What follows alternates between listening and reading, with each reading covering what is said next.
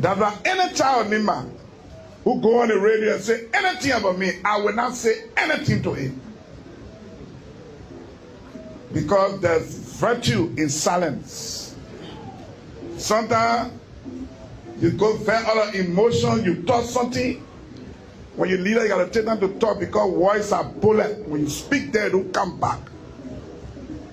And so I can show you the errors.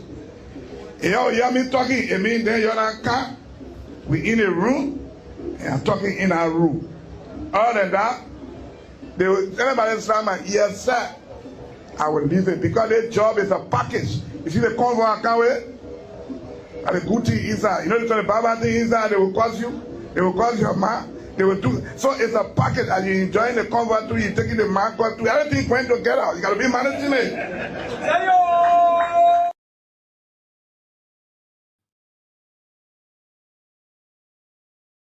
And when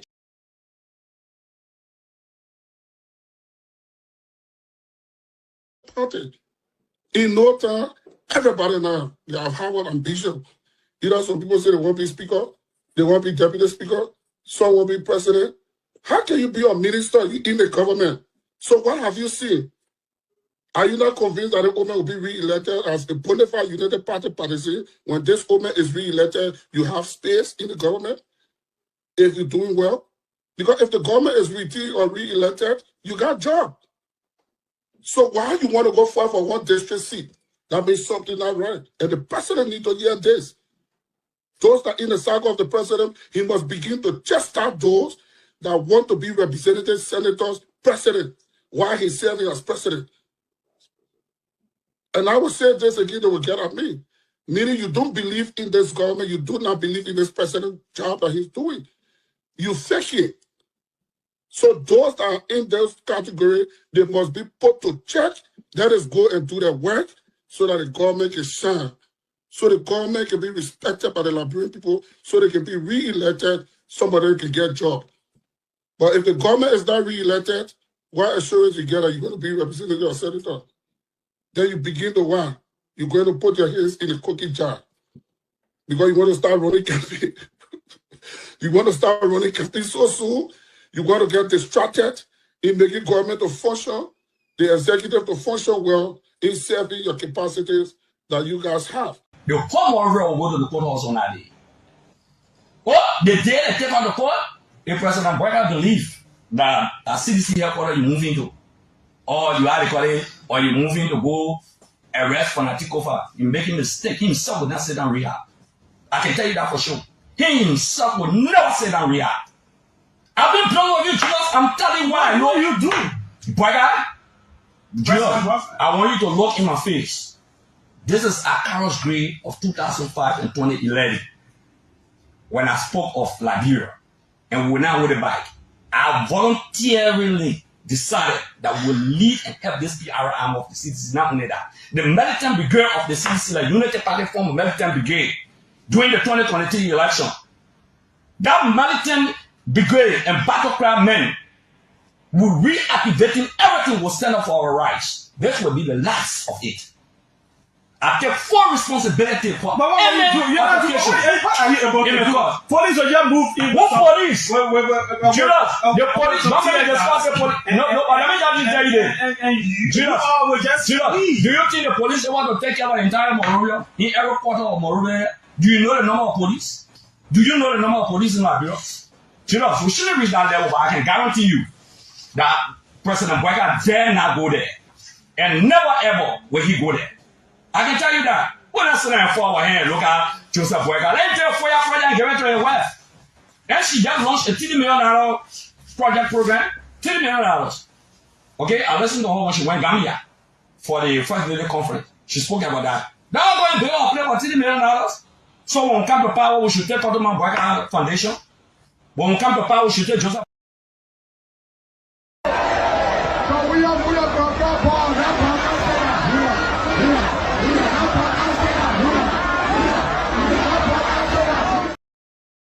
And when she voted and came back to me, I thank God I was born an American.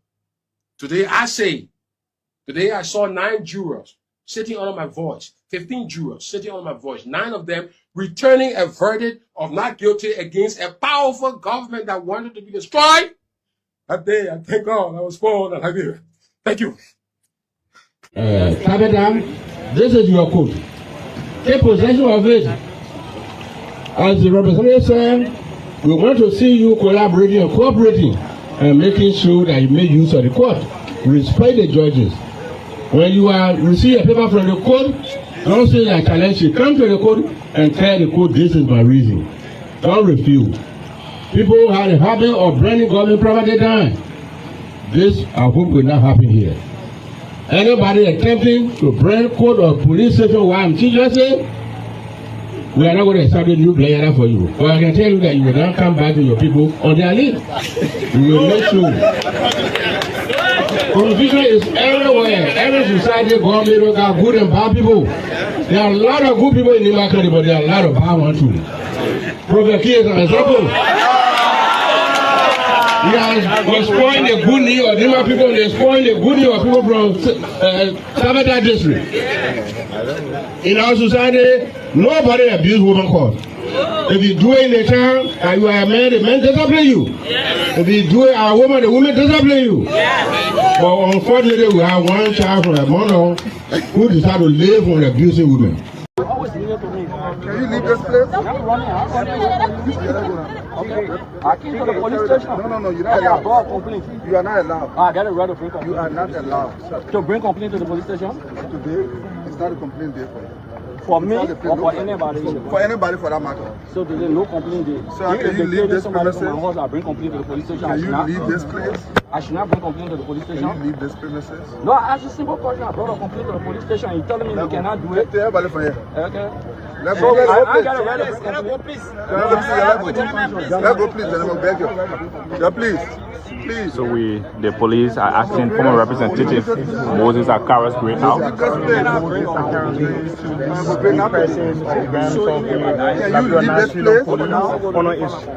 Yeah, let's go. Let's go. Let's go. No, you don't say let's go. Look, I don't want to touch you. Please, let's go. You will not even touch me. I can do it because I don't know about that. let's go. Okay, everybody for you. Gentlemen, let's go, please. Let's go. They have refused post-mandate to clear the house. Jump away from me. You just stand in front of me. I respect myself. Nobody go in a confusion here. Okay, you have to wait for nothing. Can you walk? You are telling me to go and walk. Please leave this place. I will not leave a police station. You will leave. Honorable Gray, you feel disrespected? That the police I can stand down there and say I should leave. Okay, just pass the gate and you can do what you want to do. Let me say the police place I'm a leave. Can you Who are pass you? the gate, please? Are you a person? Who are you? Man, watch it down. I see you. I see you on your back. It should be there. You don't know that? Your name should be on your back. I'm going to tell you a book out. What are you talking about? You think somebody has followed the police? There's a police station. There's not. Don't worry, just the law will give you. You follow it. But why are Follow you? the police instruction. Why your Say back? you're supposed to be here. Why? Can you? I committed a crime. Why you tell all the people not to go back? You're black on. Let me go. Why are the other people in the police? I can go. What is going on? Are the police officers? I mean, no, I'm asking you. Get you guys. Please leave that place. Obstructing the movement. Let's go.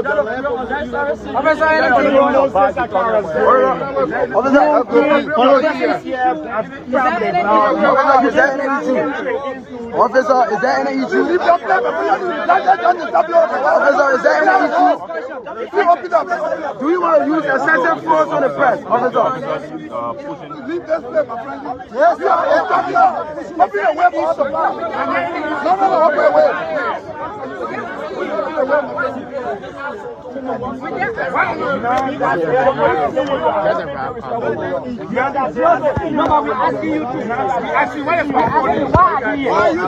Officer, what does that mean? I don't want to prove to you that So right now,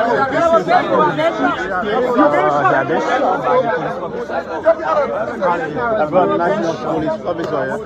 you're being shot and then you say that you're not being disrespected. I don't feel very responsible because I have been here. But you have been sure you are not being here. I don't feel very responsible by the police officer. Okay. I don't want to show how the police officer. I can understand that. I'm not calling the crowd. We're not going to group. Yeah. I can use the strap that in one word. Why I can use the strap that in one word. I don't want to expose the partisan police officer. But I'm not going to the party police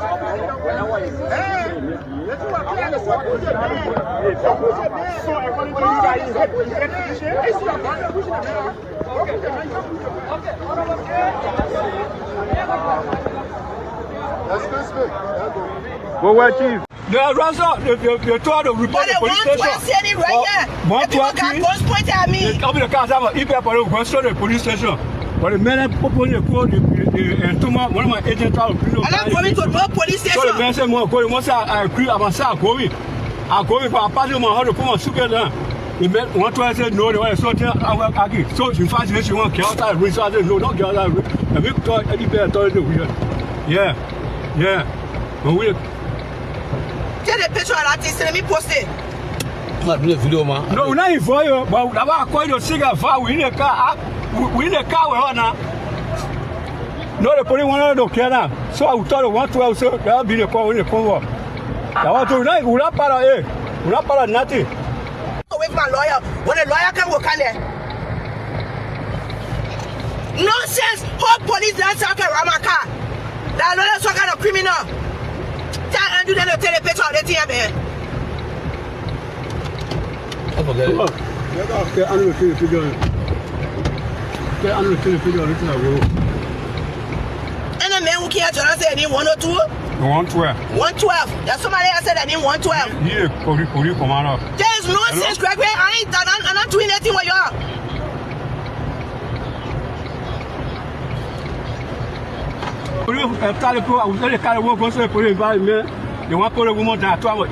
not doing it. Hey, you're the poor fighting the security people here. No, I'm not getting in the ring.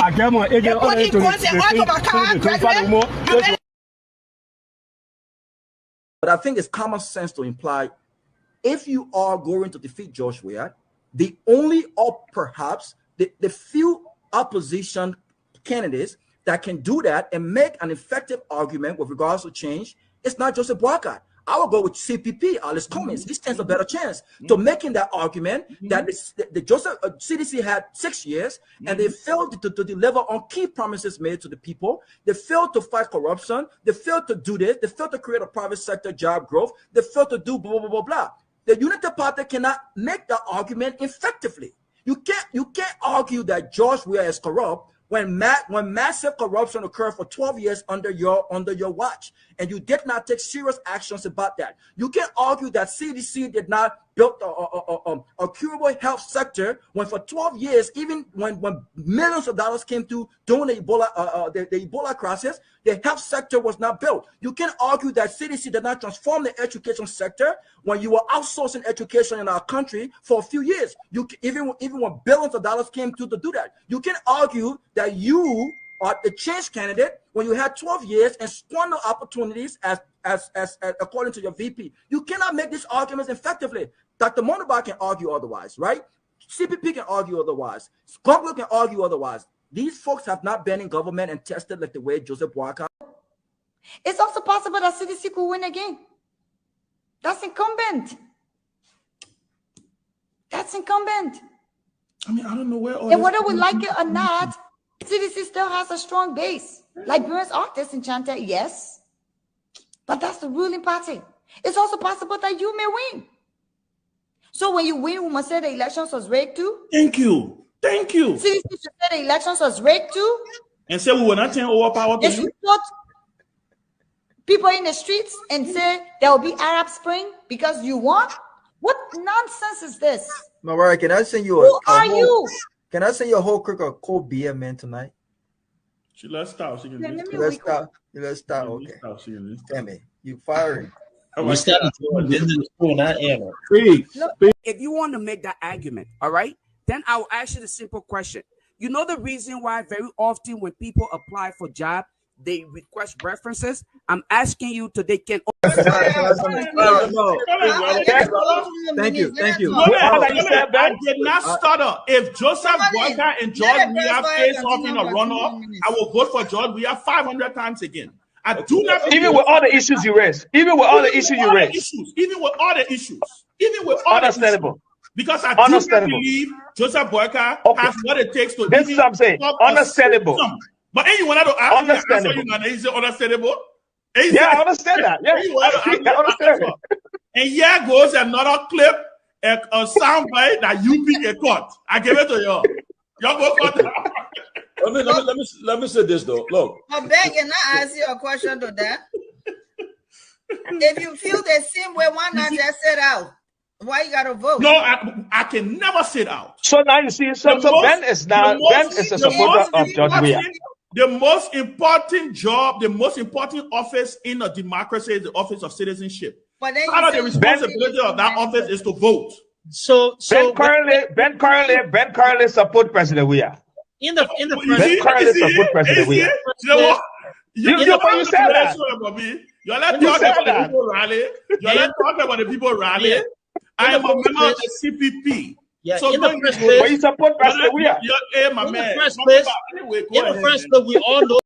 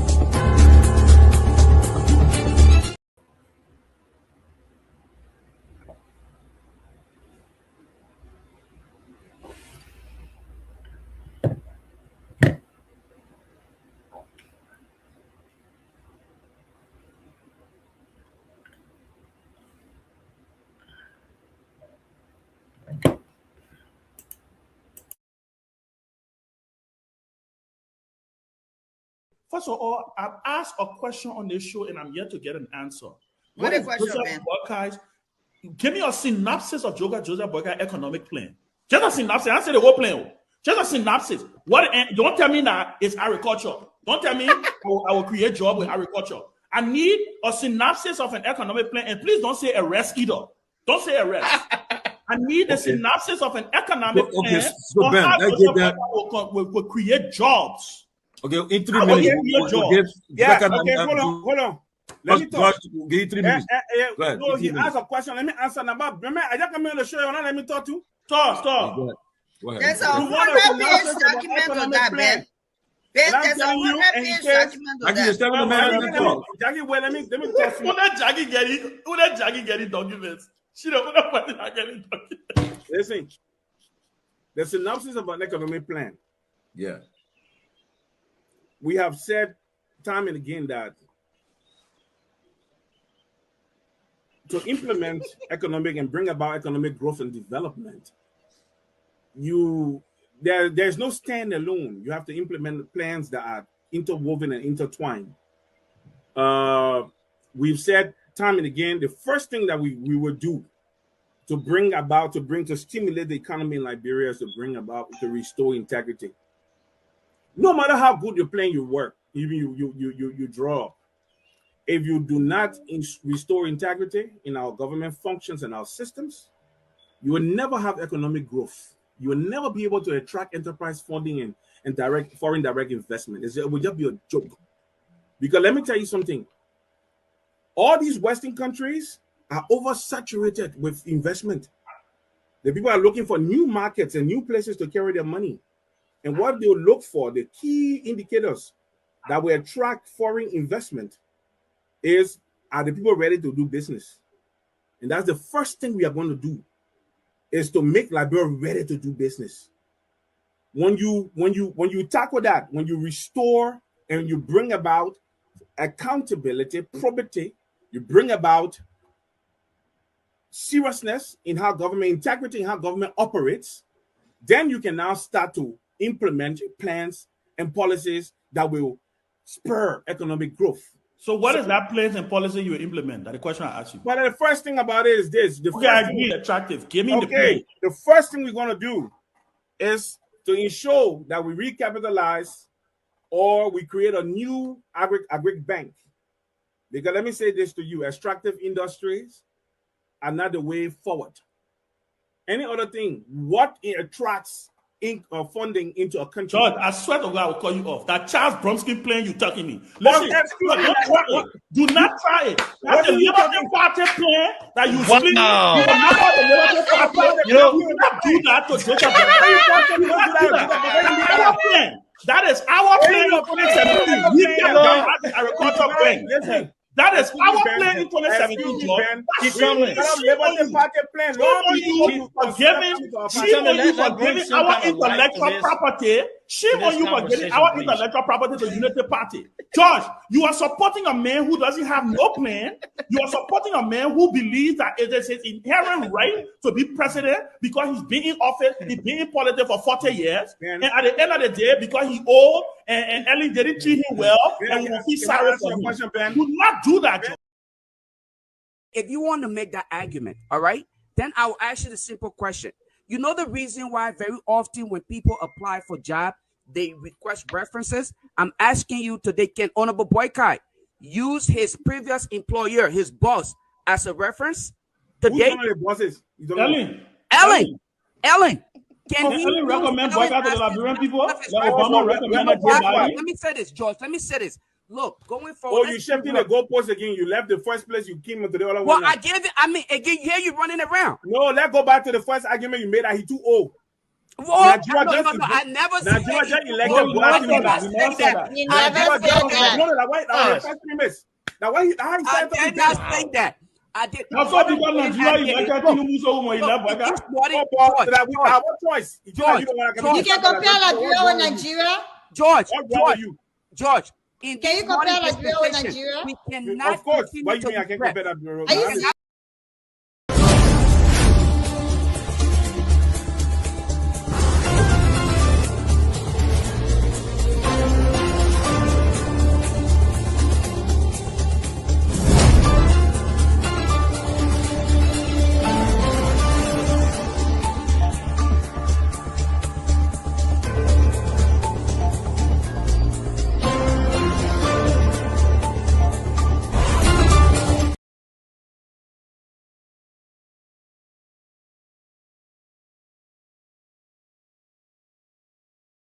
We are on.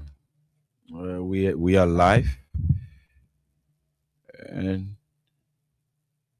hoping to join the crew. Basically, what's going on?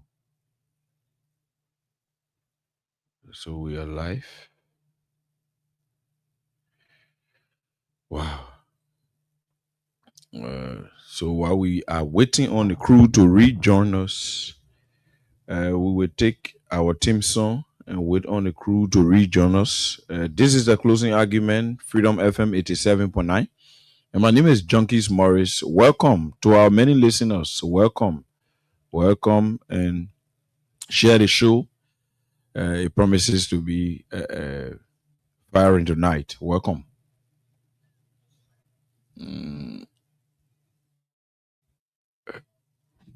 Baby. My brother, how are you today? What's going on? How was your night? Yeah, by God's grace, bro. How is the US? Yeah, everything is okay. From my side, nothing very strange to worry about. Things are going as I thought they were going to go on my end. So I'm grateful, and I want to assume that everybody is doing great as well, for the most part. How's the I was watching the live today from the Capitol, from the from the police station, LMP headquarters. What's going on ground? The internet is just. Do you hear me? Hello. Yeah, I'm getting you now, and I'm sure the public is getting you. Okay. Yes, I was just. You getting me?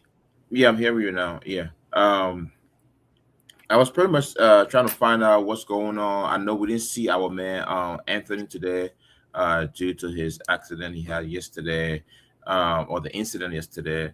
I was trying to find out what's going on as far as I saw the lot of reports today that there was an attempt made to take the former first lady the former first lady and former vice president to court today for arraignment. But for some reason, according to what I heard, there was some kind of a medical condition that made it impossible for her to have attended the arraignment today. And she was taken to one of the hospitals, and that didn't happen. I also saw a lot of street walk. I don't want to call it protests. I saw a street walk of the opposition party, which is the CDC. I saw them today. They were parading the street, and I think that was a great thing. It was a great thing that they did it peacefully today. There was no chaos. There was no violence. And I want to also say thanks to them for having conducting themselves in that manner, and also thanks to the government of Liberia, for creating the environment to allow them to do what they did, even though it was not planned, even though according to Liberia's protest regulation, you need permit, even though there was not any permit for that. So I think that part of democracy worked today for the great part of Liberia and the people. It's a great thing. I don't know if you're hearing me because your line kind of like staticky, but if you're not hearing me, for those of I don't know whether it is your side, AB, that is having this internet problem. No, but I don't think it will be from your side. No, it could be from my side, but your visit was speaking. So yes. So we have Pewee have joined us. So Pewee will verify if it's my side or not. But yeah, those are things that I saw today. Personally, I think it was a great thing. I'm not the host today, so I don't want nobody to think I'm the one hosting. So hopefully we get the appropriate host to come and host. I'm just here as a proxy for whoever that's going to follow later. Welcome, Pewee. What's going on? Yeah, thank you. Thank you. Okay. Yes. Yeah, can we mute, please? I think it's the sounds from my background. It was like a baby cry. Yeah. Oh, you always know. I mean, if it disturbs, I can mute when you're talking. Actually, but until my man sounds like I can fix his camera. I mean, his internet.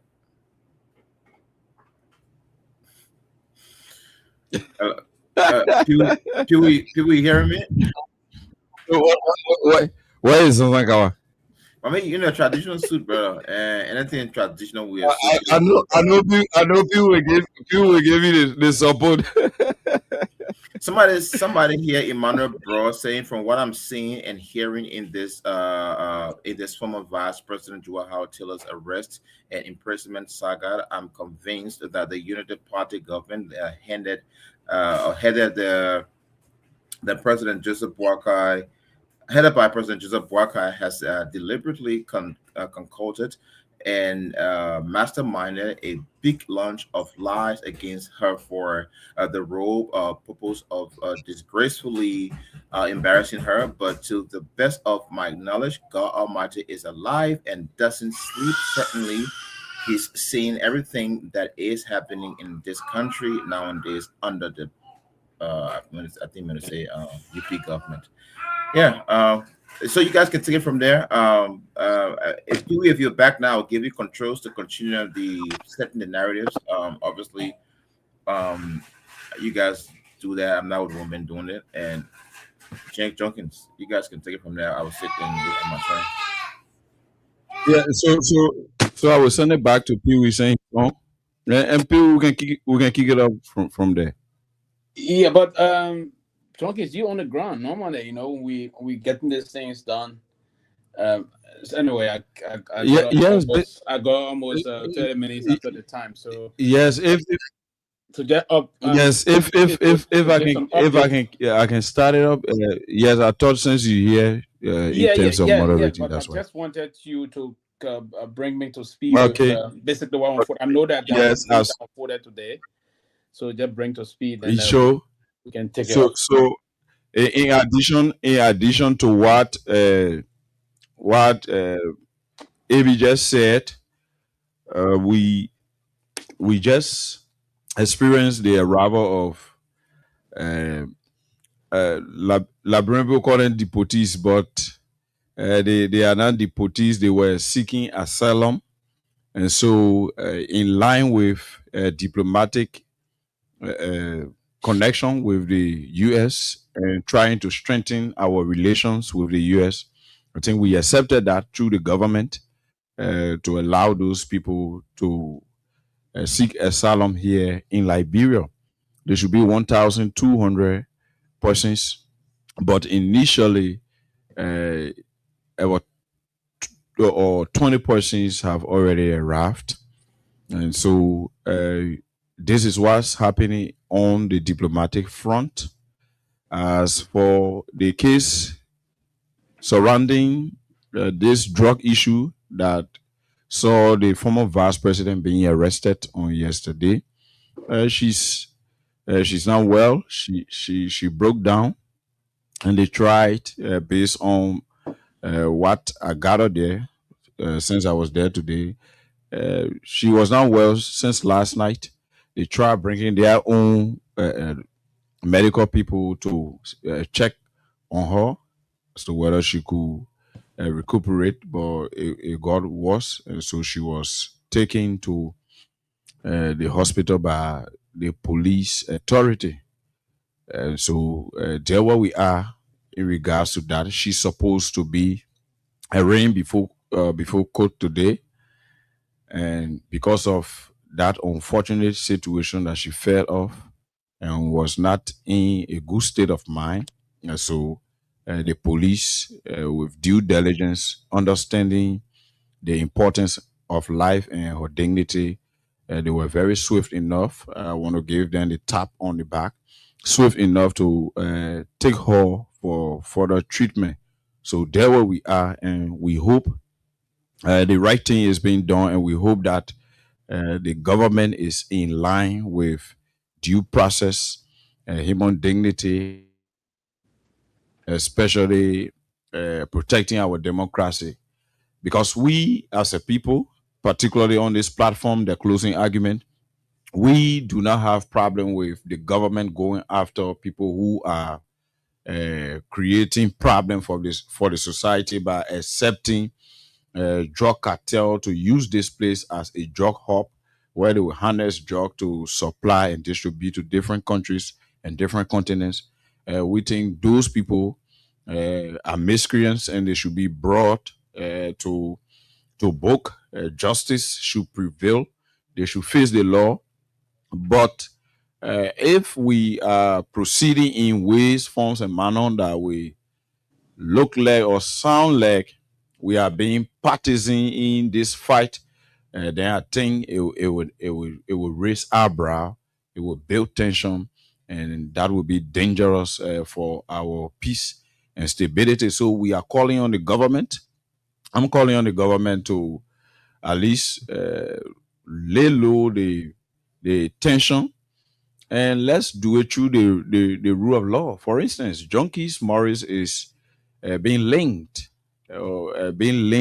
to these drug cartels, and Junkies Morris should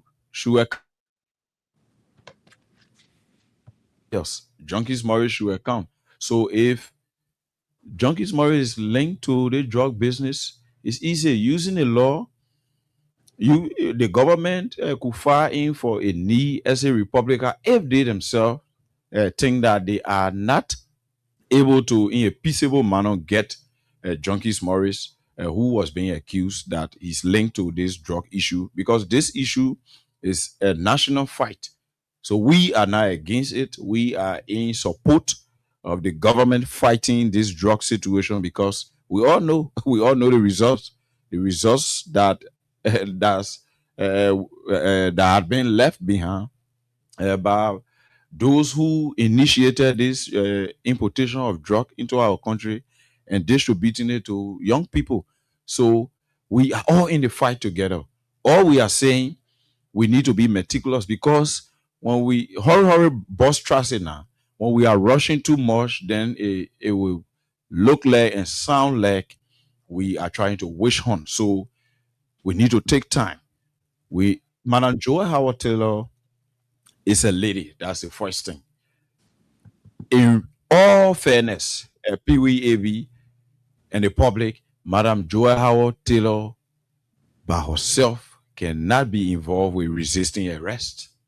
And when it's a clear fact, we all know it. This is a female. She's not a male that could pull up arrogance and try to ruffle with police and wrestle with police officers. So it is easy to get her.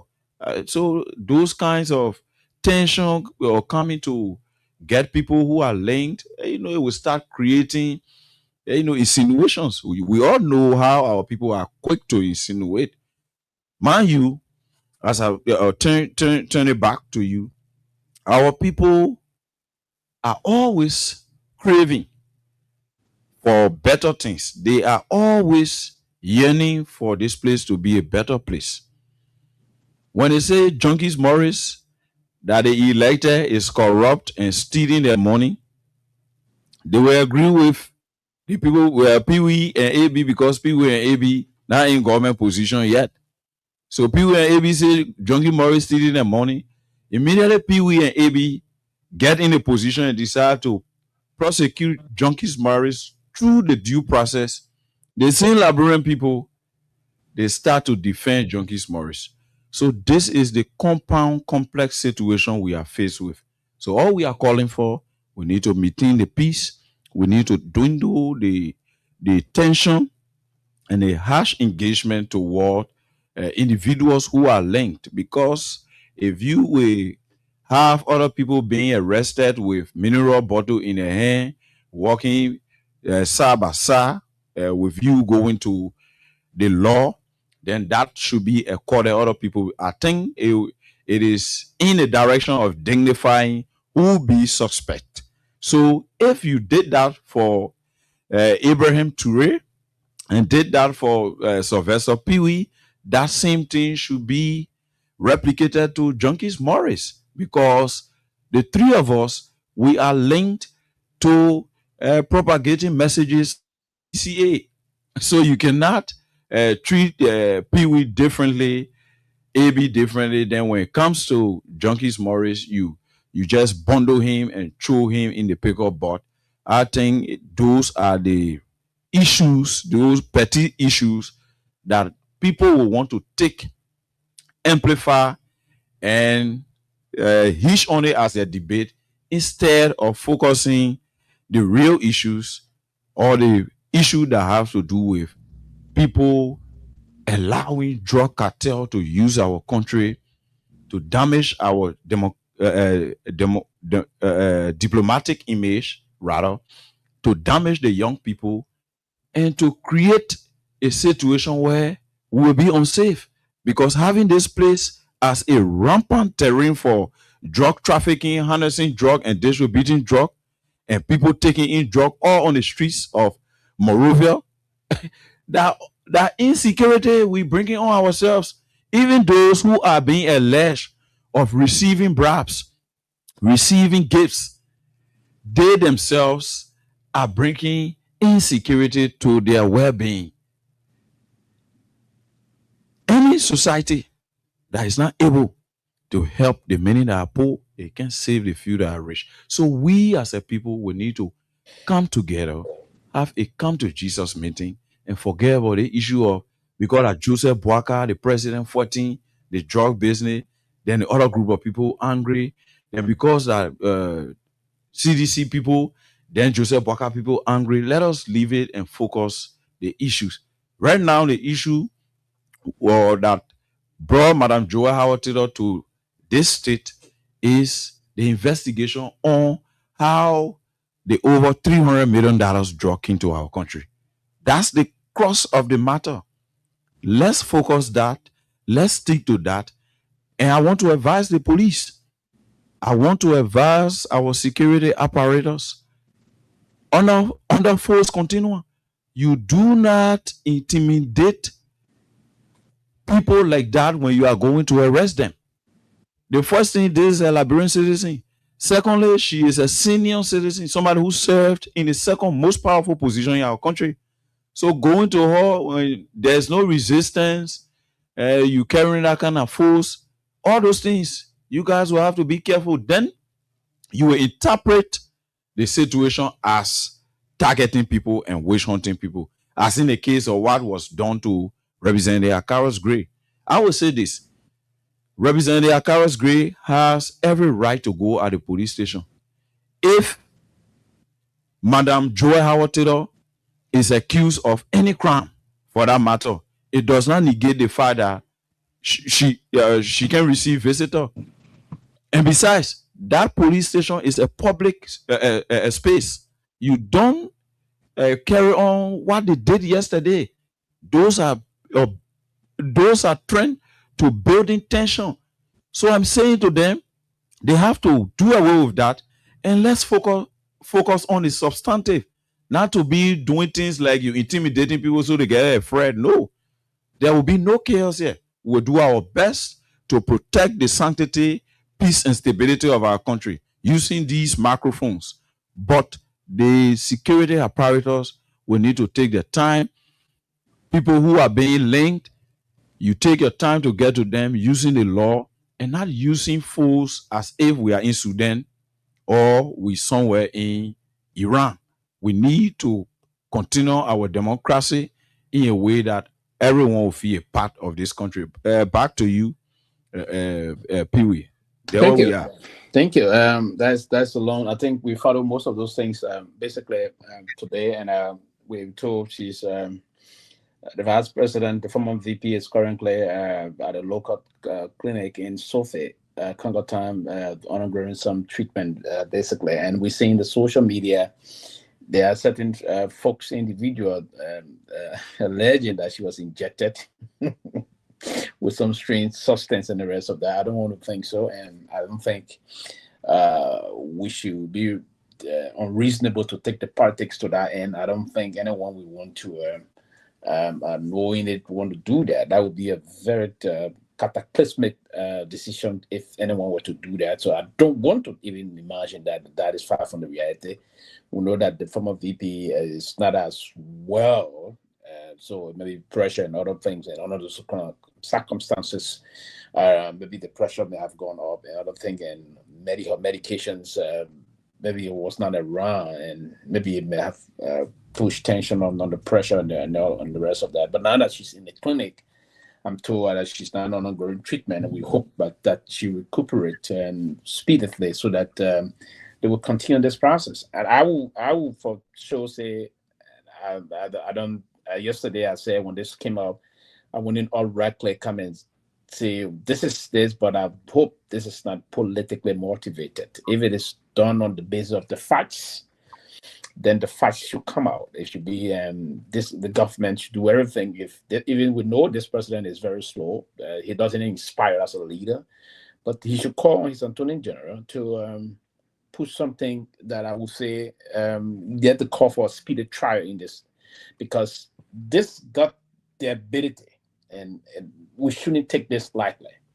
We know everybody's going to take their own political line. We shouldn't take this got the ability of creating some serious tension in Liberia. It is not managed well because of the caliber of press that is involved. We need to ensure that this is a speedy trial. There's the evidences are directing to, going to the direction of she's culpable or guilty. She should be punished as our friends and brothers and sisters that have been punished the way they violated the law if she committed the act.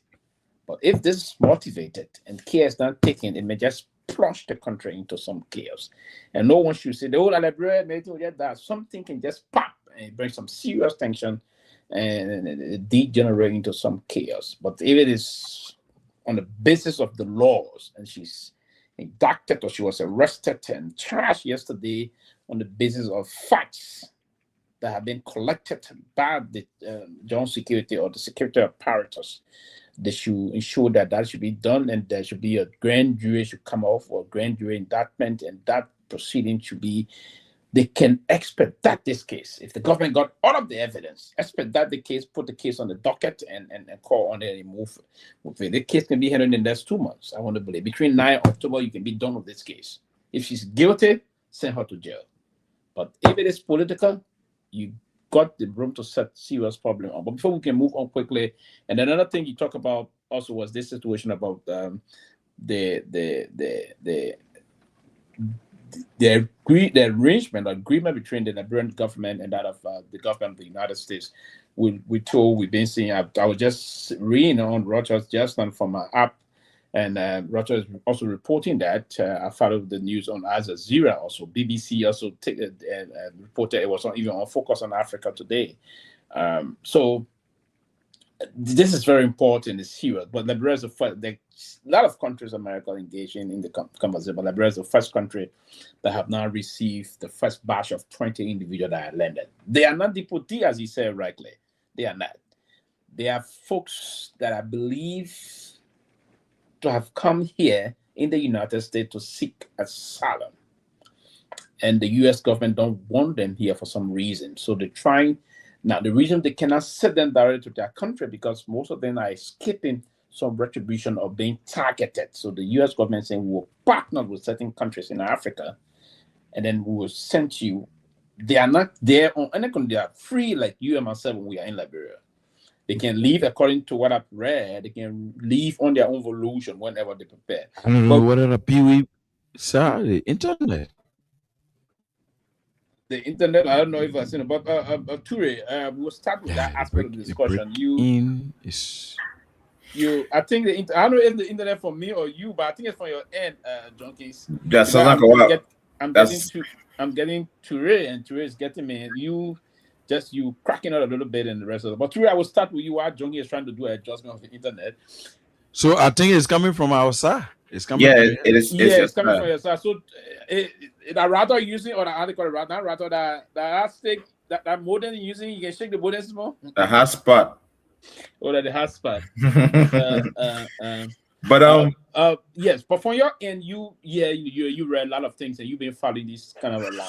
Do you think it's one of the best moves? I want to believe the Ministry of Foreign Affairs engaged. Do you think it's one of the best moves that the Liberian government did to accept this 1,200 folks? They are not deportees. You and myself shouldn't call them deportees. But these special asylum seekers to be transferred to Liberia. Do you think it's a smart decision on our part? So, like I always maintain on the show, when our leaders are making decisions, we just hope that they're making the right decision that impact us, for the good. So I will not come here and want to think that they didn't do right or they did right, but because I don't know what the actual agreements that they signed up to are, right?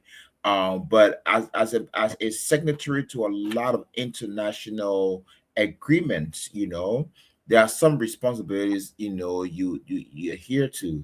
And let's not forget, Liberia it might be, backwards in a lot of ways, our infrastructure. We don't have like a lot of great infrastructure development, both social and physical. But Liberia is a big player on the diplomatic scene, in the world and Africa at large as well. Liberia is older than most of even some of the European countries that we talk about around here today. So Liberia is a great player in that diplomatic field. So when the foreign minister and the people from the foreign ministry get into the kind of a discussion like this and something like this happening, I just want to see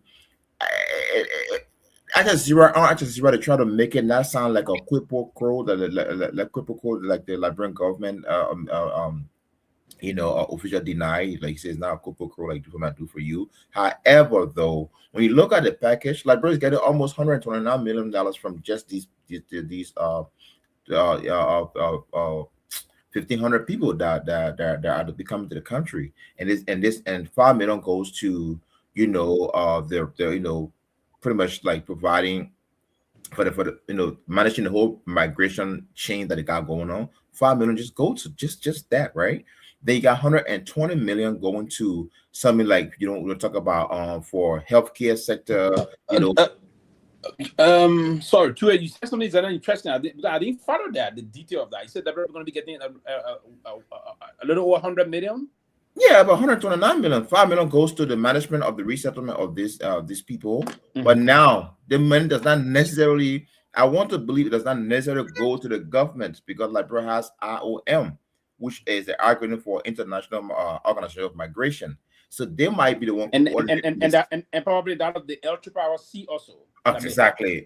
So they might be the one cooperating this thing, making sure that. But what does the government stand to benefit? Is that going to be direct money? So now that is at 224 million that goes for health sector, right? For Liberia, right? It also goes for visa and infrastructure benefits, you know, and it also go for border protection as well, right?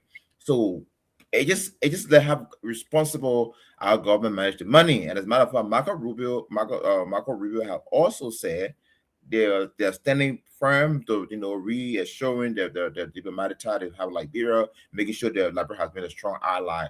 So on the flip side, Liberia said, oh, we get a job, you're sending people, your own people, you can take care of them. But there are other things that happen in the background that we don't know about, right?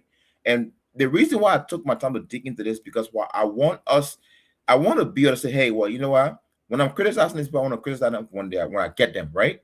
But at least let me do the due diligence to say, okay, well, what could be happening? And again, they are our ministers.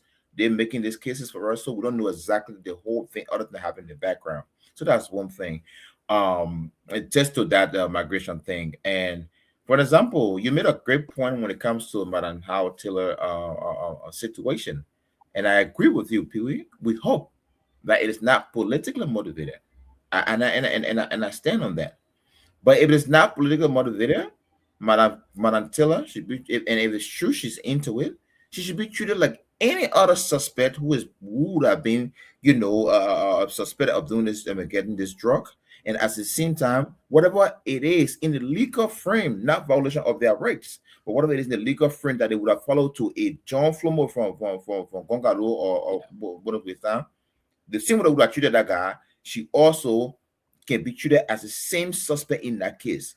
Criminal does not have, there's no VIP in criminality. No. And, you know, you say, oh, because she's bad person, whatever it is. Now, the allegation that are against us is what I'm going by. Against her, it's what I'm going by. I'm not saying she's guilty by no means, but just because you're president or vice president, when you commit a crime, it does not give you special treatment, because anything to even think that way, now you are saying that then justice is not equally, you know, administered, right? And another thing we should look at is this: who is Madam Taylor? Madam Taylor is somebody who have enjoyed diplomacy, you know, to the highest extent for the longest in Liberia, of about 30 years or more, if not, right? So she has walked in that line of, you know, law enforcement, in the sense of getting the privilege and the protection and so on and so forth. Okay, Madam Taylor was the first president of Liberia, right? She also was a senator. She also was a vice president. So, in other words, she served in the capacity where she, at least, a reasonable person will understand that she understands the laws of Liberia and how it works. To add to that, Madam Taylor is a student or a graduate from the Louis Alvarez School of Law. She went to law school. There's nothing in our books that says, when it's nothing the penal law say, oh, when the vice president, ex-vice president, whoever it is, commits a crime or felony, they should be treated because they are vice president. There's nothing that says that. Okay. She went to the airport. She was denied entry on board the plane because of whatever it is, the government denied her. Okay. Later on, there was a phone call placed where she was being told that she needs to go to LMP, you know, for questioning, because they want to question her.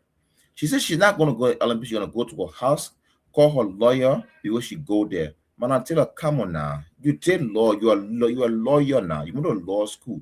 Where in your book, what the Constitution provides you and guarantees you is this: when you are being called in for questioning or being detained, you request. There's one or two things you can do. There's the other Miranda that asks you. When they have Miranda that asks you, you have that right to say nothing. Just sit right there. They're asking 25,000 questions. You can just sit right and say nothing. Or you asked that there should be a lawyer, and they always tell you if you don't have a lawyer, the court or the state will provide you one. Now, if they didn't Miranda Dahn her, that's another thing we should talk about. However, they couldn't have necessarily Miranda Dahn her because she was not under arrest at the time. They were calling for question at the time. She said she got to go to her house and make sure her lawyer comes before she can how you got the thing I got to come to the city. When police detain you for traffic stop, they detain you. You not get they tell you exactly what they want to do. Carry the car, step in the car. They tell you at that time you following that. Malantola was pretty much detained. She's a lawyer. She understands this.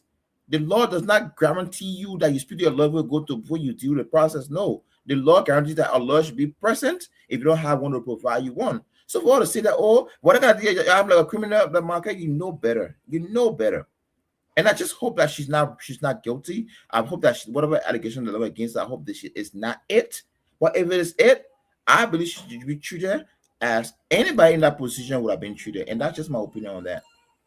Yeah, fair enough. And I think and that's it. So we hoping to see what's gonna come out. But if it is based on just I know this government should be prepared enough to invite a former vice president as person of interest in after maybe 4 or 5 hours, and then you move to charge the president. I would want to think from where I sit legally, from the legal perspective, they may have done their homework because if you would just want to invite or in charge of former vice president on the basis of sentiment or speculation or a mere phone call, if you don't have strong evidence to indict her in court, she also happened to be a lawyer. She got a lot of competent lawyer family presence and a very educated woman and with very serious political backing, if you will. The former wife of a very powerful former president of the country that still got his root is based across the country. So, and then former vice president of the republic. I would hope the government may have done the needful before coming up to do that, because it's going to be a critical thing that it got the ability to spark some serious and I agree with you 100%. Kind of problem in the country if it was suspected that this was done on political basis, or this was just done for the government to meet the quest that they are fighting drugs thing. Then if there are other people into this from the government. Now it's being alleged that the police chief knows something. He's still being allowed. People say, okay, they're just trying to target him and the rest of that. But if it is true that there are people even higher in government of Liberia that are currently into it, and they're trying to hold on to some evidence that will hit them, probably the partners that came to help us, they won't have all the facts on the ground. Sure. It is the same police that should help to get most of those things. If that man is the man that is there and he knows something, trust me, he will try to do a lot of things to disrupt the whole process. And that's one of the reasons why folks are calling for him to step aside. He needs being in this thing for a very long time. He chief of Crown Services, Dahn, is involved. The chief of Highway Patrol is involved. The chief of intelligence is involved. There are other names within the police. They are all involved. How come? So we have a lot of senior police officers that are into this thing. And then other people are saying, okay, the chief of police should step aside. He say, oh, no, I can't step aside. He knows that. And these officers that are being involved, we've been told that they've been given some sugar daddy treatment, some special treatment, if you will. Johnny, shockingly, Johnny have not yet been charged.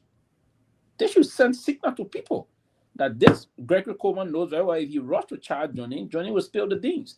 I'm just thinking from the other, why is it you're not charging Johnny Dahn? And I think those are good things that we can hypothesize or try to make sense of and stuff like that. And I think you're right to an extent. But however, though, I don't Gregory Coleman is just slow, or he's just somebody who was just somebody, like the other guys running circles around him as well, right? Because my thing is this: if you are, so what do you mean by he's slow when he just no, I'm not saying slow. Vice president No. That's what I was coming to, right? I'm not saying he's slow, right? This is me playing devil's advocate. I said, well, either he's just slow, right? Or but also could be that some other guys just playing circles around him, right? Right. However, I don't think I get it. The aesthetics, the look, the optics, how it looks, right? So librarians are calling for his recusal, and I get it to an point, to an extent, right? However, though, my brother, let me ask you this though: why would you arrest not somebody from in the government that you got power over, but somebody from the opposition party? If you got something to do with this thing, right? Let's just make a little sense out of it a little bit, right? Why would you arrest somebody that not just a regular president? It's not one of the ministers. It's not somebody, okay, you're called Pewee. People are going to have foreign ministry, whatever it is, you're called Pewee. No, this is somebody who was the second in command, the third person in the country, the second person in the country. And you, upon what you say your investigation that linked her to things, the reason to be like she got it. Why would it be her if you were part of it? Why? Right? So I really don't think, and this is what the media, that's what people want.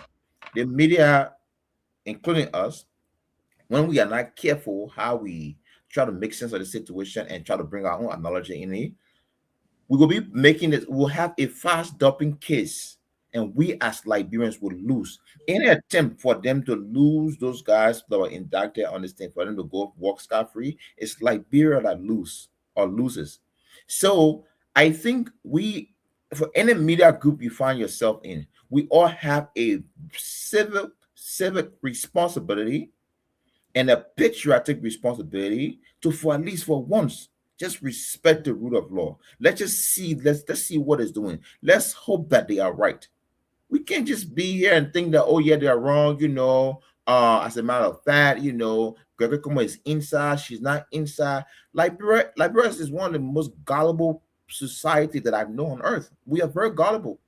If I came here today, you're on a TCA show right here. I leave here Desmond I can't say, oh, me and Sylvester were talking about so thing in our chat room, but he called me outside the chat room and tell me this, he must have talked on the phone. They will believe it because they will feel that we got proximity. Meanwhile, I never talked a day in our lives. Mm-hmm. But just because the few we see on the show here, right? So they say, oh yeah, that's true, the man saying it. That's how gullible we are in Liberia. So what I'm saying is this. Yes, I understand. Even other people got security background, like our brother Alfred thinks that Gregory Kromah should recuse himself, not because Alfred doesn't like Gregory Kromah, but just the fact that he feels like the way it looks, it makes it look bad. So to re-give trust to the people, let them recuse themselves, because Liberian people, we're not satisfied. They want international, they want independent people. You got independent people now working on Liberian National Police. They're not satisfied. They want Gregory Kromah to go. No, the issue is not basically they're not satisfied. They want Gregory to go. Mm-hmm. The issue is that the way Gregory is proceeding with this whole investigation. And listen, I'm one of those when we invited Greg on the show the last time, I spoke highly of him when he started the whole issue about when the Korea criticized about how they even handled the situation in King Joe. I said, hey, it was quite unfortunate that the police should have used some proportionate force, right? I think the force used at the time in King Joe were disproportionate. It didn't match the kind of a force doing it with folks. Allegedly, they said folks were armed. I don't think so. I took it from the other angle. I thought that was police brutality. But there's a lot of things unfolding currently with the whole drug situation. The way it started with the Paul Kim situation. You moved. They don't really have some real evidence against most of those guys they charged, but the fact that they were not, even from the get-go. Most of those names that were even the guys that contacted Paul, they all got business to do and all those lines. They knew those people were in town. They knew how to track them. They allowed them to go. The information that even the police informed those guys to leave town, right? And then moving on, you charge the other fellow, and then to say, okay, you got someone. Now, we didn't know up to that time that most of Greg's senior protégés were all involved as very top police officers were involved. Now, it's been reported, that's not yet confirmed, that Kwabo is alleging that Gregory, his boss, instructed him to escort the very drugs we are talking about here. That's yet to be confirmed. Who's reporting that? He's speaking out to family sources and other things. He's speaking out currently from jail because they're even pushing to get him bail so that he be released, because he's saying, hey, he didn't commit this, he was instructed. And due to some certain those regular police regimentation thing, you ought to take instruction from the boss. The boss is always something right. Probably no, but you have to know what you're conveying. That's one. Another thing is that Johnny admitted taking $10,000. That was the story that nobody. I mean, Gregory told us. Nobody manufactured that statement. It came from Gregory himself. True. Why would someone admit taking 10,000 and you, the police, the criminal justice system start with the police? You, the police, you know, if I were to move and go and say, okay, I received bribe, just that to admit, that admittance alone, it is tantamount for me it's tantamount to just the police charging me. So what? You don't need to further send me. You don't need to further send me to professionals now. Rather, if I were in the police, rather, and I go and say, I told the chief, I took bribe from True to do certain thing. That is felony. You don't need to. The police chief don't need now to even take me to send me to what we call professionals. And they say, oh, then the information deputy minister yesterday say there are protocols in the process about, but they have to do this to this rule. No, you don't need to do that. Immediately when the man said that, you send him to the CRD or what CSD division, the Crime Services division, CSD. CSD will immediately take seize of the matter and appropriately charge the man. Now, were they going to charge me with bribery? Doing that, or were they going to charge that was in connection with the same thing? Was it yesterday? I saw the Minister of Justice reading those charges, an attempt to do this. Have someone that took money to facilitate people leaving or so. Wasn't that tantamount to charging him? And now Johnny behind bars at the Monrovia Central Prison. They didn't do that. Up to now, almost more than a month. Is Johnny behind bar? No. So listen, we just need to be very clear in the people to know that there's some smoke screen somewhere, and we need to listen. And that the reason why I'm joining those with a call for Police Chief Seleke Kromah to step aside. Trust me, we wouldn't be surprised. They want to protect it for some time, but the real story is going to come out. It will come out. The way Gregory is handling this whole investigation. The Gregory are very fast in just inviting as person of interest in no time. You charge the former vice president. Yes. You charge Paul King. Why are you not charging the people from the police in that expeditious manner? You are not expeditiously handling that relative to the issue of those folks from the level of the Liberia National Police, because it has been reported that these are your protégés, these are your agents in the police. Probably they were acting on your behalf. So you're trying to kill it, protect them, telling them, man, you all not made a mistake, but I will protect you. And these folks from the level of the government believe this politics is not politics. If you delay this, and it comes to the level that it's exposed to the government, if you take action, it will be very damaging to the government. So the truth of the matter is, though, right? The government stand more chance to come out as winner than loser, right? Because they can always fire and change heads, right? The government can brag, say, "Oh well, we saw it, we arrested it, we prosecuted people, and we found out our own people are there, we dismissed them," right? So the government that have 35% chance of still working on the thing, say, "Well, we saw the thing, we arrested, we did something about it, we helped, we're accountable, and stuff, and that's what we are here for," right? And it will make the argument that, oh yes, other countries there are drug dealers, there are other countries where government officials facilitate drug trafficking and so on and so forth. So Liberia is not the first person. The good thing is we already see it, we arrest them, we charge them, and we realize our boy involved with it. So the government stands the 45% chance to walk out of the thing with flying colors, right? Now, but the thing about what equals 65% flying colors? I'm saying to you, even if Seleke Kromah was to found hypothetically say he was guilty, right, or he found something, he was found capable of doing something, or he was part of it some way somehow, right?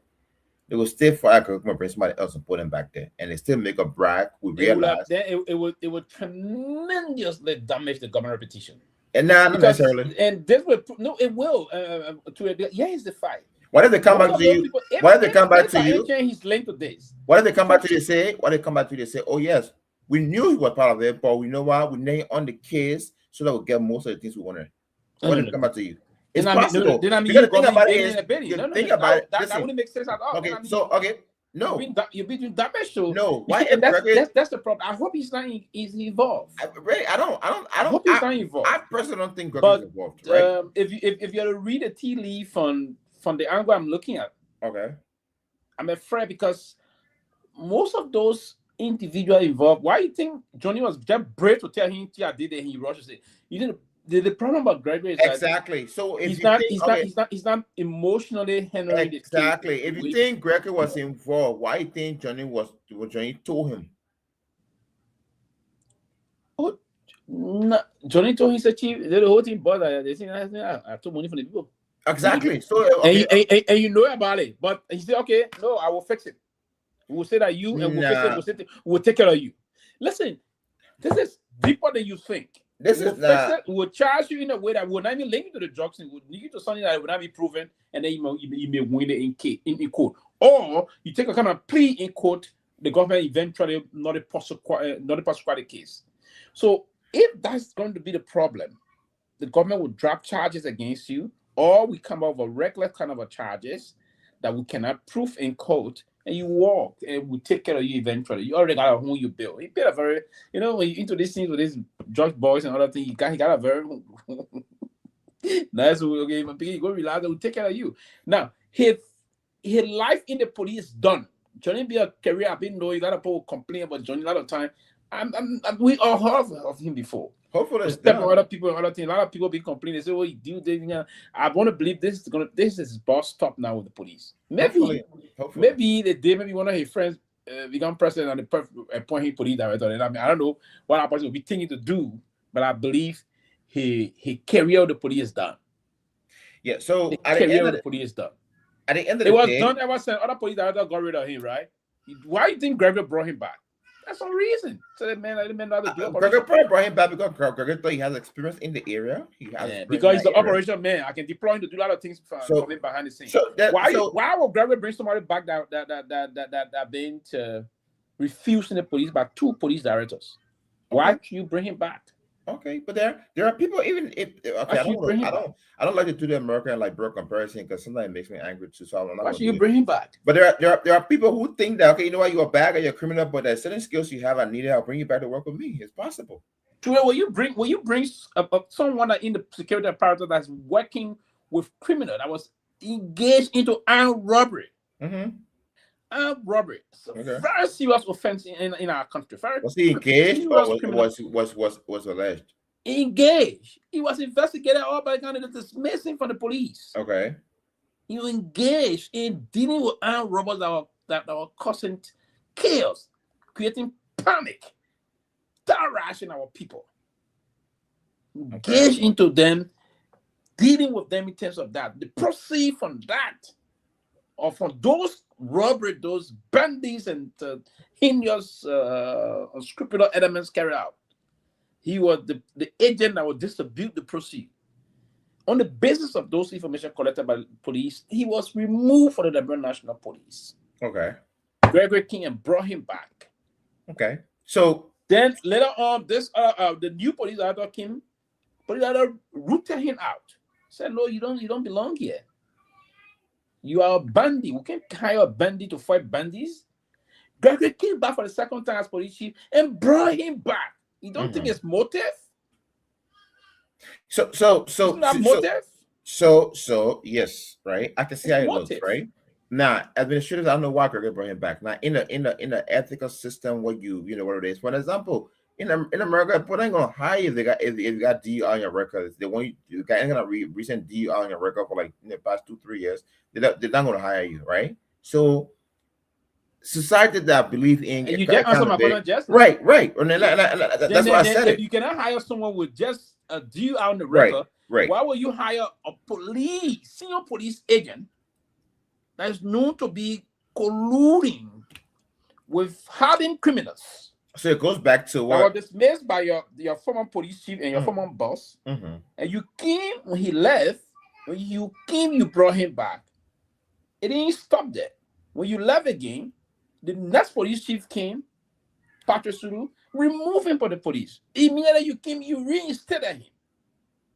And that's the same man that you reinstated now is admitting that he took 10,000. Who knows that amount of money? Look at the house that is alleged that he allegedly built. Mm-hmm. Look at the home in the area there. That house is nothing short of around $150,000. So if that is what is his salary? As a senior commander, actual ranking, he got senior commissioner, commissioner officer. How do you call him? Maybe 3,000. Commissioner, senior, yeah. He's around $700-800. I'll take home pay. $800 there about. Nah, maybe more than that. My man, you when you level bro. It's more than that, man. I'm telling you, now that I know about the police, I worked with the police before.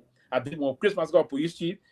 I'm saying to you, the pay of those kind of do you know that most of those county police officers on them make $200-300, $250? Okay, anyways, so yes. Tony pay is not more than $800. His take-home salary is not more than $800. I doubt it, but okay. I'm telling you something weird. Tony pay is not more than $800. Right. Okay. So Tony pay is not more than $800. Now, right? That is the case. Maybe your pay will be around $1,000, and you cut taxes. His take home gonna be around 800 or 7 something thereabout. That's the take home salary. Okay. But why you think these guys, when they operate in the police at the time, why you think he was involved into, and that should not give you the reason to get involved into those things. Mm-hmm. Because we know the structure of the pay. The pay be little by little, it's been a little incremental things. It's been going up there in terms of that. We still have some folks in the police that can apply some level of professionalism. But you have this guy being in the police for all of the time he's paying the police, and you see things happen, and you think will sit down, and other people say, "Oh no, the people don't want this to happen. They paid on Gregor." No, there are reasons why we are calling Gregor to step aside. A lot of them won't agree to it. Sometimes you talk to someone, they believe when you are appointed at the level, and I will hope Gregor will take some time. Because Liberia General Sako, I don't know if he's probably waiting to come leave or Liberia when he leave the office of police chief and other things. We put it aside. These jobs should not be, I will get back to you quickly, but these jobs should not be political. Because you may not know, that's when you take the job, set the states. Don't go to this partisan kind of politics. And that was my point to you. But I don't know if you know otherwise than the other thing. But I will let you conclude, and I will welcome Johnny. Go ahead. Yeah, so I think welcome, Johnny. It's nice to see you again. I think the whole thing about this drug situation, for the breaking transmission. This whole just you want to mute your phone, junkies, please. So at the end of the day, the whole drug thing that we are facing, I think, like I always say to us here, I want Liberia to win at the end of the day. I don't want us to, politicize it, and I'm not necessarily saying you are doing it. But just like Liberians that are listening to us around Liberia and other places, I don't want us to politicize it. I want us to give them the benefit of the doubt, and hopefully the government, and future government to come can look at this as a learning curve. You can learn from the situation and see how best you can put in policies that will hold certain officials accountable, through the code of conduct, what do they need to do to be, to better serve that position, so that tomorrow we cannot have doubts, from the public like this. But as the fact that names are being coming up, for example, Manantila has been arrested. She's been formally charged.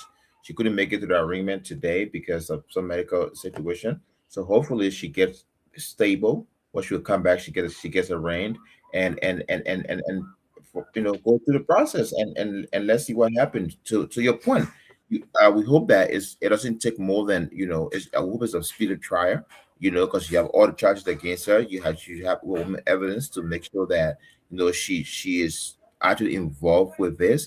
And it will be a very, very, very short-sighted or myopic strategy to deploy when you don't have all the evidence to bring somebody of that caliber, to public dispute and saying, oh yeah, you did this, and you don't have all the evidence to prove that you did it. And even if she did it, I hope that they dots all their I's and cross all the T's, that making sure that their charges stick, or the allegations stick, because you don't need everything. They got, like, I think, how many 4 or 5 different charges. They just need one to stick. They just need one of them to stick as you go to jail. Just one to stick, right? Unless they really mess up and they say, oh yes, the administration might not stick because they didn't administer nothing like Liberia, so that administration might get dismissed, right? But the intent to distribute, yes, that could stick if they can prove her to it. If they can prove that she made any kind of negotiation to have made that drug to come in, and also helped for like had it been alleged that she facilitated the guys getting the document and so on and so forth. If they can prove that she got this document, the guys got the document. The court are looking at, probably have to bear with us in no way. The court is not looking at the court is not set. looking at they're looking at the role you play for the guys that are getting this access, bro. So all the things, there are things that they're gonna be looking at, giving the whole conclusive stuff and making a decision on that. Now, I don't know if she's gonna request a jury trial, which would be a great thing. I think she should do it. Or it's gonna be a bench trial. So I hope she requests a jury trial, so at least she can have a chance to fight, versus one judge thinks that, okay, after the case, I feel you're guilty and stuff like that. And even if they found out guilty, I can see the case going to the Supreme Court. I can see going to the higher court as well. It's not just one of those court cases that would just, unless they really have evidence. But given Liberia, I can see them taking to the Supreme Court as well. Yeah, fair enough. But a lot of things going to. I think it's going to be a jury trial, and if it's trial going to move, it's going to be a jury trial. But I think from the foundation, I'm not a lawyer, so I'm not going to get the lawyer. We're going to leave that with the lawyer to worry about. If some of the thing we hear in terms of the evidence gathering level from what the government rely on to move to charge, if it's not something that is something the lawyer's going to debate it and they're going to see. But Jenkins, I will come to you. We had Johnny on just now, but Johnny slipped off, unfortunately, probably due to some technical difficulties he faced with. But I'll come back to you, Jenkins, and then thereafter, before you go back today, we will take some time to invite Nan to the show this way. So we'll allow you to make a point, and then probably we'll open the lines and take a couple of calls, and then we can come about. I'll come back to you, engage you.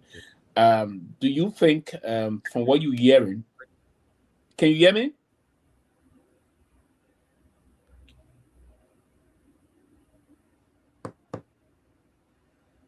Tonkins, can you hear me? Yeah, so Junkie is not. I think he's got a network problem. Junkie got a network problem today. You are badly break. You guys are badly breaking in because our side got a serious network problem. Yeah. I'm just told by my technician that he had been observing this for the past few weeks now. Each time the show comes on, the network always coming in distorted. So I don't know. Do you guys want to change up? Otherwise, you guys are saying I'm not getting you. Oh, too bad. But you are breaking in badly. The public is not getting you. Myself, I'm not getting you. Oh, too bad. And we're actually trying to see if we could take some calls from the public, but now that you said they are not getting us, and we also finding some difficult time getting you. So we would actually love to engage the public to get some, but unfortunately we cannot. And now that we can get Jenkins, and I think I'll just put it: the judge, under Liberia law, the judge cannot decide if it's going to be a jury trial or not, right? The defendant has to request it. It's the defendant's right to have a jury trial. So he or she can say, "Oh, you're on." They'll ask, they'll get, do you want a jury trial, bench trial? He or she can say, "Your Honor, I want a jury trial," and then and then they'll have to select the jury, and then, for example, her lawyer have to vet each jury, making sure that yes, the person meet it, the person had no pre-existing bias and so on and so forth. But the way Liberia is, I think the best way to get a jury trial is just to go in the village and get those people who don't listen to radio or have social media. Maybe there can be some fairness in that. But everybody who are listening to this arrest, they already have draw opinion and stuff like that. And I was saying to somebody, not to digress, I told somebody the other day, I said, I think the government needs to invest in a maybe 15 or 20 room, house compound, where they can just host for juror for cases like this. Now in this kind of time, you put a security there. They ain't got no phone, no access to call nobody outside. However long the case gonna last for to be there. Hopefully the government can compensate them for that, because like people don't have a job there. Compensate them for that. They're not watching no TV. They're just there. A big yard when they're tired, they're going to do exercise, run around until the case is over with. So by that, they don't have nobody in the brain telling them what and what to do. That would be a great thing for Liberia. In cases like this, you need that. You need a facility where people Liberia does not have a culture of repercussion. Well, when you did something wrong, it'll get you. To avoid a cemetery kind of situation, you need to have the government should invest in the compound, where you can have, maybe if it's 20 bedroom, whatever bedroom, a nice compound, make it comfortable, right? That the people can be there. You feed them 3 times a day. They can do exercise or recreational activities. Big walls are better. Nobody goes around there, and it's that whole area from the compound to maybe 100 feet, it should be restricted. Nobody, if not, get no business around it, should not be there, to safeguard or to keep high-profile jurors there, to avoid potential manipulation and so on and so forth. So hopefully she requests a jury trial, and I really wish and pray that she gets well. I pray that she feels better. But I think, giving her status, giving her knowledge of the Constitution, I think she dropped the ball, because people are looking at, oh, you can't shoot a vice president, like, because also look, okay, who is this vice president? What does she know? Okay, go to, if you're not guilty, go to Greg. Come on, you want to talk? You go there. Okay, Greg, I'm here to talk, but I'm going to talk to my lawyer, and wait till your lawyer comes. But oh, I'm not coming. You're not some kind of criminal, and what kind of thing? Greg, you don't do that to me. I'll not come until my lawyer comes. That was very hostile. That was just like an ATU get, talking. It didn't represent the office she once had. It doesn't represent even the character that people have around her for her. Oh, former vice president. Yes, go with them. You got your EPS with you. Go with them. You don't have to speak, but you don't say you go into your hall to get your love for you. No, but I think that was not a hostile way of doing things. Listen, women will react to things differently, and she was emotional. I don't think that term equating to the vice president of former vice president ATU, that's been disrespectful to her. But honestly, I would say I don't think a hostile anyone would do that. Trust me. If the law don't look at gender though. It's not an issue of law looking at gender. It's the way you apply the way. Listen, it's the application mechanism which we say here. Okay. You can be aggressive, you can be belligerent, and the rest of that. And we listen. There are respectful way we engage things. Why you think we have? Okay, well, why they didn't do that? Do you think she was respectful the way she responded on the phone? I think she was just expressing of such. Listen, we have freedom of expression in Liberia. Okay, she's the former vice president. Okay, so you think she was respectful? Why you didn't treat someone that already is admitted taking bribe that way, Johnny? You've been giving Johnny special treatment. Why are you trying to disrespect the former vice president in the way and manner? Why are you saying, listen, I'm not protecting, I'm not saying she's right, or she's wrong. I'm not saying that she's not guilty or she's guilty. What I'm saying, we ought to ensure that in the execution of the laws, the judicial system should be blind for it. And in the execution of the police is the first line of the criminal justice system of Liberia. They would begin to do the evaluation, the charges, all those things start with the police. And that's why, if that premise, that issue about the charges are not ready, and that's one of the reasons most of the the State Department report on human rights on the Liberian National Police been damning for some time, particularly this administration. It is the way we engage the things. You don't go everywhere in the world, there are excesses, but the way you engage, you don't go to somewhere and just cross the vehicle in the street and demanding. That's a form of official of government. There are way we see things happen. We saw in this country when John Bolton was being indicted. She's on a criminal investigation. You don't get treatment. You don't get special treatment of criminal investigation.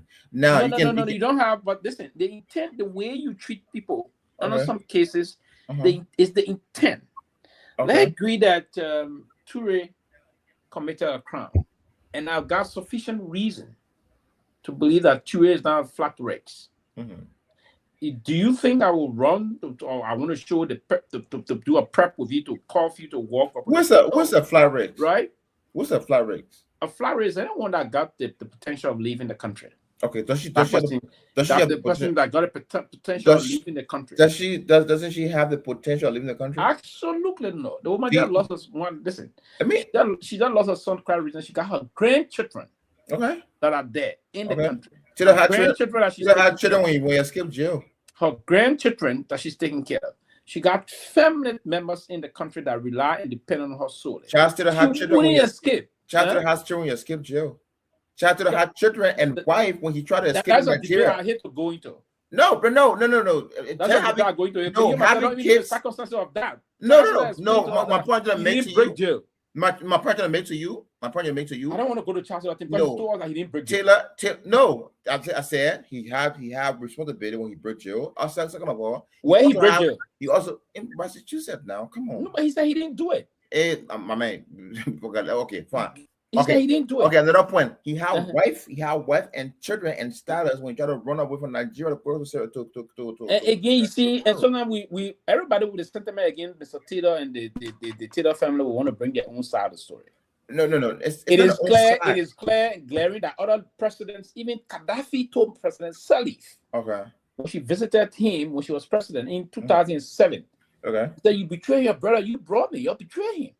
But who made Taylor? Gaddafi made Taylor. Gaddafi told Gaddafi made Taylor.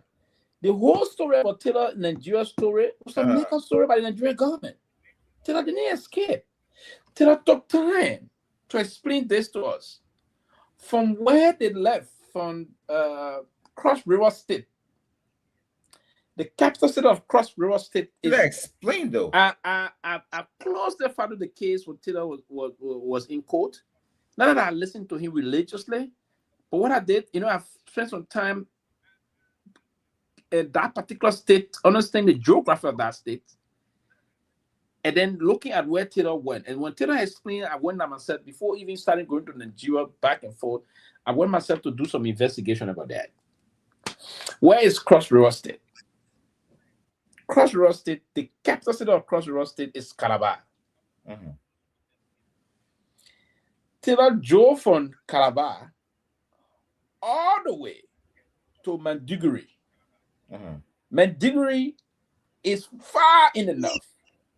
Border there with Cameroon, Chad, all the way, almost 12 hours drive. Do you think, and Taylor said something to the judge, that what was said, they wanted to put Mr. Taylor to jail. Mr. Taylor told the judges and all the people that filed the case, and you follow the case yourself. Go back to the clip and listen to that, to the honorable man saying this. He said, "Will I be escaping from Nigeria, from Calabar? I drove with my assigned state security, the state SSS special security that was assigned from the presidency to me. They drove with me in a 3-car convoy. Where I be, Taylor said, even if I'm stupid, and Taylor's not a stupid man, and he told the judges that I'm not stupid. A man that carry revolution in Liberia that was control men. I'm not stupid. If I'm escaping, I would have found means. I know what Taylor would do. He would get the money and just get him up and leave. But he traveled with those men in his convoy on a 12 hours long journey to the border. He gets to the border. When things change, Then they say, oh, the face is not the mayor escape because they wanted him up. It was just something that was quite unfortunate. But Obasanjo had told Taylor to leave. My point I'm trying to make. Pressure. Quick, let me end on this. I'm Okay. under pressure to turn you over. So if you can find anywhere to leave, please leave. Mr. Taylor had no option. He embarked on this journey because he said he was heading to his friend, the late child president Edward Deby. That was a revolutionary friend. That's where he was headed. He went to the border on that unfortunate thing. Then they changed the code. So okay, now to the border. So he said he didn't escape. That's not true. So I don't think she was flag raped. So at the end of the day, I don't personally think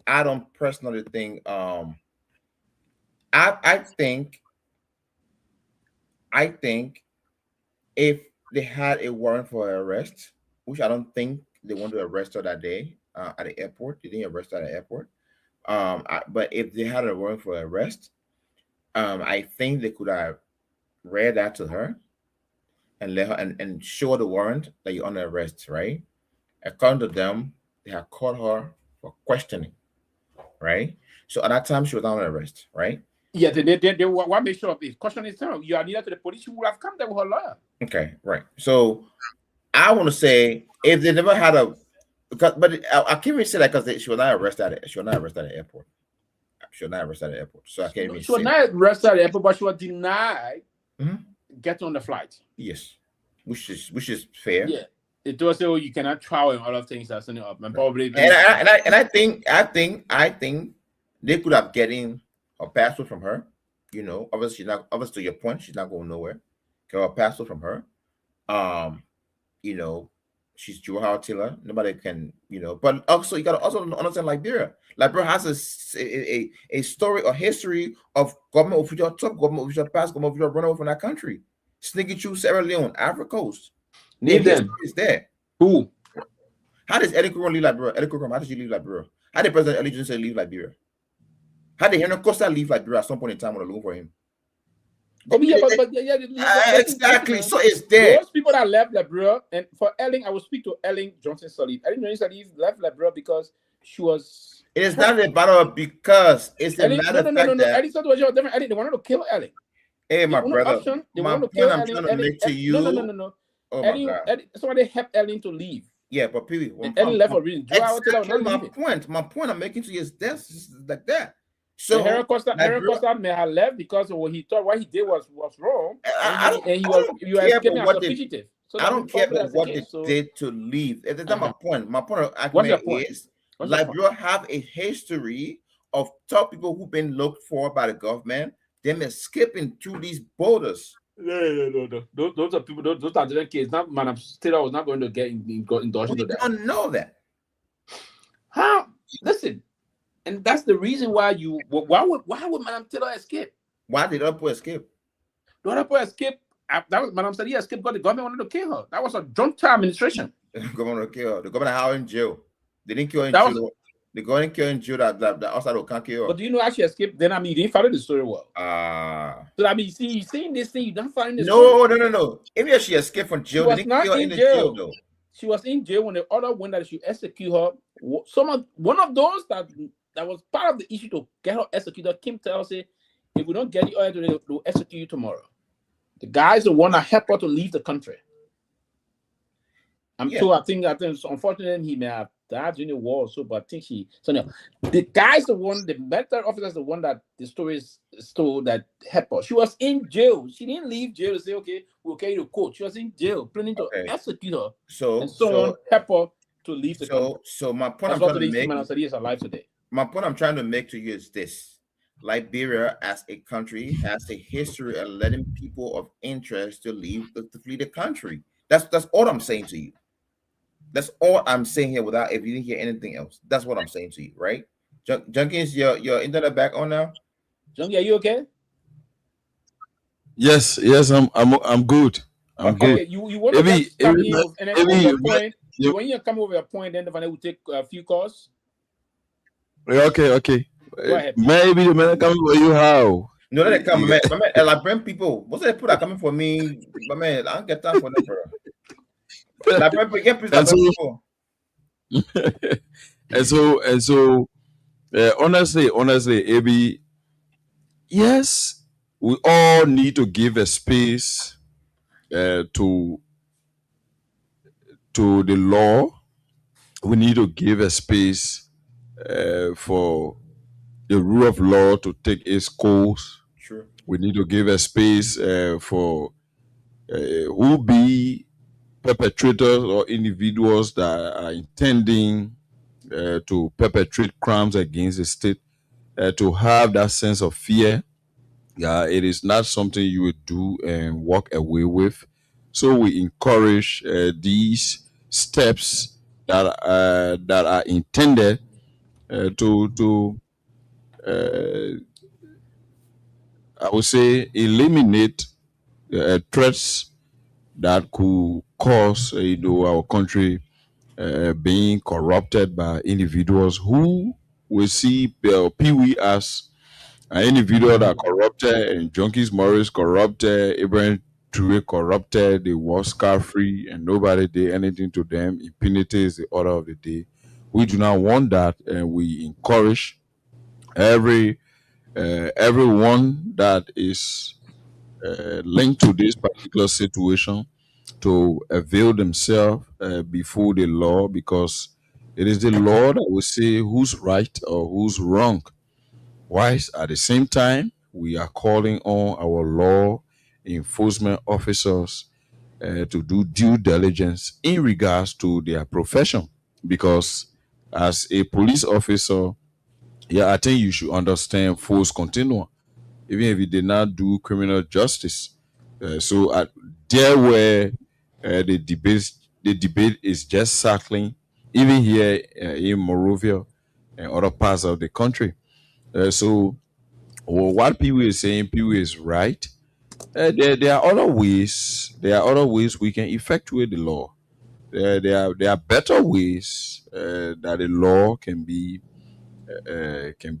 activated so that the environment be safe. Mind you, the manner and form you will want to implement the law could experience stiff resistance because if you decide to arrest somebody who is just accused, the courts have not brought down any judgment or opinion on such matter. No, the court need to bring judgment or opinion before you arrest. You can arrest and then No, I'm not talking about the arrest.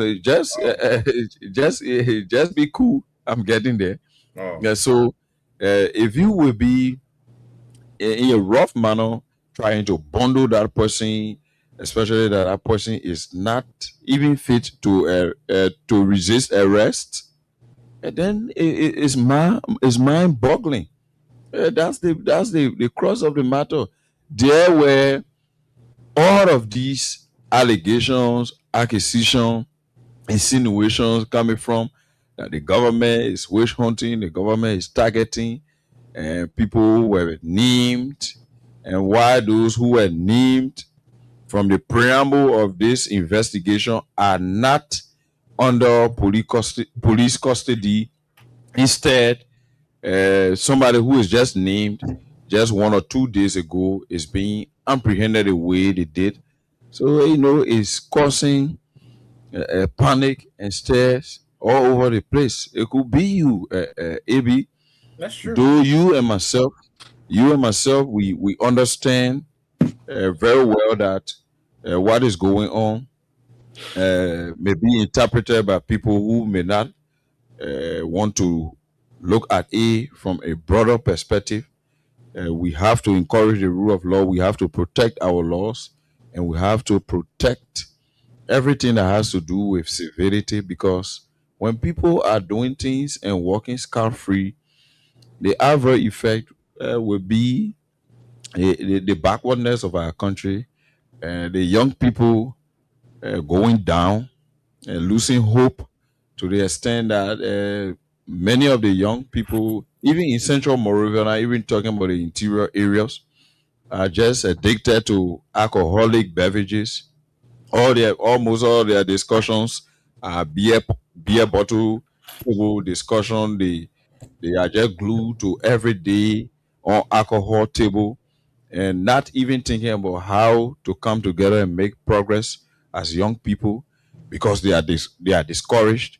In fact, many of them are even saying, like what I saw from Cyril Dopoh, that the whole country just is everything just stirring up. Everybody just vexed. Everybody just confused. The whole country, nobody understanding what's happening. Everybody going after everybody. We are seeing one another as enemies. And I think it is because of insincerity and lack of love for our country. If our leaders could take the onus to making this place a better place and developed, I don't think young people will be so discouraged that when you bring about these national conversations, that they have a stake and they have a part to play, and they are just dismissive every time. I think it's because of the lack of confidence in government. So I will appreciate that, like I said before, I will appreciate that this process continues so that we get to the bottom of it. But at the same time, we have to be very take time. We have to be very take time because this country is a very small country. We all are almost interrelated. What we are experiencing, we don't need rocket science to understand the justification of actions coming from other Liberians who think that Madam Vice President is being treated wrongly, and other people who may think that Madam Vice President should face the law. So all we need to do is to bring down the tension, because, for instance, if it is true that Madam Vice President is culpable,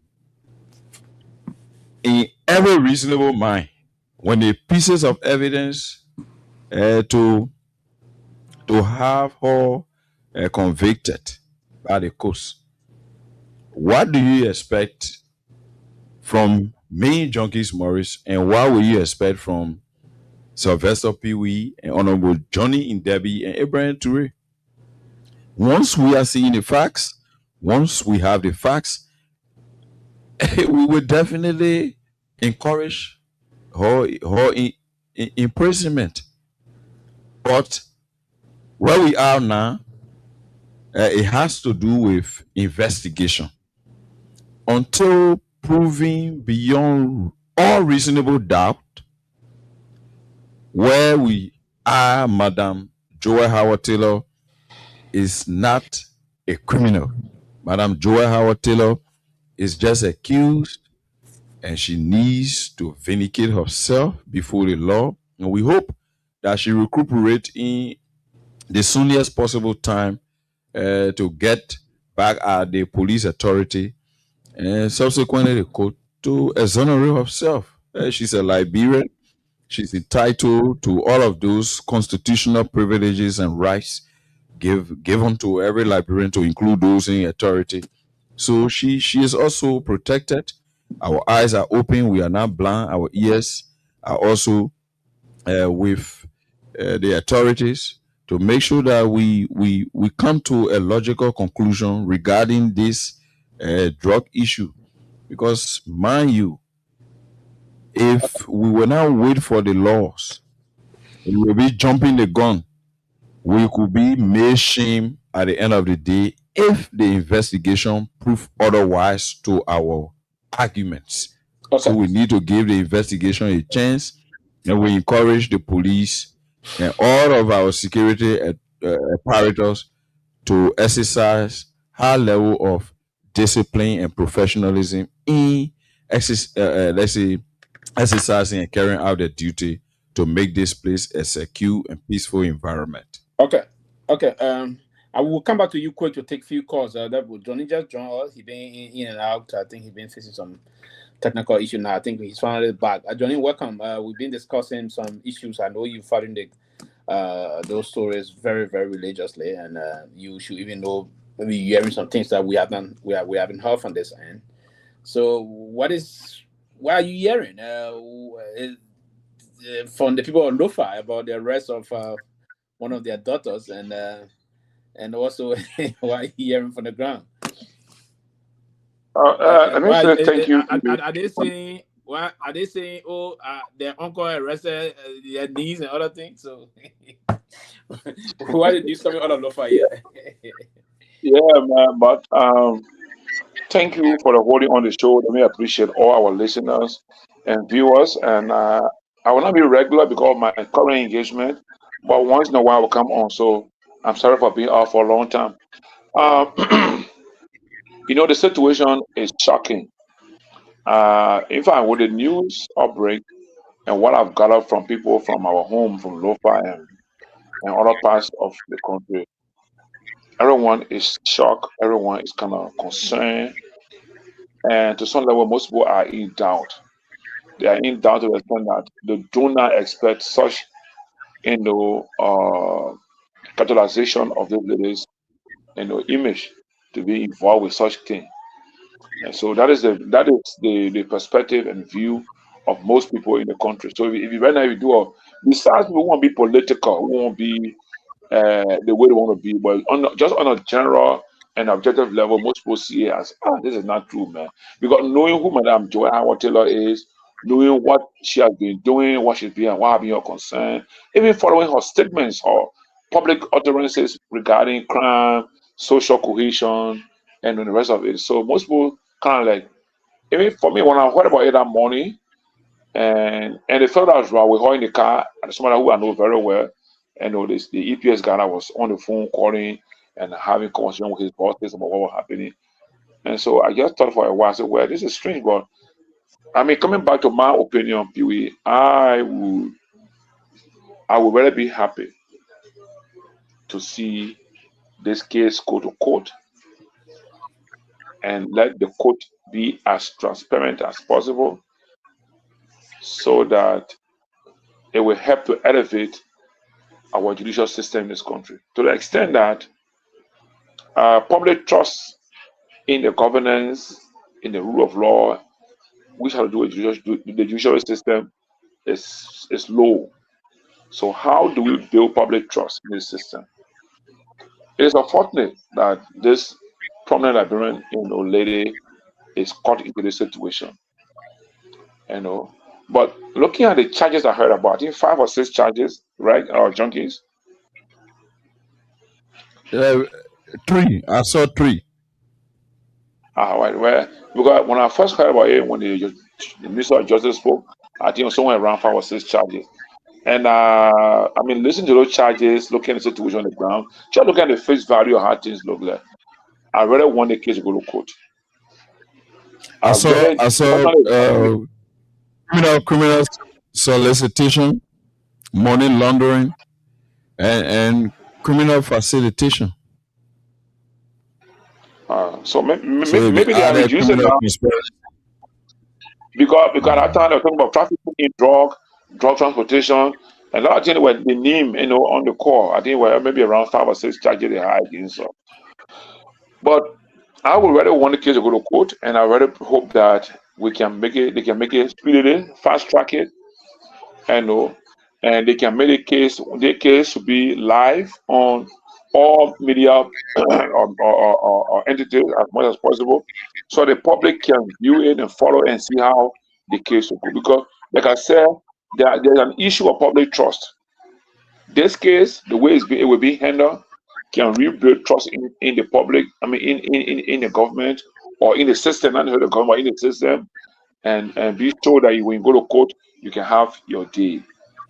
Because, frankly, from my own perspective, I'm hearing from the same, discussion from around the corridors of the security sector that, evidences are around phone calls that were made between an individual and a lady, and it is those phone calls that they are using as watertight evidence. Phone calls, so. I mean, for me, I want to see how the prosecution will use phone call as an evidence to prosecute somebody for drug trafficking, drug exportation, drug importation, and the rest of it. You know, and like I heard junkie now they saying criminal facilitation, criminal conspiracy, criminal deal. I think they're trying to reduce it now so that they can have a little bit of ground based on what they're talking about, telephone, telephone calls. But all my view, my person, not they don't have evidence. Then again, you can try the case and apologize.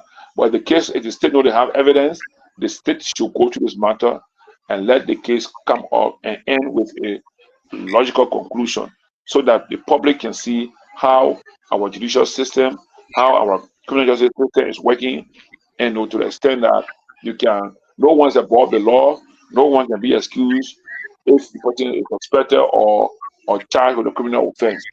Right now, she's considered an accused because I believe the state have charged her. The police have gone through her statements and gone through what they have as evidence, and they have charged her. I mean, today they would have taken her today to the court to arraign her to the court, and then the court would have remanded her to go to central prison because we understand that the drug law does not have is not bailable. So if the drug law is not bailable, that means once you are accused of drug offense or criminal offense, then you have to be kept at the prison, at the central prison, and come for trial until your case can end. Well, unfortunately, we heard that she has some medical problem and she's taken to a hospital for treatment. And we wish her well that she can recover from the medical situation and go through them. I mean, brace the storm, madam.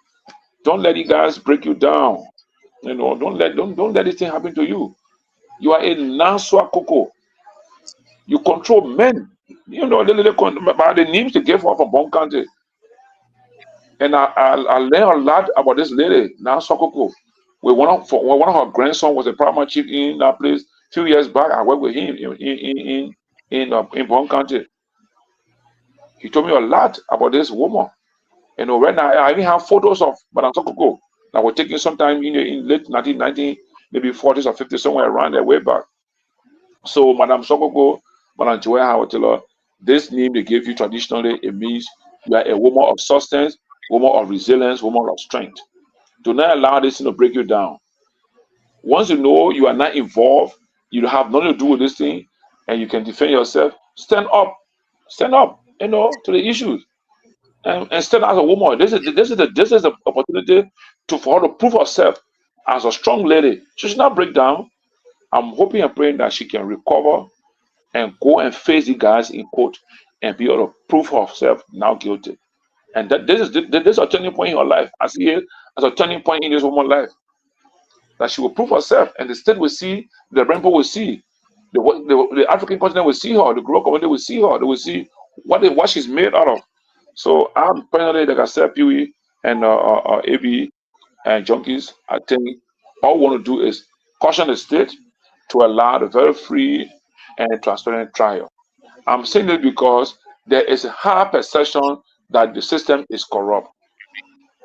There's a high perception that the system is corrupt. So to defeat that perception that the system is corrupt, let's do everything as much as possible transparent.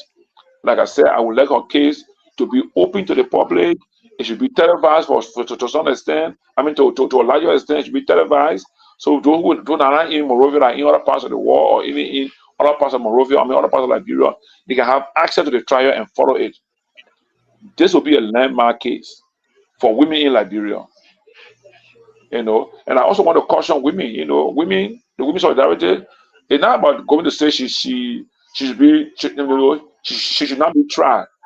Stand with her. Let her stand with her to give her the courage to face justice, to face the people. I mean, we have what a woman in Great Scott had a case here. She was found guilty. When Mr. President Boga came to power, he freed her. Right? He freed her from there. But her case is different from Joy Howard-Taylor's case. I just bringing it in so people listen to what I'm saying. But Great Scott case is different from Joy Howard-Taylor's case.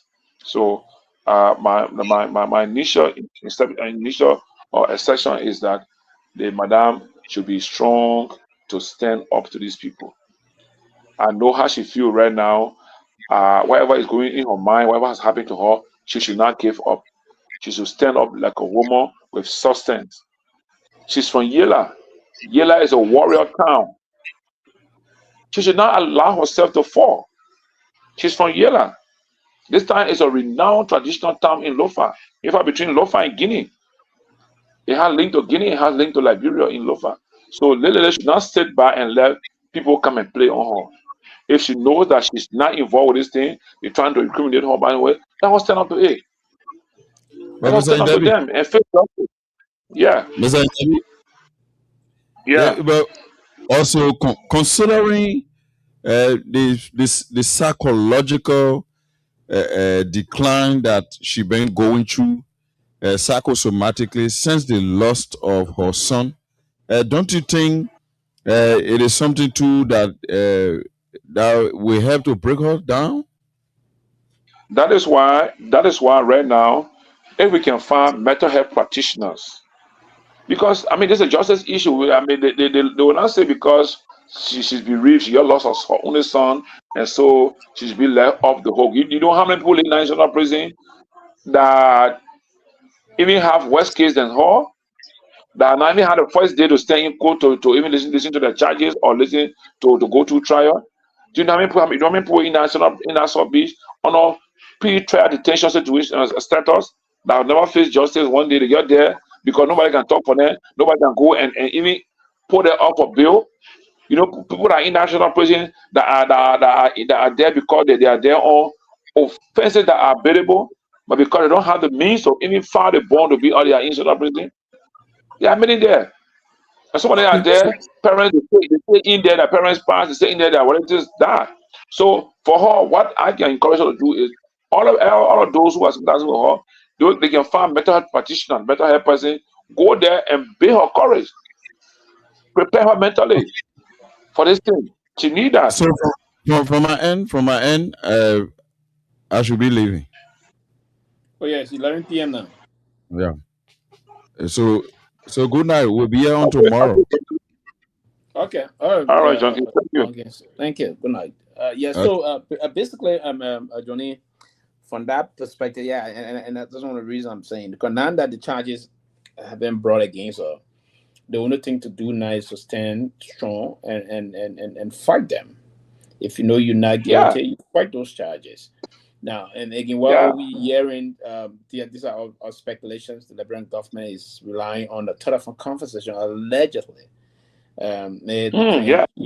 She and one Sheikh Bashiri Conte also. If that's the case, if you're plenty whatsoever, we don't know the details of that. So we look forward to getting to the details of it. But I will not call on the government to not weaponize the judiciary to target opposition. But if this is done in good faith, if she's violated anything, if there's something we don't know that they know, they can bring this and use it against her in court. And if she's guilty, then the law will have to take its course. But if it is a kind of a weaponization, I think then we headed for a serious problem. That's what. Yeah, but people, this is where the justice administrators, Ministry of Justice, the security agencies, in the policing science, they will tell you that it's a very good, nice statement of phrase. It says every action of a law enforcement officer should be legally based. Every action. This is some. Every action of a law enforcement officer should be legally based. Everything you do must be legal, because that also leaves you when it comes to the criminal matter, criminal justice system. When you begin to follow a criminal offense, and the first instant is to collect evidence, because you know that at the end of the day, you go to court, which is the second layer of the criminal justice system. So preparing for court tells you that in preparing yourself for criminal prosecution, the police, that is the first line of crime evidence gathering in crime or criminal offense, has to make sure that every evidence you collect must have legal basis, legal backing to support it. Because the theory is that if you go to court on a criminal offense and you can produce 1 million criminal evidences. Even if one is not proven beyond all reasonable doubt, the case will go against the state. And the rationale behind that is because the state is like the 5.2 million Liberian people, 5.1999 of us, million people of us, are the one going against her, against that one person. That means we have all the resources. We have the money, we have everything to prosecute a woman or the individual who is in the criminal offense, in that, the general concept.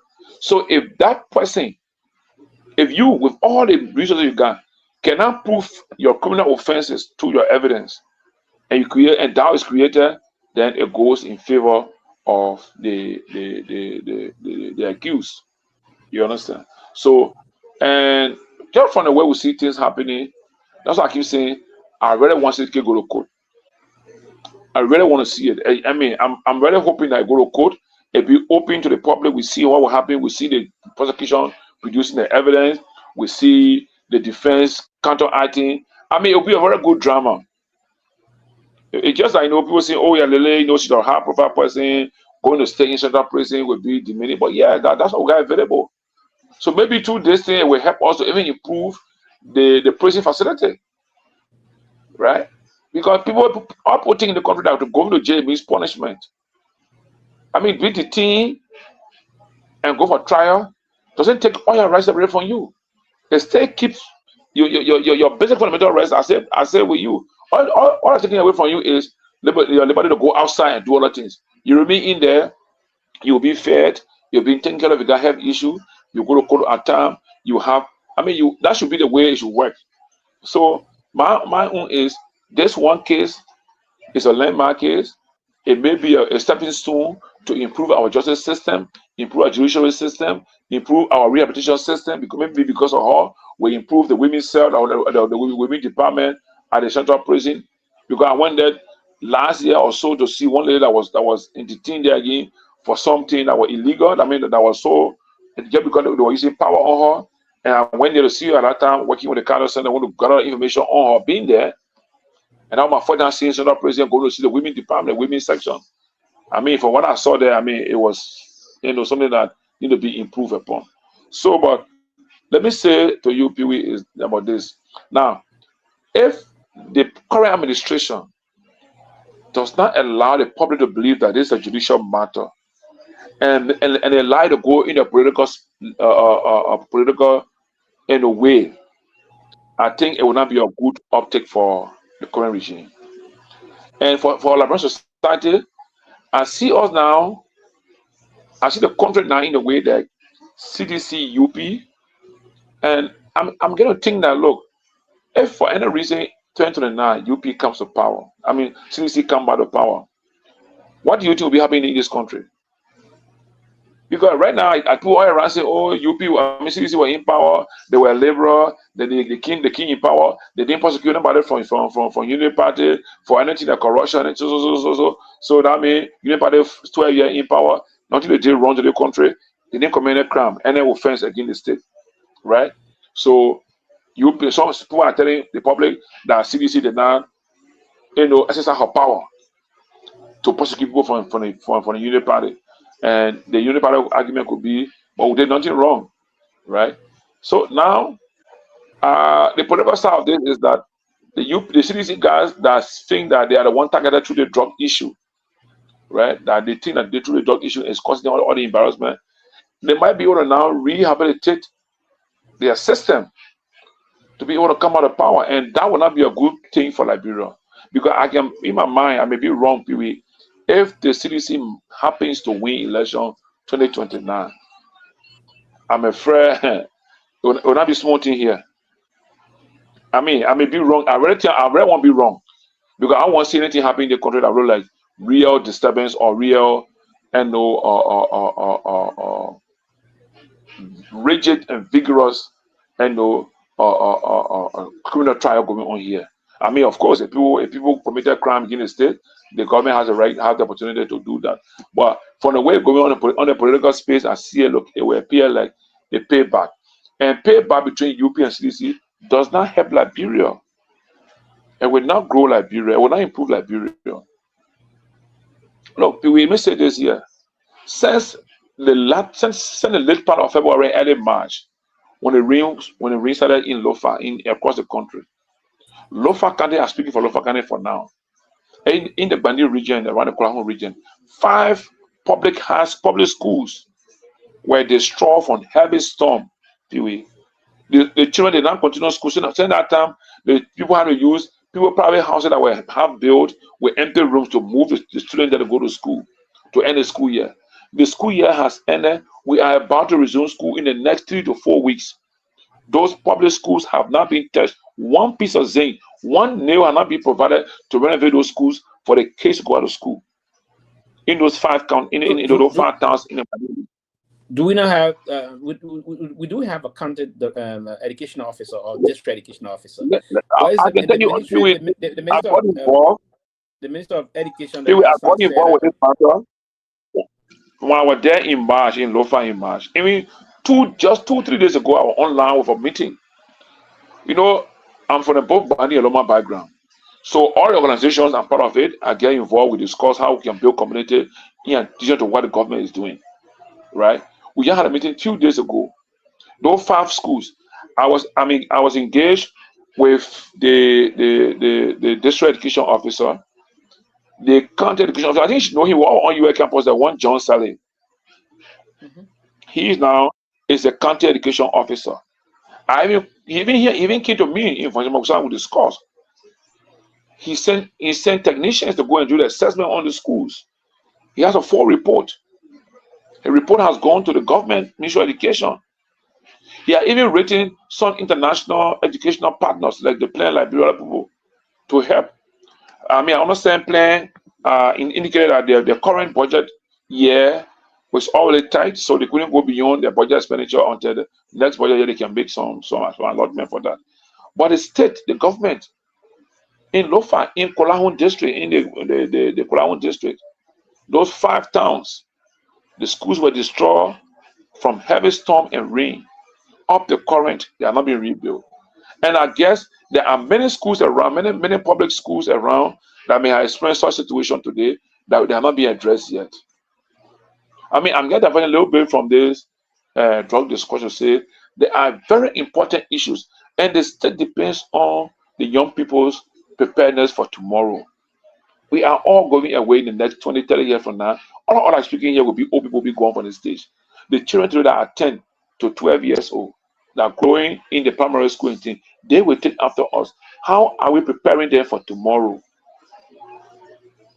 You understand? How are we preparing them for tomorrow? We can making big talk to the public in Morovia, talk beating on paper, show improvement on paper, but particularly on the ground, we cannot see those improvements. Pewee. Like yesterday, I was listening to you guys when my brother Sunday was on the show talking about some things. That's why I called. I don't know if you got the message. The question I asked when you're talking about this FOIA project, and he said it's government, and So my question I was asking, I called to ask was, when did they launch that project? When did they do the groundbreaking ceremony? Pewee, in your mind, as a diplomat, as a public servant, when the state is about to launch a major project, don't they do groundbreaking event? They will. Yeah, that Menacoma Road have gotten groundbreaking more than 10 times, I can say. From Tobota, they did groundbreaking. Dota, groundbreaking. My early in the day, she did groundbreaking for Menacoma Road because it don't in bits and pieces. She said, what kind of power? He too had done groundbreaking again from Salaye to Konya. Then I guess from Konya to Vonjama, they'll do groundbreaking. So to the extent that you can do groundbreaking at that level, so you were building that kind of multi-billion-dollar project in FOIA, and you say it's a regional thing. You don't think will be a program where you will invite delegates from those 2 other countries, or even from the 3 other countries, because some Cote d'Ivoire is part of the MRU? You don't think even right Morovia, the ECOWAS office in Morovia would have been present for that groundbreaking ceremony? So I didn't telling us that we don't know. We all of us our head are if some people's heads are bad or are bare down to the ground, some of us our heads are up, looking up to the skies, the unlimited skies. You know, that's what I want to say today. I want to call the guy. I want to find out when did the government break ground. Government got broke ground for this road building from Bow Waterside. I mean, to coming from St. Paul Bridge, going to Cape Mount, all the way to Bow Waterside, and then from Clay to Tomalin. They broke ground for that. They broke ground. Can you imagine 2 years back, just to do reconditioning of the road in Foya? That's the paving the road in Foya. When Thomas Fowler and Sir Joseph went there for one occasion, they went there. They made President Walker to break ground there. So why? So I want to know, when did they break ground for that presidential palace in that place that they say is a government initiative? When that government building, almost all public officers responsible, they could not make any kind of clear statement. They want to say, well, go out the Ministry of State. You are Prime Minister, at the Ministry of State. You are the person. Only later, then they said that I heard and saying, you know, that was when he responded to what that question was purely deceptive. Oh, that we hear people there talking about this. We had to wait and let them talk, and then we'll come back later on and provide. Look at that. So you want to tell me, I want you to go to school? All people are going to, they got reasoning in them too. So they should know that we are following what is happening here. We are following them meticulously. We may not be as loud as what other people are, but we can notebook. We take note every day on what's happening in this country. And we all have connections. Look at the issue to the border with Guinea. That's a serious issue. That's a serious integrity and serious sovereignty issue. And people, you know, as a diplomat, when two countries have an issue over a border situation, the first thing is you go to status first. Remember where you were before. Then we'll discuss the issue. So Guinea crossed the water and came on our side, raised the flag. Civilian Liberian men went there, fought them back, opposed to their activity, and raised a Liberian flag. We all honor them, we hail them. Liberians everywhere, call God patriots. On that Thursday, I remember I was on my way towards Lofa, and the military were leaving from here to go there to go. All I started once, so the transit fan. Our army going to go provide protection for our border. I wasn't expecting our army to go fight, because there was no war going on. Just deploy and create presence too, create deterrence, right? Okay, that did not happen. Okay, that's fine. The army went and stopped in from Jema, and that is why it is. That's why it is. And they knew how to do the deployment. That was it. And I managed to get to the border myself and saw that place. So how people look, it looks so fearful at the time, because they're like war zone. Then recently during the rain, the river got flooded. The space that look guys were sitting across the Liberian border side, they've been there for the last 3 or 4 months. When it came, they realized that the place was flooded. They were brave to come up towards where our security personnel are and tell them, when you guys to go back. People just that to put that in mind, to just for the Guinean army personnel to think that they should go and tell our men to go back. Think about that, people. Let's think about that as Liberians. Let's think, why should the Guineans who already occupy our space? We are discussing how to get you guys back. You come, you have an obstacle to where you were. Then you decide that you will walk to us and tell us go back. People think about that. People think. What in their mind? How do they see us to be? For me, in that instance, these guys have they have dropped us. We are below their standard. That's what they're telling us. That you guys are nothing. We can move on your own time. To move, you will move. First, he did the wrong thing to us. Okay, for peace sake, we left you. We came back, waiting for our government to interact with your people to resolve the matter. Then you come and see your guy post flooded and uncomfortable, and you decide to come further into me and say go back. That's matter of being the fair inferior to our men. And if you don't give your men superior presence, superior look, the opponent people, the opposite people on that side will not respect you. That's what I tell you, even in the policing, the way you appear as a police officer, the way you dress, the way you appear, it deters the criminals. It deters people who are suspect around them. Your presence, your physical presence. You know why the beginning of Ryan, don't boys, when people commit crime, when they see police, they can jump out to go fight police, they can jump police, because the way our police appear first. Just the physical appearance. It can encourage anybody who wants to join them to fight, because they didn't see fear in them, they didn't see authority in them. They don't see them looking at the guy authority. So we have to make our police officers, our personnel, what are military, paramilitary personnel, appear feared, appear respected, appear with authority. You understand? Yeah. So, I mean, all the drug issue, Pewee, it will go down. We'll fight it. We'll fight it. And I'm hoping that, I mean, for I really hope that by this time, my young brother and friend, Gregory Kromah, would have just recused himself from all the allegations, all the suspicion. I mean, recuse yourself. Because, look, Pewee, when the criminal is about to commit crime to your house, the first person looking for, because the first person that way as obstacle is a watchman or your dog. You believe that? Of course. When the criminal wants to come to your place, they come to access the place, they want to penetrate your area, they can't commit crime, they want to steal from your place. They're looking for what are the potential obstacles in your way. So let's go back to the drug issue. If a drug, this thing called cocaine, that is the internationally lucrative drug business, cocaine and the next of the highest and the higher terms. And we know from all the international information gathering, reading literature and things about drug business. Look, are we involved in are people who are all those also intelligent? They could also even be former security personnel, former officers, former medical personnel from any other place that could fund the kind of group and be doing drugs. I got money. So imagine these guys, either from Colombia or wherever, want to pass drug through Liberia and go to other place. Who you think will be the obstacle first? They'll be analyzing. They'll be doing analyzing situation, insecurity science, say analyze situation, analyze the threat. So in the analysis, who do you think is the first obstacle they will see in that way if they want to pass through drug through Liberia or go somewhere? Who you think will see that as the first obstacle? Pewee? Let's discuss the objective now. I'm not accusing anybody. I can make a scenario. If a man want to come steal from you, you got and one can steal from your house. And the first thing I want to do is what are the potential obstacles that will be in your way that they can remove before they can steal from you. So the drug guys know they're committing crime. Right? The drug guys know they're committing crime. So if they want to pass drug to Liberia, which group of people you think will be the first? Why you think will be the obstacle in their way? They will analyze as the obstacle in their way. Will be basically the security apparatus. The watchman, Pewee. Don't say the watchman. The watchman. Yeah. If you got watchman to your house, the man can break to your house. The watchman is the first obstacle. If you got a dog, your dog is the first obstacle. You gotta first try to eliminate the dog from you first. The thing happened to my case here a few years back. I used to have my puppies and dogs I used to raise here.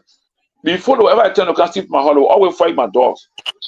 I remember once on that thing, I fought my dog, and they killed the dog. They took the dog away. And I didn't take cue quickly. In the next week, they attacked my house. I left and went out to go away in the field. They broke through my house. That trauma have been on my wife for the last almost how many years? Imagine people broke through your house and enter your wife lying in bed. And with machetes and things on her, demanding the money that she got, this and that. Where they stay in my house, changed their clothes, wore shoes, wore sneakers, and left all the old things here and went out. You understand? So if we make a scenario about drug that is a very, very concern, to people, and somebody wants to pass that drug to your country, and they got to do analysis to see what are the potential obstacles in their way. The first obstacle they will see in their way is the security system. How do we beat the system down? How do we neutralize the security system to allow the penetrate with our materials? Of course, that would be something we'll be looking out for. And obviously, our security system will be the first way attack. Not the way attack. So if I were to be here for the police and such thing happen, it's already my fault. And by way of, I should not allow it to happen. I will write the president, Mr. President, I want to recuse myself so we can do a transparent and forensic audit, security audit of the system. Even if it involves me filing a check, that would build public trust. It will build public trust in the system.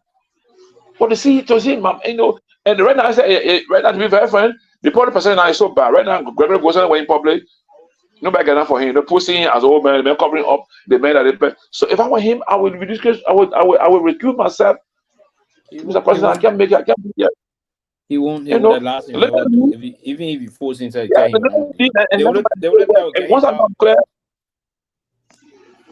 The only thing basically I'm going to get him out is for the president to take a decision. Other than that, we're going to be in the same cycle for a very long time. And But you know, Pewee, when it started, Pewee, when it started, the first time I broke on 119 million that king, my first thing I made on this show was, if I were advising the president, I would suspend all the security heads and the deputies and let them stay in the country. Nobody leader ever stay in the country. I appoint a neutral security team and ask for international expert work to conduct the investigation. That's what you do to build trust in your system.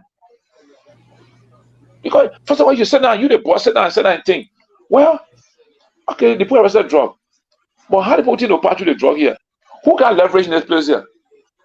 Who can security man work day and night in the town, free? Security man move a car around with a license plate. Get right by with a helmet. Nobody will ask you why you driving by with a helmet, why you driving car with a license plate. Security men driving a car, they get in the traffic congested, they post a ring on and they go, they beat the traffic and go. Nobody stops them. But we, the other people driving, traffic congested, we will remain there. Remain traffic until they will drive through and go out. So these are all conditions that people begin to analyze, one by one, and connecting and say, look, the likelihood is these drug guys will want to penetrate through our security system because we have the leverage. And there have been so many information coming out about how police officers police vehicle providing escort. You remember 2009 or 10 doing anything? A police vehicle were arrested with drugs coming from Saudi border. In 2009. Yeah, the escort one. The escort vehicle. Yeah, let me welcome Sarah. Sarah, you in the back or you? Yeah, I'm here, but I'm listening. Welcome. I will be leaving today. Maybe you just join us because we're planning to leave by 7:30, but we'll push it to a little bit, at least 7:45 or 7:50. Or leave on time today. But go ahead. You just join us. We've been discussing this Madam Taylor thing. I think that there was some report that some partisan of the CDC were in support of her today, somewhere around the police headquarters and all those things. And they said she's not doing well. She was taken to a local hospital. Right. And there's been some speculations on some CDC passionate opposition, other independent people suggesting that she may have been injected with some strange substance and the rest of that. but I was, from my perspective, trying to displace that other thing. But what's your reading for what is happening today? Well, thank you so much, Pewee. I want to say, Johnny, long time see you. How you doing? Yeah, my girl. Yeah, I'm managing myself here. Yeah, I know, got money, all that. But the updates today with the former vice president's situation looks very, very bad for the government. It looks absolutely horrible for the government. I know they try to say it's rule of law and this and that, but they did not give her due process. They did not, first of all, issue her a warrant, okay, which according to lawyers she was supposed to receive. She did not get that. They treated her like a criminal. So around her car. I mean, we all sat down here. We saw when the other guys were arrested or indicted. We didn't see all that. We didn't see them treating Bianco or whatever the guy name is from LDE. We didn't see them treating them like that. For them to treat a former vice president like she's some kind of a criminal who is running away from a crime, this has a very bad uptake on their part. Very bad uptake. And they're passing around thinking, and we all know, you and I know that $3.17 billion drugs and the $19.2 billion drugs that came in the country was not perpetrated by Joe Howard Taylor. It was not.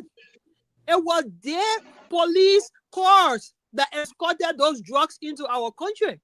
Their police cars. Seleke Kromah is on record of saying that he received $10,000 from Johnny Boladi or whatever his name is, and gave the guy back $2,000 from the cartel money. He needs to recuse himself from this investigation. Nobody is looking at him as a credible source. It is only the United Party people that are looking at him. Any objective person, even from outside of our political spectrum, will look at him as being very conflicted. And they're running around talking about, oh, the United States is involved in this. The United States is not in charge of the investigation. The United States is only working with what they gave them. If the United States was in charge of this investigation, Seleke Kromah will not be in a position right now. He would not be, because they would have asked the first thing for him, given all the evidence they have seen, or they would have seen, they would tell you, say, my man, step aside. You conflicted. But they're making it to look like the United States, the United States is helping with the investigation. No. Why you're giving, you're investigating yourself. Why you're giving the United States, that's what they're working with. They're not in charge of it. We saw the Crow report and other report when the CDC government invited those people, they took charge of the investigation. And they made a report. That is not the same case with these guys, with this cartel investigation. They are assisting, they are supporting, but you guys are in charge. So you control the narratives, what you want them to know or what you want to give them. You want to fool out here? So, Pewee, it was a very bad uptake for the government today. And I pray that the former vice president will be okay. That's my prayer for her, because we heard that her blood pressure went up and she was taken to the hospital and this and that. God forbid, if by any, God forbid, I know it will not happen, that something happens to the former vice president, United Party, it will be squarely on them because they did not treat her fairly. And I know it will not happen. She will be okay. Thank you. Okay. Yeah, but another point quickly, Johnny, we will be signing up, then we'll go back to Syria. We'll be closing in the next maybe about 7:45, thereabout. Another point is that today the government of Liberia received the first batch. We're discussing that. They said that I was trying to get some information, but we're trying to see if we could get some Ministry of Foreign Affairs folks to talk to them. Since, by the matter of fact, we will receive the deputy minister again next Wednesday. If that is the case, we hope to look into that also. But the government received 20 persons today, not deportees. These were people that basically were seeking asylum here, but were not granted them. But again, the U.S. wanted them out of this the sort of the United States, and looking for third-party countries, and Liberia is one of those countries. The first country, I think the second or so, first country that's accepting this in Africa, and the first batch of 20 arrived there today. Do you think is this a smart move on the part of Liberia? It will get some diplomatic sort of reward for the country moving forward? The first thing when I heard about, let's say the guys that came today, or the first batch, is comprised of people who are asylum seekers from other countries to the U.S. and they did not qualify for the asylum, and the U.S. giving them a third country. What is the U.S. policy on giving asylum seekers who are not qualified, but they providing them third country to stay? What is that policy? Are they telling us that they're going to bring them to Liberia and they will take care of them while they are here? Or just come to dump them like some dump site and you forget about them? I don't know all the details. I don't know whether the foreign ministry got all the information, but that will tell us what those details are. But the other part of it also I'm concerned about is if these people are coming to Liberia as deportees, so they should be coming. First of all, they should send Liberian government, send us their profile. That deportees, they are not coming as deportees. So, okay, 1 minute now, Pewee. So the entire 1,200 coming as asylum seekers. Yeah, they were seeking asylum. They were seeking asylum here, and they don't want them. So but they can send them back to their home country because of fear of some retribution or so, basically. So they would prefer going to a third country. Okay, so Pewee, if I left Liberia to seek asylum in the U.S. and I gave my reasons why I'm seeking asylum in the U.S. and it's already known that everyone that go to America to seek asylum and want to live there is to get greener pasture, to experience the American dream.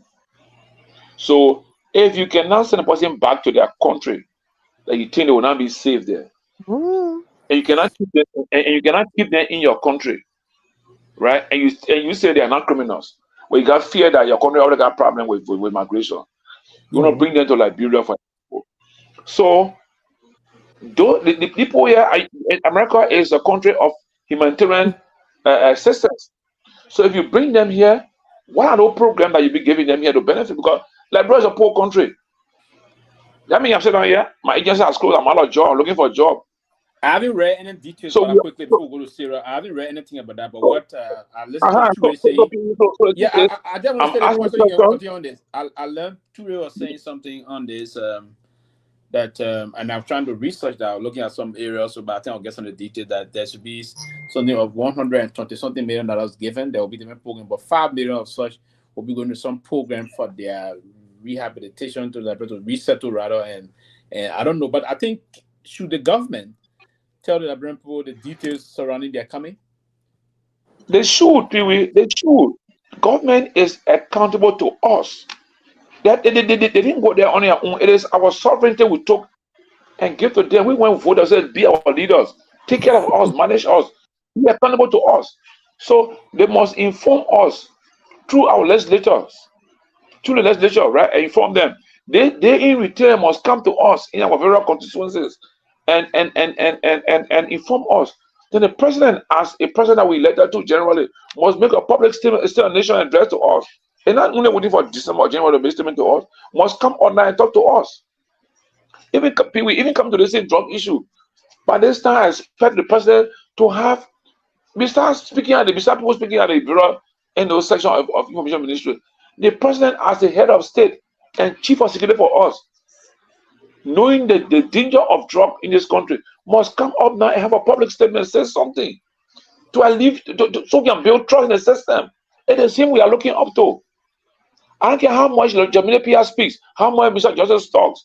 If we don't hear from the president, it's a problem. And that's our leadership structure in this country.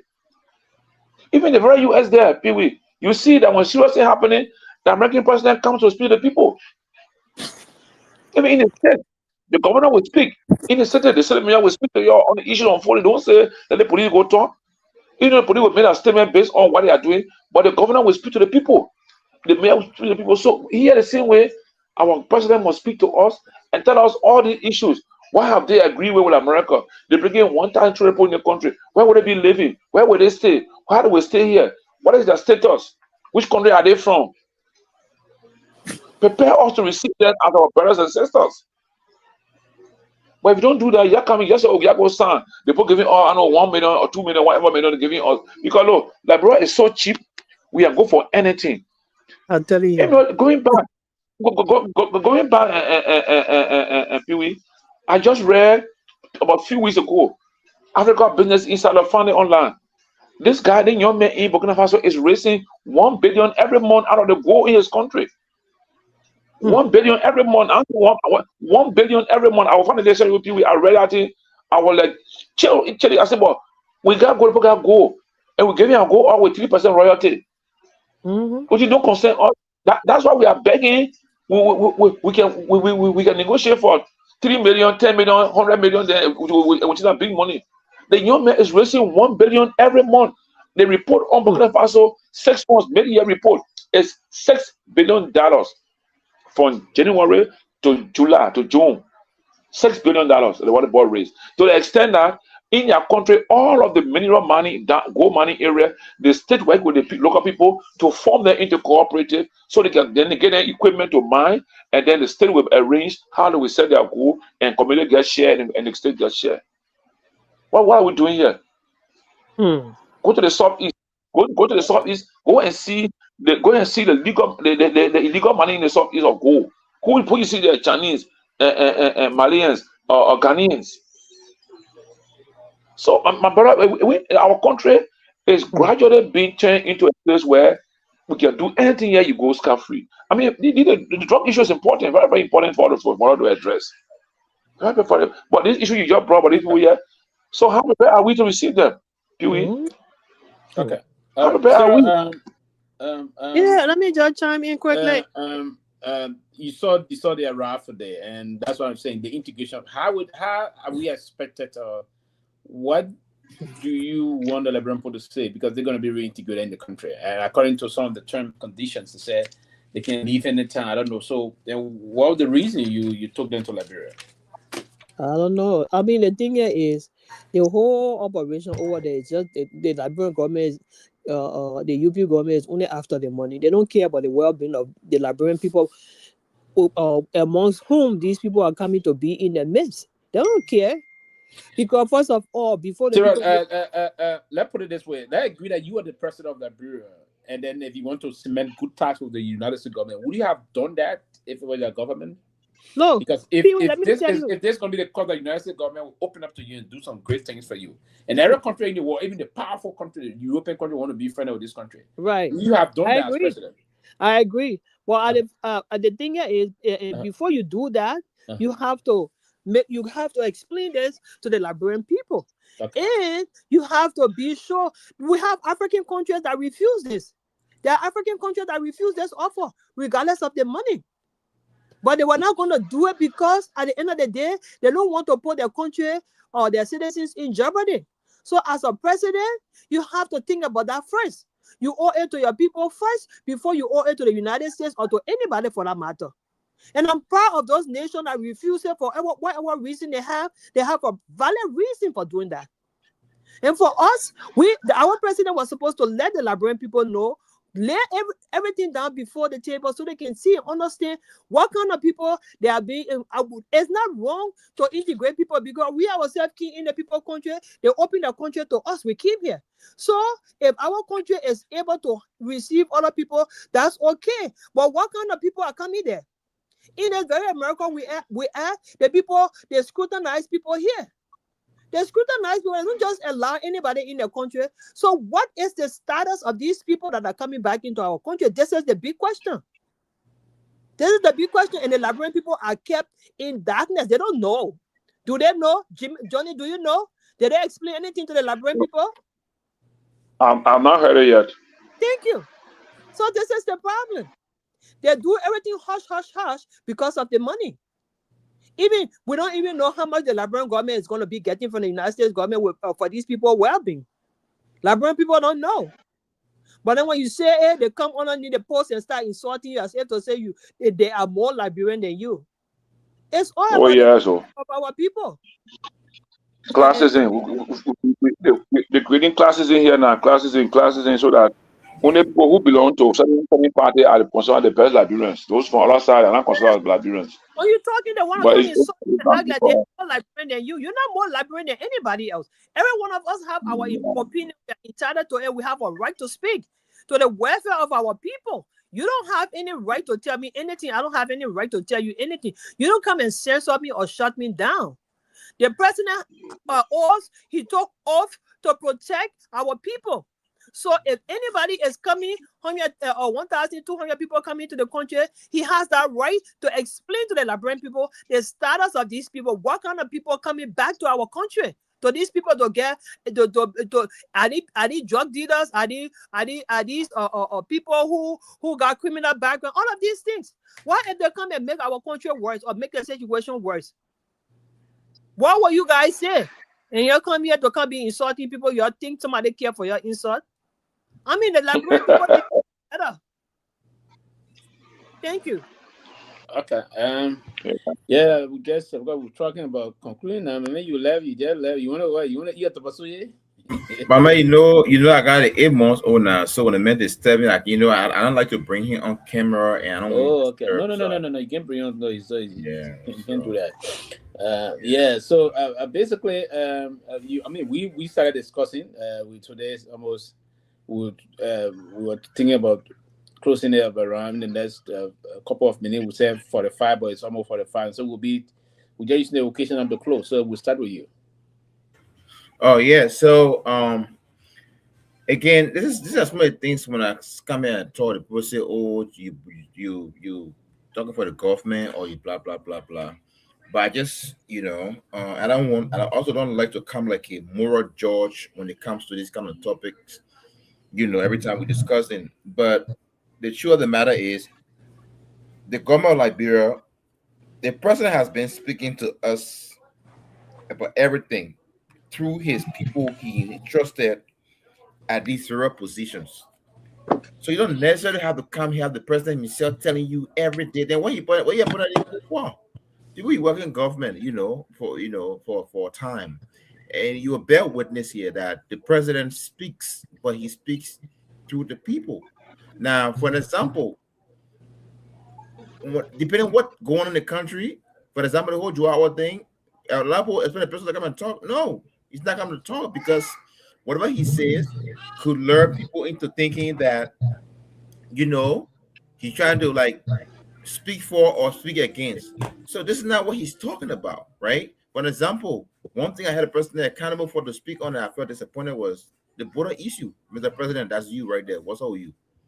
Because this is something that, the thing about people coming to Liberia, you want a person coming on, you want a person to come and sit down on microphone and tell you how many people come, like everything the government, that person will come and tell you.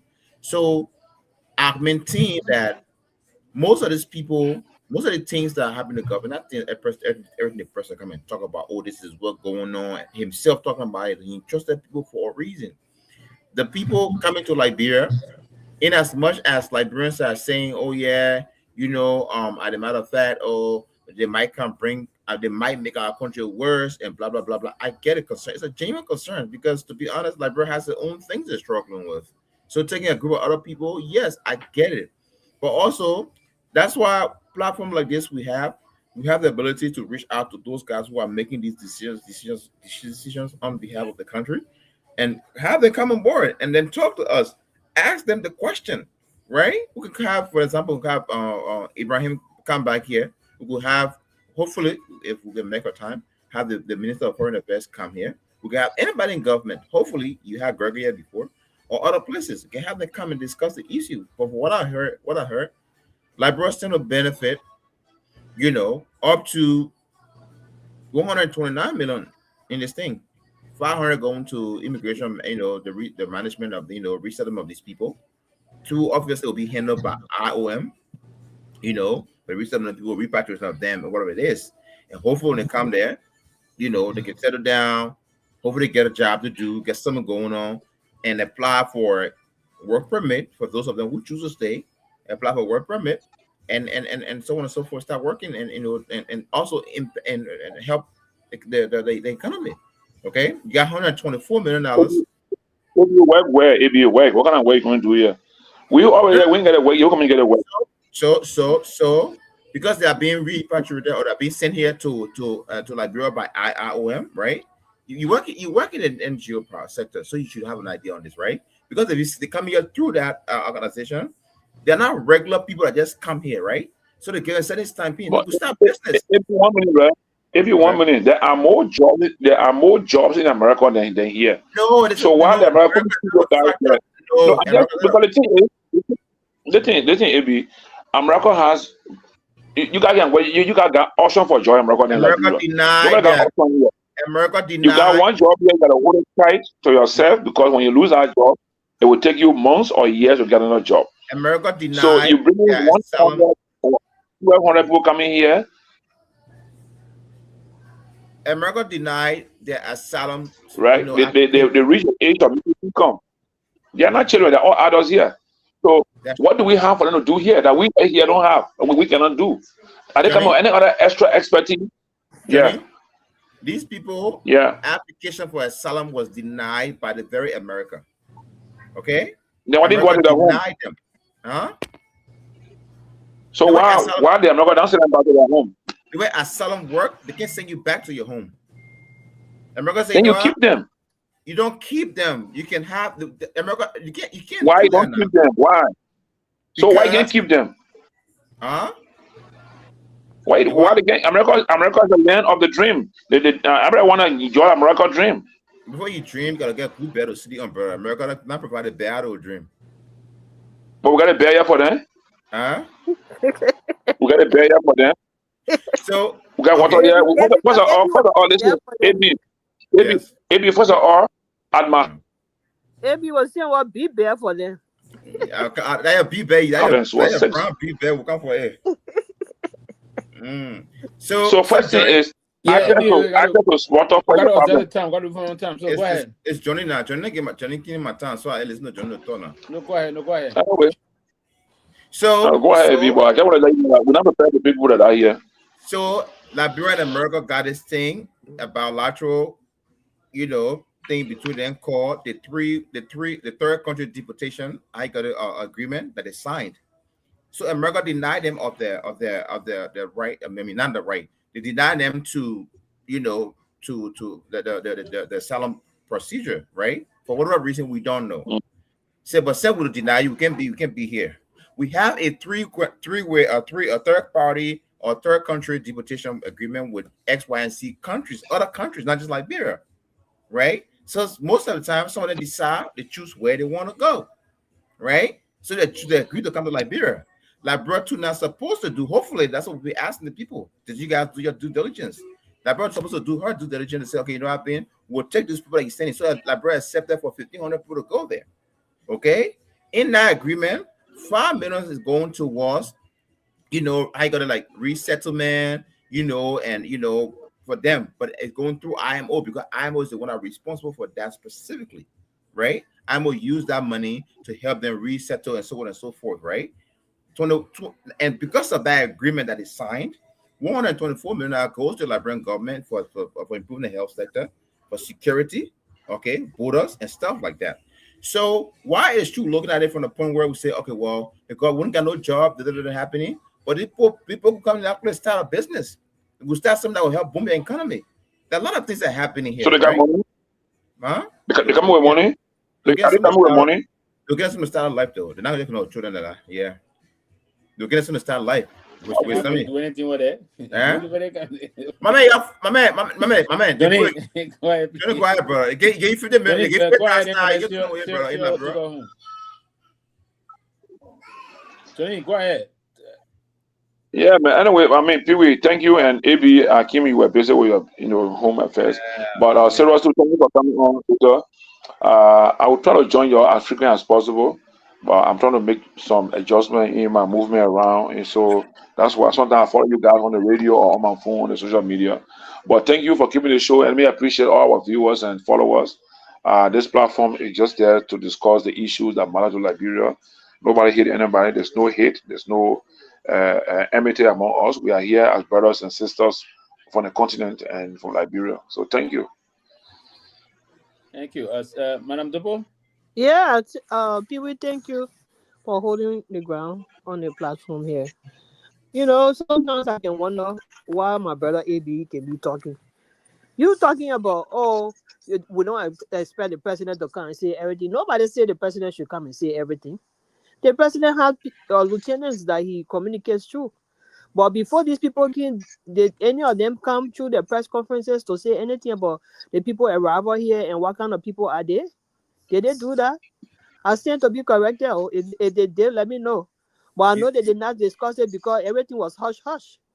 They only, like I said, they were probably interested in the money, which of course the country need money. But at the same time too, you cannot endanger the lives of our people because we need money. So let them make it available by letting the Liberian people know what kind of people these people are and how they're going to, be among. Sarah, I know it's a closing. I'm sorry that I'm interrupting you. I don't know how you came to America, but we Liberians, we have to be very careful when we're discussing people coming to our country for a second chance. We have to be very careful how we throw on that discussion because we are benefiting from that very gesture. And you heard me say that. You heard me say that when I said. I didn't hear you say that. Yes, you did. You heard me say that when I said all of us have benefited from coming to these people's country. They open their doors to us, but they refuse people who have bad criminal background. They will refuse them. They will not allow you in the country if you have those, criminal activities in you. And so we don't know what kind of people these people are. And this is where our government is supposed to do due diligence to let the Liberian people know the status of these people. This is my point. I'm not saying that, it's wrong for them to take them. I'm saying that they should let the Liberian people know what kind of people they are, because at the end of the day, you don't want to be doing good and at the same time endanger the lives of your people. That is my concern. I hope you got that clear. I am not against the asylum taking other people, because I benefited from it too, or other people benefited from it. But at the same time, where we are, these people do not allow criminals in their country. Why should we? That's the point. But the thing is, these guys are not criminals. Let me just Johnson up. Let me come back quick. No, sorry, you can't. The thing you brought me get something quick. You have a few seconds. There's something here. You can record about a year ago, a guy came to seek asylum here from Guinea. Liberian government, they're not granting him asylum. We turn him over there to Guinea, right? Up to now, no one got any. Yeah, I remember that case. Like, I remember that case, Pewee. I mean, Johnny. I right in remember our house or no third party arrangement. So I want to ask a question. Will America also allow Liberia to send people who can have come here for asylum? I don't want to take them and send them to America. Will they allow it to from us, or it will want to receive? But I'm saying, you know that one will not happen. Johnny, let me. If I will answer that for you quickly. So, do you have on the term of agreement that you get engaged into this? Do you have America is okay, no problem. Can you give us for if you send in maybe 10-50%? You have 50 million. Can you give us 50 million every month this time? Yeah, we'll give it. Yeah, we'll give it. Yeah, we'll give it. So Johnny, we'll give it. That analogy, it doesn't hold because it's like you, Johnny, going to somebody that is very rich, and what the person can do to tell you do that, you will not ever tell the person to do that. Okay, so 1 minute now. So the point is, don't tell our guy agreement. Just say America is supposed to tell you America is supposed to give you something, you hold it. Because if you still got an agreement between America and us, then that tells you that the agreement creates a kind of equity or balance between us. But I'm saying if we got an agreement like you said, AB, that we can the third party agreement between us. Okay, we have 5 Guineans or Salonians here that we can keep in our country. We want to send them to America. Maybe we can give our own condition. America has money, so they pay money. Our condition is we can give our own condition to them too. To take the men to put in our country. I hope you understand that Liberia was not coerced to take this agreement. It's an agreement. So whatever in that agreement Liberia accepted it. Now when Liberia wants to do it, America has to accept the agreement too. Exactly. So that doesn't. So can you guys find the agreement for us share with us? The agreement that we got. Let me see it, please. Can somebody share with me, Pewee or AB? Be asking your government. Yeah, be asking government to update you. When they read that, it just. And I believe it's just something. No, but you're the one who's telling me now. You're the one telling me now. So you tell me how to find it now. Okay, who can I call the government? I will put the agreement in the group. How you be asking who you'll find the government? You don't know the foreign ministry. But man, I don't know. I ask you a question. Go to the foreign ministry. They'll get you information. In the group, Johnny. Or you go find the freedom. You can go find the freedom of information. You will not get it, Johnny. Not with your tongue. Go on the Department of State website. But I thank you, AB. Okay, thank you. About going, yeah, thank you. He said we're gonna come later on, so we'll be on the show. Fair foul guy. Now you want to come. That's what I'm waiting for. Let him get closing. But Tomalin, welcome. Probably. Maybe Tomalin is coming another diplomat. I'll be informing about the Ministry of Foreign Affairs now. So you're muted. What? we receive 20 out of the 1,200, we received 20 of them today in the Republic. It's a big news on BBC. It's on Al Jazeera, on Reuters, all those powerful international news networks reporting it. I haven't seen it yet on CNN America. I don't know if it will be CNN Internet. I haven't seen that yet, but all the other news, the West African Democratic Radio, everybody reporting that. So what's your take, Tomalin? Well, when I got that, I think who I saw it from, Sarah first I saw it from. I immediately contacted the foreign ministry and they told me that they were going to get back to me, but because they were busy today. So hopefully I will get an update from them tomorrow, hopefully. But at least we're informed that they were coming. 1,200 were coming, but the first batch came. So my main thing I want to find out was how this agreement, what's the terms of this agreement? What's bringing these people into Liberia, whether they're just there, just coming there, just putting them in there, because it's a process. Where are they being kept right now? They have to get You gotta have to acclimatize them to the Liberian society. Everything gotta go through a process. So all this stuff, and they can't just come and put them in and show them in the streets or in the country just like that, because the people they'll eventually intermingle with people, and who knows, we will get relationship, and we'll start get marriages. They will start having kids, and things will happen. So we expect all these things to happen. So we got to get all these questions. I'm sending the agreement in the chat room right now. And so at least, and then what they don't just send them in Liberia. We gotta get some incentives to process these people in our system. So we gotta ask these questions. So hopefully tomorrow the Foreign Minister will give us some update on it. But I know the chairman wanted to break his silence. That's one of the reasons, but I know I'm still trying to get in touch with him. The chairman said he wanted to break his silence, but I don't know. I'm still trying to get in touch with him. But I'm gonna break it. But you're supposed to. But I don't know. I'm still trying to reach him if he's not sleeping now. But you wanted to break his silence. But I can break it. I mean, break it. Silence on what? You don't hear from the side. You don't hear from the morning set, or you don't break it. And nothing. The memory that you know. Don't okay, all right. Wait, silence on what now? Silence on what? On the 6th, everything I've been going in the country. Yeah. I just sent the agreement in the chat room. The agreement between. Yeah, sorry. Let me just also say that the home that the managing director of MPA, one of the homes was closed today by the state of Minnesota. They closed the home down to one of the homes. Oh, for real? Was shut down today. Yes, I think in the chat room. I didn't see that.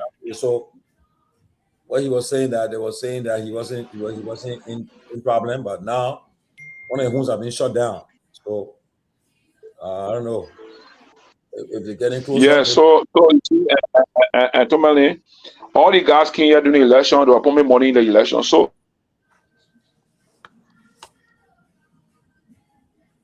money on party. So that's why today I was advising my guys. I said, don't let me tell you, I was supposed to party with money. You win election. Know the person in background. Don't take the money for anybody. So all the guys came. Tomalin, you guys know. Pewee, you guys know. This young man came with huge money and spend on UP here. You know what I'm saying? Who I mean, had the same place. You think Jamie get on with that thing? All the people Jamie not close all of that. When they got back, if they got continue to get JMB hard time every day here in the news, Jamie will close them in too. Who man? They Sekou Double guy. But no, but Sekou Double, you see, and that's the issue about JMB, right? JMB is a very slow. These are the leaders. He causes problems sometimes in places. He's slow. JMB now. The Minnesota Health Services Division shut all of their businesses down already. Today, they shut they shut it down. They revoked the license. They stopped all payments. The first thing JMB should have done, immediate suspension or dismissing. But how will happen? And if this not you're gonna say, oh, gotta wait, that the man first. That's what you're waiting for. Then it will bring some issue on you. You need to see the signal and take some actions here. This man institution have been. There's this issue going on. JMB can be too slow sometimes. Leader, when you order slow, it's not a good thing. So Pewee, Pewee, I want to ask a question to you, right? Those that are committing crime or committed crime in the U.S. and use the benefit of the crime to support political parties here, what become of that political party or that individual? No, but again, first and foremost, the political party will say the end of the Kazakh party say there. But the other thing about that,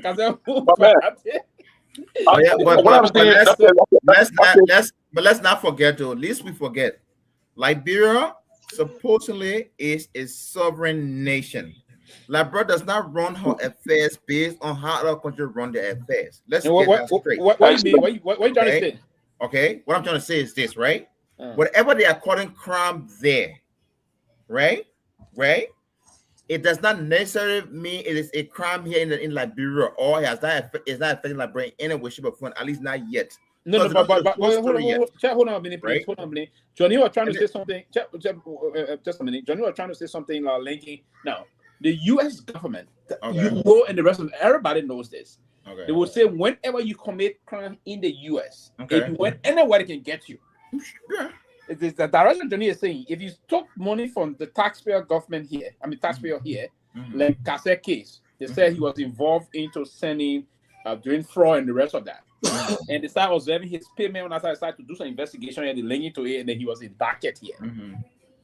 Johnny is saying if the person did that, the proceed from that, of course, if there is established the proceed from that, the US government can retrieve it. And that's one of the reasons that they'll say if you commit a crime there, not only a crime here if you did, but they say if you use the US dollar wrongfully, they can prosecute you for that. True. Anywhere in the world. So that's what Johnny trying to say. That what I want you to say. It's not about sovereignty. They are not saying that there is not a sovereign state. No, somebody. I think you said. I think you or Johnny said. But now, Joseph had dismissed this man. One of you said that just now, right? Oh yeah. No, okay. Let me say that before you continue. What I was trying to say is the moral aspect of it. Someone is playing your government, Ture. Moral. Let me say this: the person is alleged to have gotten involved in other fraudulent activities in another country. Can we agree that morality is not a universal language? No. The first and foremost thing, the person is allegedly involved in criminality. Okay, my point is that morality is not a universal language, though. It's not an issue. One second. The Minnesota Health Division revoked everything. You just indicated here that on the issue of the deportation or the third-party asylum, that America, even though it's an agreement maybe between America, but this situation, right? So America is a great country. We all agree it's a great country, right?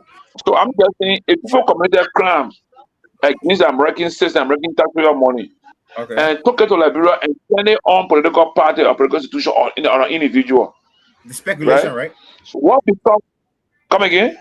We speculating at this point right now, yeah? Yes, right? So what becomes of that point?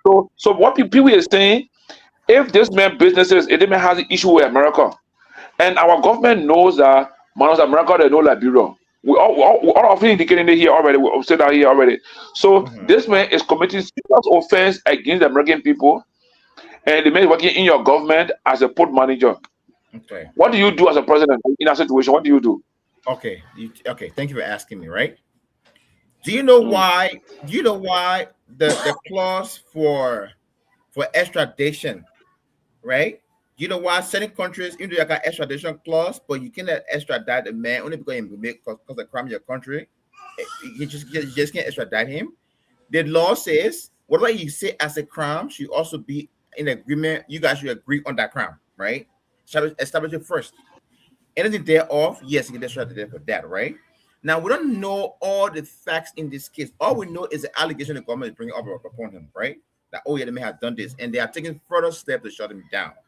That is not sufficient for a sovereign nation to make a decision wholly and solely because of what they're doing there, unless it is a rating communication sent to them, right? Number one, this man this kind of crime. Man, so you was saying they not enough? No, it's not. No. No. Remember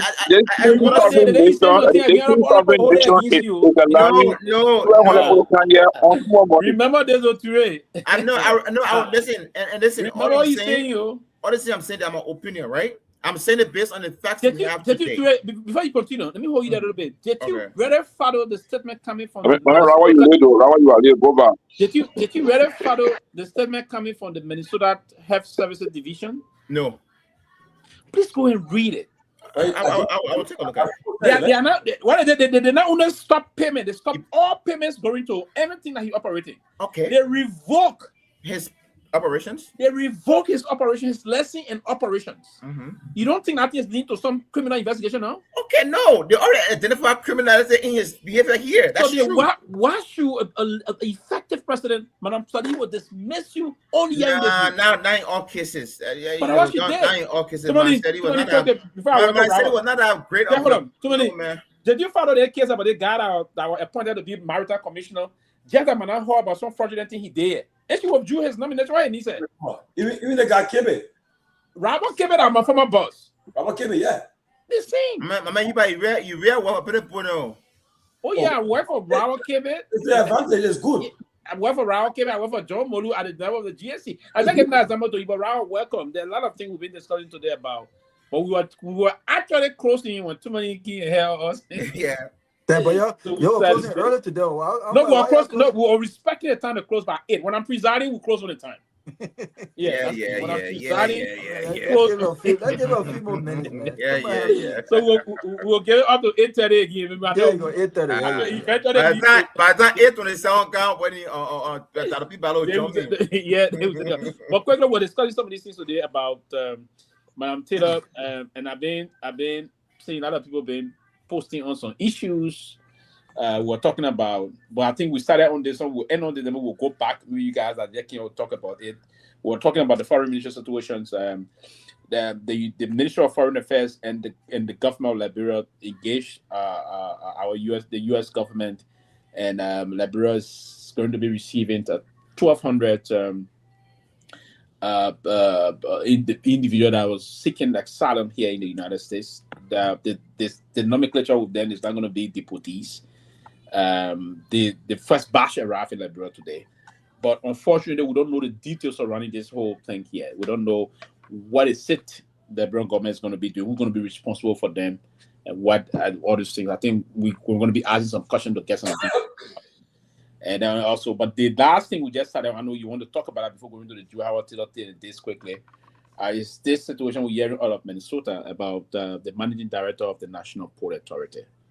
That there's some decision. So we just want to get your take on that. So if you can take the next 3 minutes or so. Yeah. To just definitely. And if I go over 3 minutes, please stop me. Yes. But quickly, with regards to the NPA managing director, listen. I heard my dear friend Pewee say, well, Ellen Johnson-Sirleaf wasn't that good. And by the way, I think we're on the same page with that. I'm not a fan of Ellen Johnson-Sirleaf. And so I'm not a fan. But I will say though that she was very, in some cases, in some instances, she was very direct and proactive in certain decisions that she made. Ellen Johnson-Sirleaf was loved by the international community, and so they didn't see a lot of things that they saw in during the administration of George Weah, for instance, or any other administration. I think there was a special relationship there, but it is clear that she made certain proactive decisions that would not have distracted from what she intended to achieve.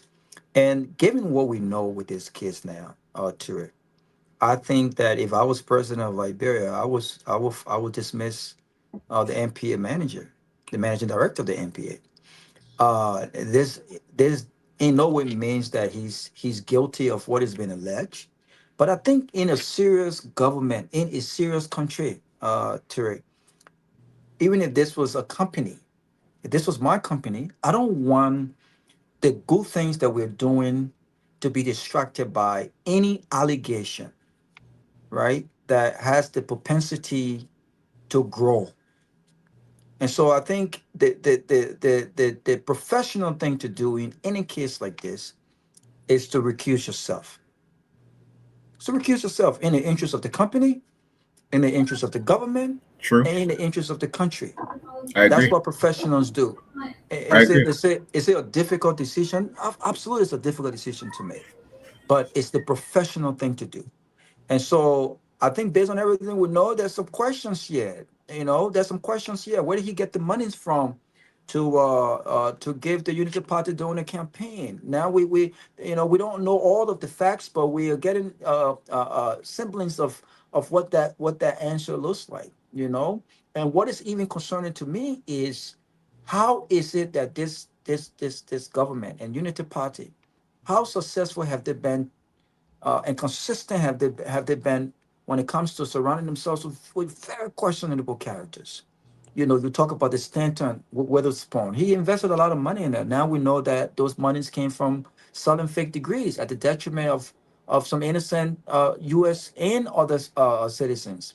The Panto, who is now in Japan, he was another huge contributor of the Unity Party campaign. He's in Japan. He's been there for over 2 years now on scam allegations. And now we're talking about the managing director of the NPA. So listen, he has the right to clear his name. I think he needs to focus on that and allow someone else to come in to continue the good work he's done at the NPA and not allow this to distract from that. Secondly, what was the second piece, Sylvester? About what was the second piece? I'm done with the NPA now. The second one was about The deportees, the returnees. Okay, Not deportees. I mean, the guys. Okay, they're asylum asylum seeker. They're asylum seeker. Listen, I still don't think this is a good idea, and it's not because I'm against having refugees or people who cannot return to their country come to Liberia. It's just because we're not in a space to accommodate these people, Sylvester. I continue to say, and I will consistently say, a country who struggles to provide for its own citizens the basic necessities of life, right? Cannot be accepting asylum seekers. I mean, we're talking about clean drinking water. We can barely provide clean drinking water for our people. We can barely provide good health care, affordable health care. The private sector remains dysfunctioning. There are no jobs for our own people. They are struggling. Our moms and pop shops, those mothers who are doing widow market and whatever they're doing legally to send their kids to school, we don't even have a system for them to go to the bank to get loans to expand their businesses and do well. We don't. We still have security issues. Look at the border. The border, how long have those guys been at the border? And how long have we been talking about this? What has been achieved? So the peace and security of Liberia remains fragile on grounds that a lot of ex-combatants have not been rehabilitated. They have not been given opportunities to become productive citizens in the country. Anything pop off right now? Anything pop off? It's easy for the guys to go back in the bushes. So with all of what we are dealing with, all of our challenges, I think a responsible government look in the faces of our partners and say, listen, in as much as we would love to accommodate these people, I think we need some time. I think we need to do our own due diligence. We need to do our own homework here. We need to make sure that when these people come to Liberia, whatever funding you give us, these people cannot come to Liberia and live better lives than Liberians only because they have been supported by the US. And I'll close on this note. My major concern is if these people cannot be accommodated in America for whatever reason, why should they be accommodated in Liberia? Why? And so that's my concern. That is my concern. I don't think we are in the place at this moment.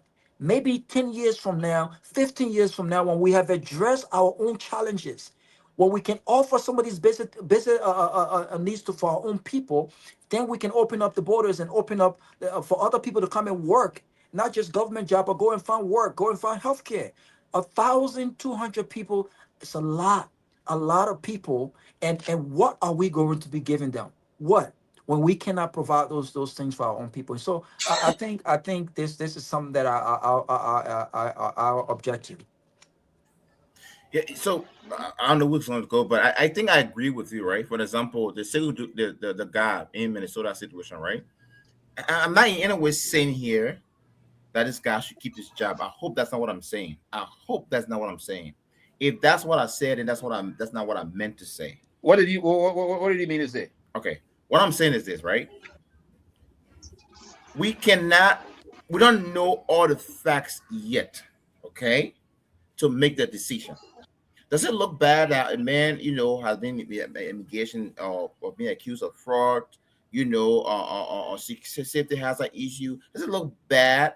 Yes, it looks bad. But that doesn't necessarily mean that as the American move, then the government should just move.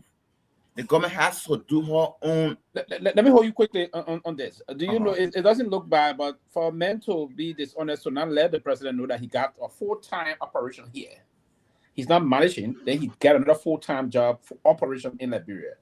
That's not enough alone for a president to move to dismiss you. So you run a company that requires your full-time person You getting money and all That's those not things. so, but And that's not and you just a have because another political operation. so they are putting America that do 2 jobs, right? No, that's not the case. Okay, Doing 2 jobs. No. Doing 2 jobs. Okay. Those that are doing 2 jobs, they clock into their first job and clock out. Right.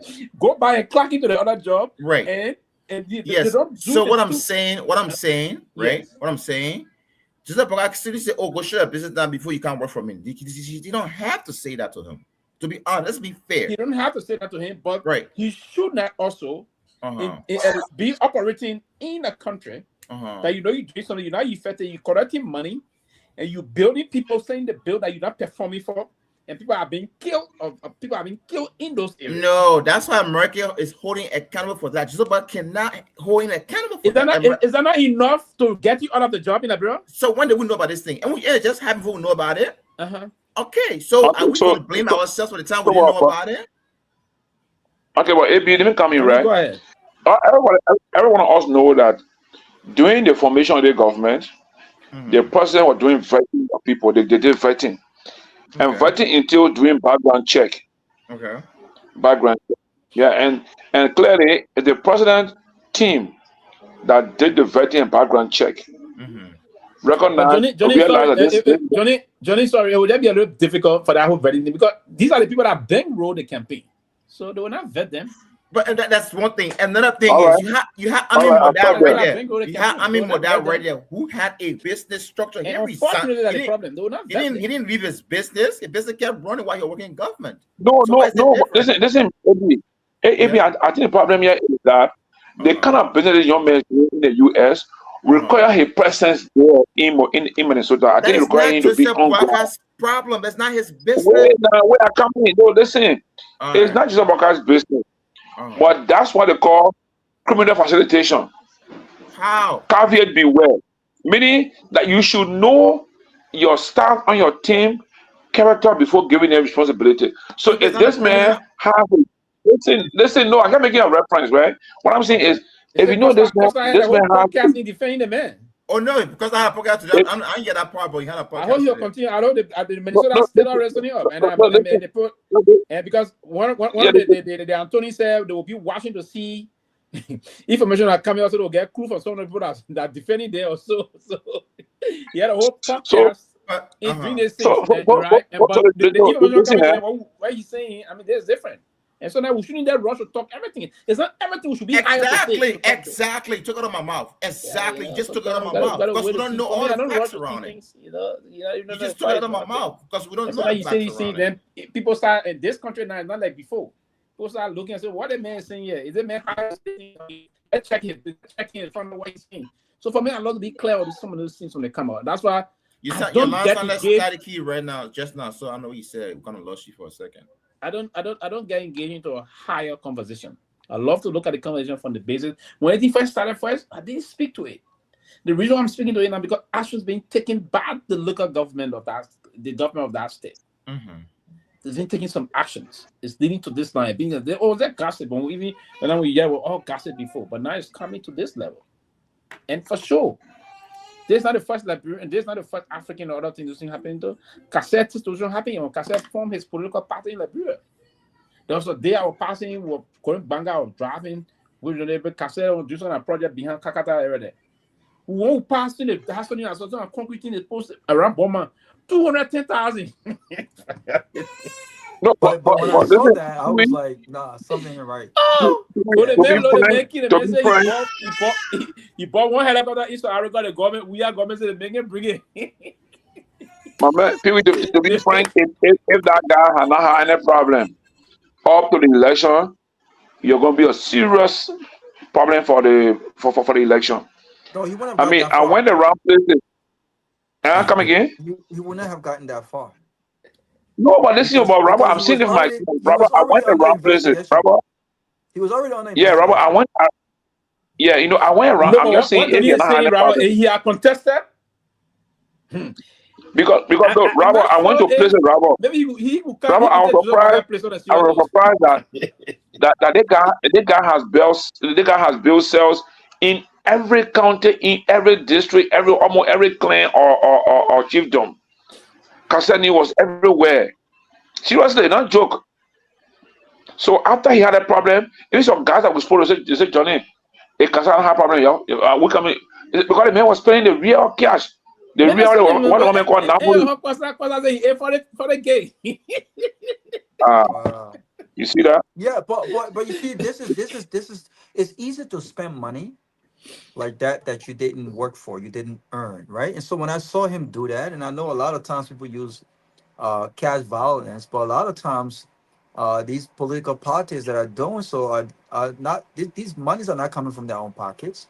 Yeah, they're using either the state funding or no, the fundings that are money was some of questionable. it. I mean, the man went, so I was going to buy a helicopter from there. And so you know, I knew, coastal buses. Big coastal buses. I knew the man brother. We came from Atlanta, and his brother. I had a conversation with his brother about this whole thing, and even his brother was kind of shocked, right? But what shocked me the most is that if you knew what you were doing, and I think sometimes it is greed, because when you do these things one or two times and you feel like you're not caught, it gives you the ammunition to just keep doing it, right? And I think that's what happened. But the fact that he went to Liberia and was just splashing monies, And Raul, not continue. Part of the reason why they got him. Now, maybe he would have still been around to this time. Yes. If he had not been spending the money loosely. Low key. Yeah. But he was spending the money, and this was not the first trip he made to Atlanta. He may live in Atlanta yet. He was spending, his wife lives here.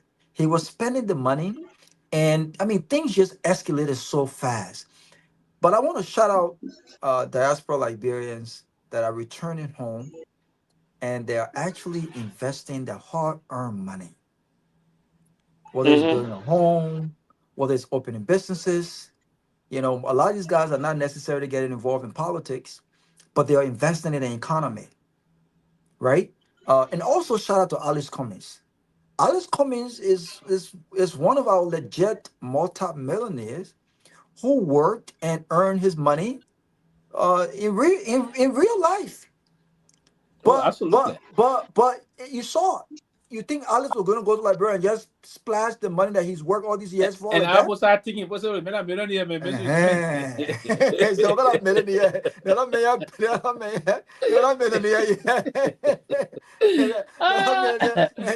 then when Cassell went to Liberia, he started splashing his own money. Wait a minute. And it's now making Cassell increasingly popular. And I said it one other time on one of the show. I told the guy said, "Oh man, you want to go Cassell with now?" Man, man said, "Yes, system is saying kind of about the man." And I said it for a minute, got fed.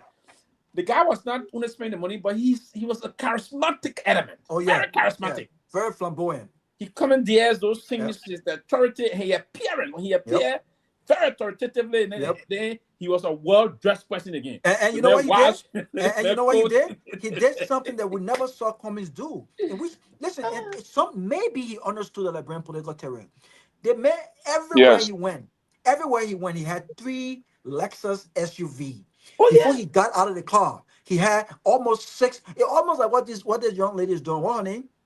Dr. Vicky. Dr. Right? Vicky? He had these big dudes opening vehicles for him. He was walking in the middle of them. He was a very flamboyant guy. So he appeared to be presidential. Yeah, he appeared. He was very presidential. Yeah, he appeared to have a lot of money. He spoke about the fact that, listen, I don't want to become president because I want to get rich. I'm already rich. People bought into that, right? Then he started playing the Tottenham style of politics. I can remember one day, he met one little girl. The guy said, "Oh, I don't get my school fee." So he told the guy, "Say if I take care of your school fee, you make sure you go to school and come back and do something for this country." They told him having a conversation. Hey, thanks, beyond the thanks. I will take care of the school fees, but can you promise that you come by and be nice of this country? Because people like you, when I'm president, I want to see people like you have this country. That was very appealing. Listen, if I got 11 in a race, you are going to go in round or Georgia or Barker, one of them. Trust me. Yeah. I'm telling you, the guy had really built himself across the. The man knew how to do it, and that's one of the reasons why they put side on you. Because when I look, they cost up positive when they were going one time and they brought 3 of them. Then you see My the man, party to here be put frank, up. Like, you see people even going there. doing my competition No, that's why in he was Lofa saying when he 22. said he really wanted to be president, and I thought he was close to it. If Kasa was not going to win the elections, he was going to be in the race to stay up to this time. I'm He would telling be the you, next in line to be yeah, my president. team, Johnny, He'll I be the think next you, in line. Johnny, So, I think you're going in and out. yeah, unfortunately for him. to the man, Boom. when you finish that, But meanwhile, tonight, Madam, I rather spend the guy have grip of young people. Even in the very high schools in the country, very high school, community colleges, he was there. But I mean, the team brought him that. So I mean, he brought blessing to UP and CDC. Yeah, 20. You were saying something. Meanwhile, the former VP, she's staying in the hospital tonight. As my last information we got, she's in the hospital. Let's keep on our thoughts and prayers. Do we know what is happening to her? What's the reason of the hospitalization? Well, I think she had some medical emergency that took her to the hospital today. So It's been reported on the pages of some Dahn, DC, and the rest of that. I don't know because some of the I know you saw some of this something up. One of our former panelists used to be here saying that it is reported that something strange was injected in the former vice president. Is that what you're hearing from family sources, testimony? Well,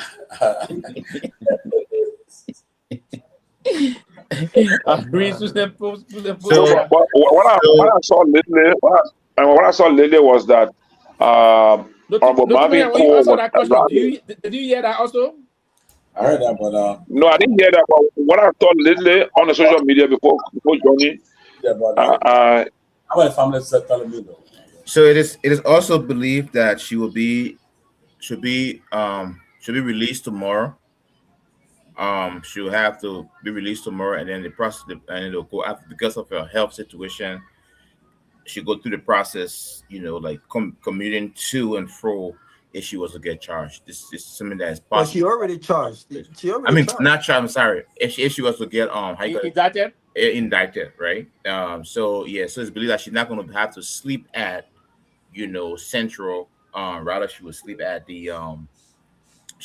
her house, or while she commute back and forth. So there will be some compassionate ground. Yeah, based off her status. We're talking about the former vice president of the Republic of Liberia. Okay. I'm not a fan of Joel Howard Taylor. Yeah. But that woman, she's a former first lady. Okay. Former senior senator of Bon County. Former vice president of the Republic of Liberia. Let me help you get another one. Former deputy national bank governor. Thank you. I think that the position she holds in the public space requires some level of professionalism. Again, listen, we all would never be equal in society. There will be poor folks, there will be rich folks. There will be folks who think they have money, but somebody else have deeper pockets. We never will be equal. And so I think that part of the reason why I think was what I heard is happening. What happened yesterday should not have happened. Even if she wasn't aware that there was an investigation going on and they attempted to, they would have, sent an invitation to invite her and she was on her way to the airport. All they could have done was just stop her from going at the airport. Communicate with airport authorities. Tell them, listen, for some security reason, the vice president cannot leave the country. She reports back to the house, get her lawyer, send the invitation over to the house, and invite her over. I don't understand why they had to intercept her vehicle the way they did yesterday. I mean, if you listen to her in the car with the audio that has been released, she was very frightened. And this is someone. That's what I was telling my brother. And this is someone with existing health issues, right? And I'm sure she was also very shocked given who she is. Just because no one's saying she's above the law, but there's certain way you go about treating certain people in the community. This person has just been accused. They're not a criminal. They still have to have that day in court. So why don't you treat them with some level of I think somebody interrupted. I wish you were here from the just came out. I still maintain, and it's true. She's somebody who held that position, and you gotta respect the office. Not necessarily if you don't respect her, yes, you gotta respect that office or those offices she has held. You know, and I get that argument. I think it makes a lot of sense. But at the same time, while we are in empathy with her as to how as to what we saw before everything escalated, I want to believe that the engagement escalated. Police just go to, oh, you're not going nowhere, and they're giving her status. The government respects this woman. Let's be fair. If the government want to be one of the marginalized, they could have taken her EPS from her. But they took it from her already. I said, Dan, no. If they wanted to respect her, they wouldn't have done it when they did it. Okay, fine. But then I would. All they don't contact her EPS details. Say, tell your principal, your VIP, we want to see her. That's all. Simple as that. Right. But again. Let me also say this too. Maybe do this one. Do you know the woman also received what they call? My understanding is that whenever she's traveling, she always requests what they call note verbal. So if you go to a particular country, the former vice president is traveling to your country. So at least they gave her all courtesy and whatever respect they gave her. Okay. She requested it too. I think she was granted it. So the government was aware that she was traveling and everything. So I don't think. So would I even told us, look, tell her details, look, want to see your principal, and she will not refuse. She was going to go there, but to go and block her on the way that she's running. Look, they send in Nigeria to the former president Taylor. They say as he was escaping, but Obama do the man wasn't escaping, but he tried to prove to the world that he was escaping. The Taylor was escaping. Taylor would not tell the boss, okay, when the story say he must stop, you're not return, you're not go back to Abuja. He wouldn't have. So Sylvester made the same. It's not good. Let's be honest. Sylvester made the same point here you're making right now, right? So my point I'm trying to make is this, and I'm not a fan of Joao Taylor. People that know me personally know that I don't care about Joao Taylor. I don't care about, for example, President Taylor, the Prince Johnson, the likes of all of them. I don't care about them. I'm very worried with them, right? However, though, as you what she did what she did you? I just feel like I just don't care about anything associated with the name Taylor. What's spent that close? So that's a collective guilt, collective. They don't care about you either. No, I have the right to like what I want to like. Do I? Because they said the woman did something, but what she did you? So no, this I don't want to. But my claim I want to make, I don't want to make it in demonizing her, right? I have a reason for not doing that, and I'm not going to say it here tonight. Another time will come. I will tell you exactly why, right? I'm not going. She didn't direct any war. That's fine. That's fine. But my point I'm making is this: we shouldn't make it seem like the police just went there and just started doing stuff. It's wrong. I don't believe that. You say wrong? I don't believe. If any rational person looking at that video would know that that thing escalated. Yeah, because the way we say who escalated it? Hold on now. You're with now. That whole thing escalated, right? So at the end of the day, we have to be sincere to ourselves. Well, the one we say, Sarah, you want to sing? Sarah, I don't join choir before. You want to sing? I can sing, man. You want to No, not choir thing. Answer the question you said. But Sarah, we can't talk together now. You interrupting me. I can't talk. Sarah, you want to talk? You want to talk? Can't talk, man. Asking you question to see where you can interrupt other people. I can interrupt too. No, but I really don't interrupt you though. Yes, you do interrupt others. I have a right to interrupt you as well. Okay, so let's go to that. Going forward tonight. Let me finish my thought. Okay.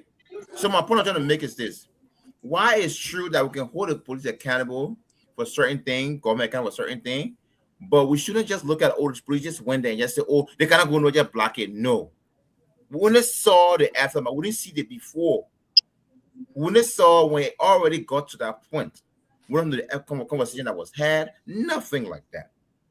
So when we're doing this thing, let's cut these police on slack in trying to understand what may have happened. Now, somebody will say, oh, because of our status, we won't care what may have happened. What happened, it was wrong. Fine. That's your argument. The last time I checked, Liberia is supposed to be a democratic state. In a democracy, everybody got a views or entitled to their views and stuff like that. I'm not going to prosecute nobody else for their view. But please don't prosecute me for my view. I feel like it escalated, and we don't know what happened before it got into that point. Yeah, but it shouldn't have even happened. The point that I was making before I went off is that the former vice president, what we do know for a fact is that she was en route to the airport.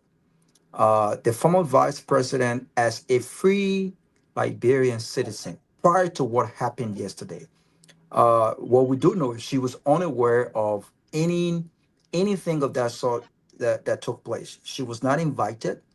In fact, sources at the Liberian National Police have said that there have been ongoing investigation, and there was some kind of intention that they would have eventually sent an invitation. Invitation was not sent. They got briefing that the former VP was on her way out of the country. She has the right to fly out of the country, just like any other Liberian citizen, right? So until yesterday, the police did not invite her. If the police had invited her for questioning, she wouldn't have made arrangements to go to where she was headed. So the point that I'm making is, even if one officer respectfully went and said, Madam VP, you can't leave the country. You are being invited to the police headquarters. I still think the approach was wrong, because while she was on her way to the airport as a free Liberian citizen, her convoy was intercepted by armed police officers. Imagine, Ture, even if you've been accused of a crime, you're on your way to the airport. You've already arranged your trip. You've been invited. I heard that she was on her way to an invited event where she was supposed to go and speak women's conference with the former speaker. So if she already made arrangements, she was on her way to the airport, and you got news that she was headed out the country, you could have called the airport authorities and tell them that unfortunately the VP is not allowed to leave the country.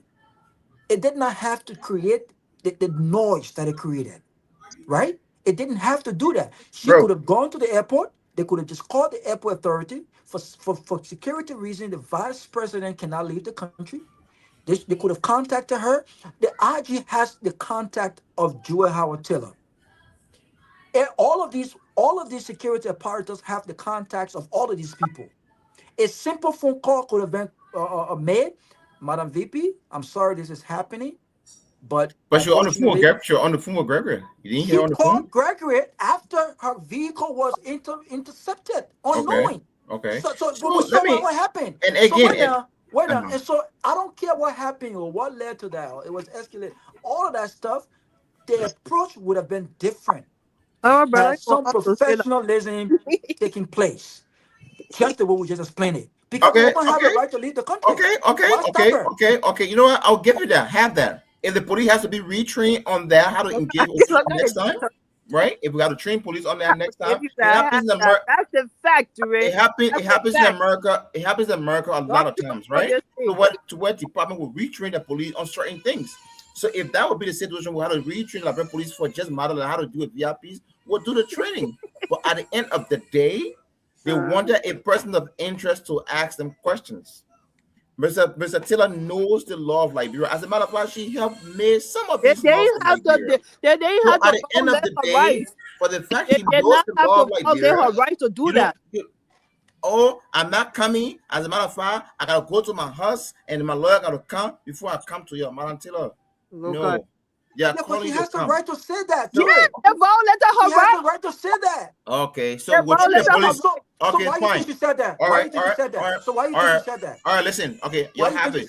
You guys have it. You guys. No, right? I think she said that because at that point, based on the approach and what had happened, Robert.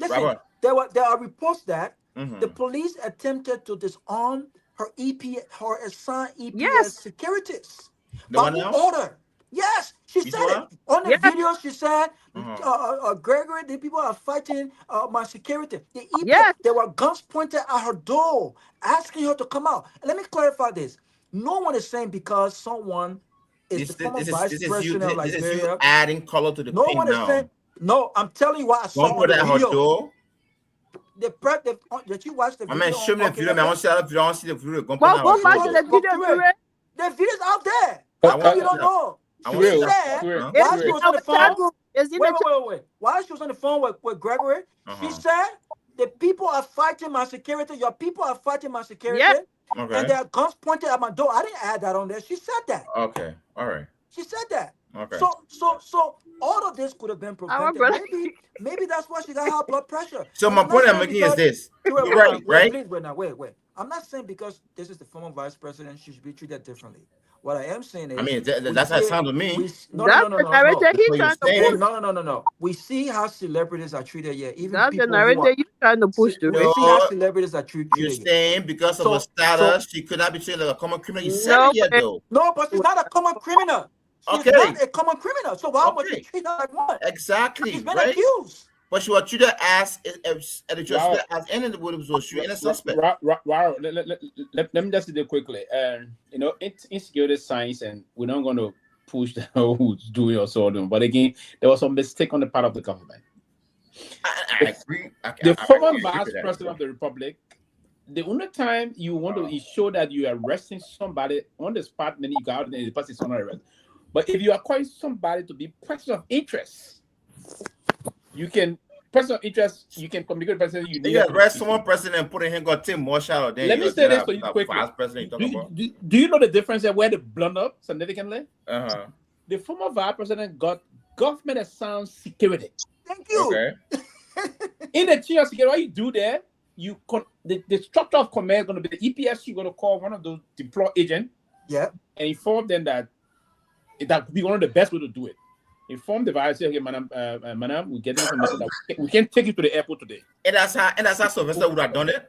No, that's the routine. It's a standard. Oh, okay. It's not me doing it. Today, I'm telling you, the brother can't agree to anything. That would have been the best way to do it. The security going to tell us, madam, My man, we'll reach the police. Yeah. Well, that's a better learner. That's a better learner. Please call your lawyer to find out something. The security would have told her that. We'll reach Because the that's police. why, if she didn't have government security, it's different. But she got government security. Then what were you want to create the same? Then other security. That's true. You're right. The You're right. EPA didn't even know about that. We're reaching the police. Next time we'll do better. But We're reaching the even police. if you have regular police, what Look I'm at saying him is, talking that. what I'm saying is, if you're only inviting, you know what? Now, based on what we know now, that was not just an invitation for questioning, because 30 minutes later, they were reading the charge sheet. Yes. So, It was not so 30 minutes, this was stop. not It a was not normal. 30 minutes. It So, was not 30 minutes. if It was they not 30 minutes. attempted, so if the goal was to read charge sheet the same day, then the invitation for questioning should have been sent maybe 2 or 3 days prior. No, I thought lawyers 2 or 3 wanted days room. prior. They asked a couple of questions. Or they tell you now, you have to say you are under arrest. They may not was just after the optics. That all they were asking. Listen, probably the optics. I agree with that. listen, there's video, there's exchange that I heard. I think this is part of the government evidence. First of all, listen, Tomalin, I continue to tell you, that's the reason why when I'm in Liberia and I'm in certain rooms, I stay away from certain people, Johnny. I have been in rooms with Shaq. What's his name? Sheikh. And there are people in my circle that we've been in rooms, but you know what I don't do? I don't care about people like that. I don't care to shake his hands. I don't care to break glass with them. I stay in my corner. I have the same approach for criminals. People that, when you see a man riding private jet, and this guy has not had a job, I don't know for how long, and he's moving around Dubai and all places with jeweler on, then you know something ain't right. Oh, so when the police, then you know something ain't right. When the innocent boss said that, you're saying that you know something ain't right. you're impeding free speech, but now you're making sense to you now. I'm telling you my own approach. No, why you like that, my brother? Why you like that? No, sorry, Robert. But this is my own. I'm telling you my own. Were you on the show the other day when even Sylvester said you cannot say, "Oh, God, me right driving because I don't do the sister income." That means you keep something down. No. That was different. No. Oh, okay. That was different. The police are saying if you see someone driving nice car, we should. No, that's not our job. What I'm telling you is there are certain people who like to fit in certain standards of life. They won't be in picture with people they perceive to be rich. That's true. They don't understand the lifestyle or how they're funding that lifestyle. My lifestyle and my tendency is hard work. So if I want to fly private jet, then I need to work. Maybe in the next 15 years, you'll see me flying private jet. Then I'll be a multi-millionaire now, right? So when you see me flying private jet, there's no question about where I got my money from. Even the multi-millionaire. When's the last time you saw Alex come and fly in private jet? What I'm saying to you is when you see a young man like that live in Maryland, going back and forth to Liberia, opening all these different businesses, transporting all these different cars, and you can't find out when was his last job in the last 5-6 years, there's question, right? So I've never met him. I've seen him in rooms, never shook his hand, never cared to meet him.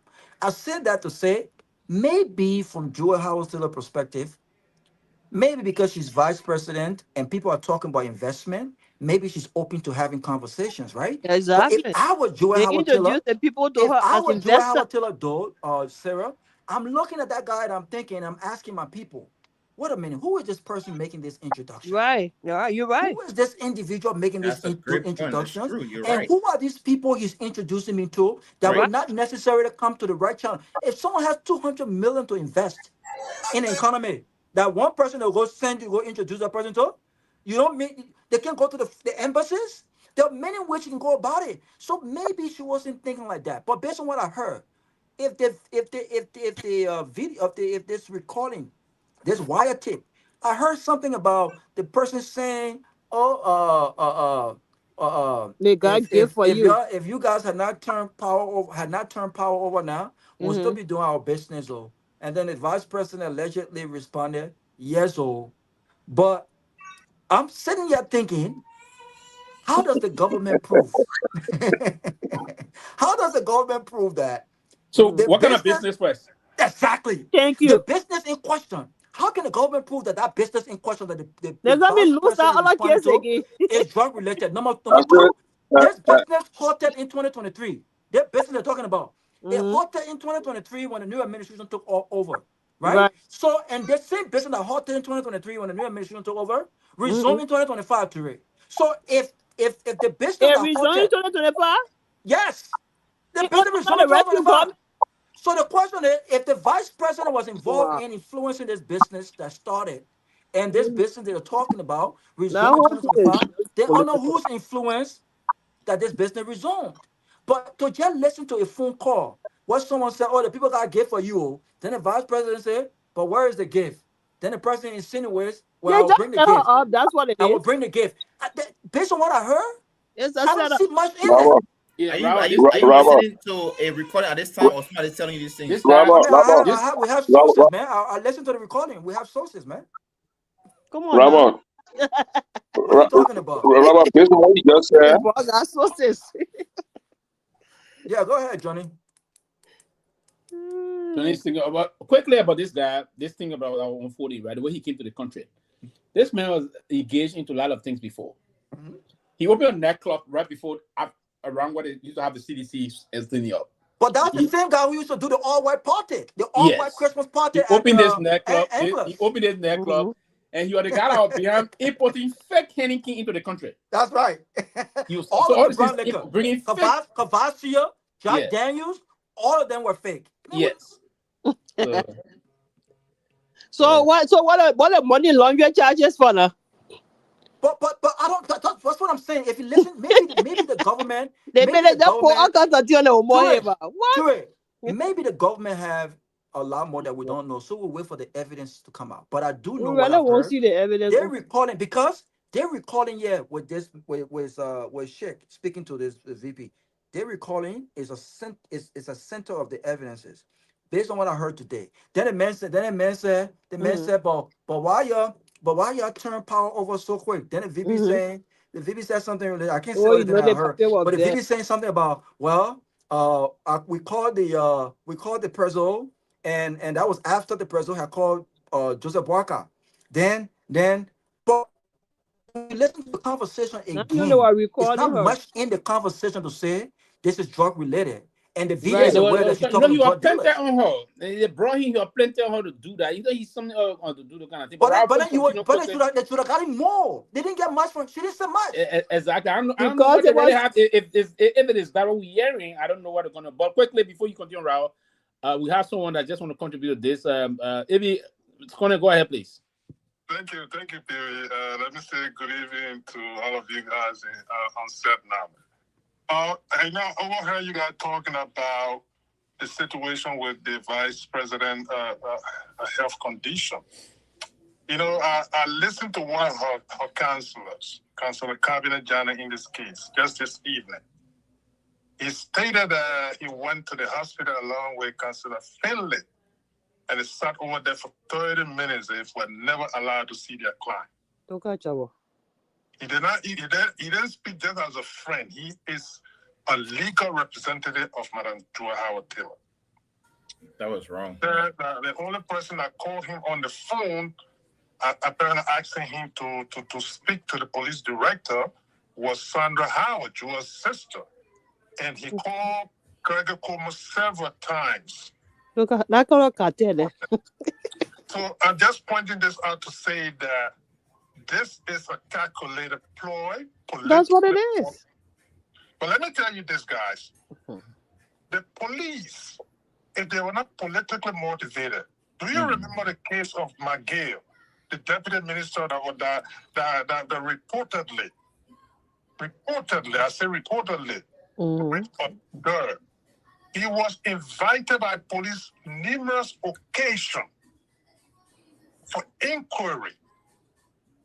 In this case, you have a former first lady, a former central bank, national bank governor, a former senator, a former vice president of a nation that have lived pretty consistently for over 30 years in the nation now, or almost 30 years, that could not even be invited or extended an invitation. And not only that, Councilor Janis stated that there were no formal arrest warrant issued out for her. That's right. He stated that he did not mince his words on it. So those are things that I just wanted to point out that people should look at and understand, read between the lines. Not only that, a lot of the current suspects of the drug situation in our country, they were formally invited for inquiry. In this case, Peter King was not just randomly arrested. They called him in several times for inquiries. Why humiliate and disrespect this lady? But you know, last time I close on this, Pewee, one of the talking heads of the Unity Party, in this case, Fatiga, put out a scenario today that in fact, this thing was calculated by the very opposition, in this case, people in the CDC, to make sure that this woman is not a running mate to Georgia. That's why they set her up. But then my question to him is that if this is the case, why would a government collude with such people, group of people in the CDC or the opposition, to undermine that you cannot prove in court? I can tell you this: even if Joa is convicted, she will still get the support of the opposition, because it's a ploy to put charges on people. Because let's say when somebody gets destroyed politically, they will not contest. It's a false equivalent and a false fallacy that will not suffice in the face of what's unfolding. Our country is writing now that their daughter have been humiliated and disgraced. Yep. And this is a country that Baka have never won, and he will not win. Even it's a ploy to put bogus charges on people, to defame them, so at the end of the day, oh, when they get charges, he can't contest. Mr. Trump is president in this place. He was charged. He was convicted. Yeah. 2 counts, if I'm not mistaken.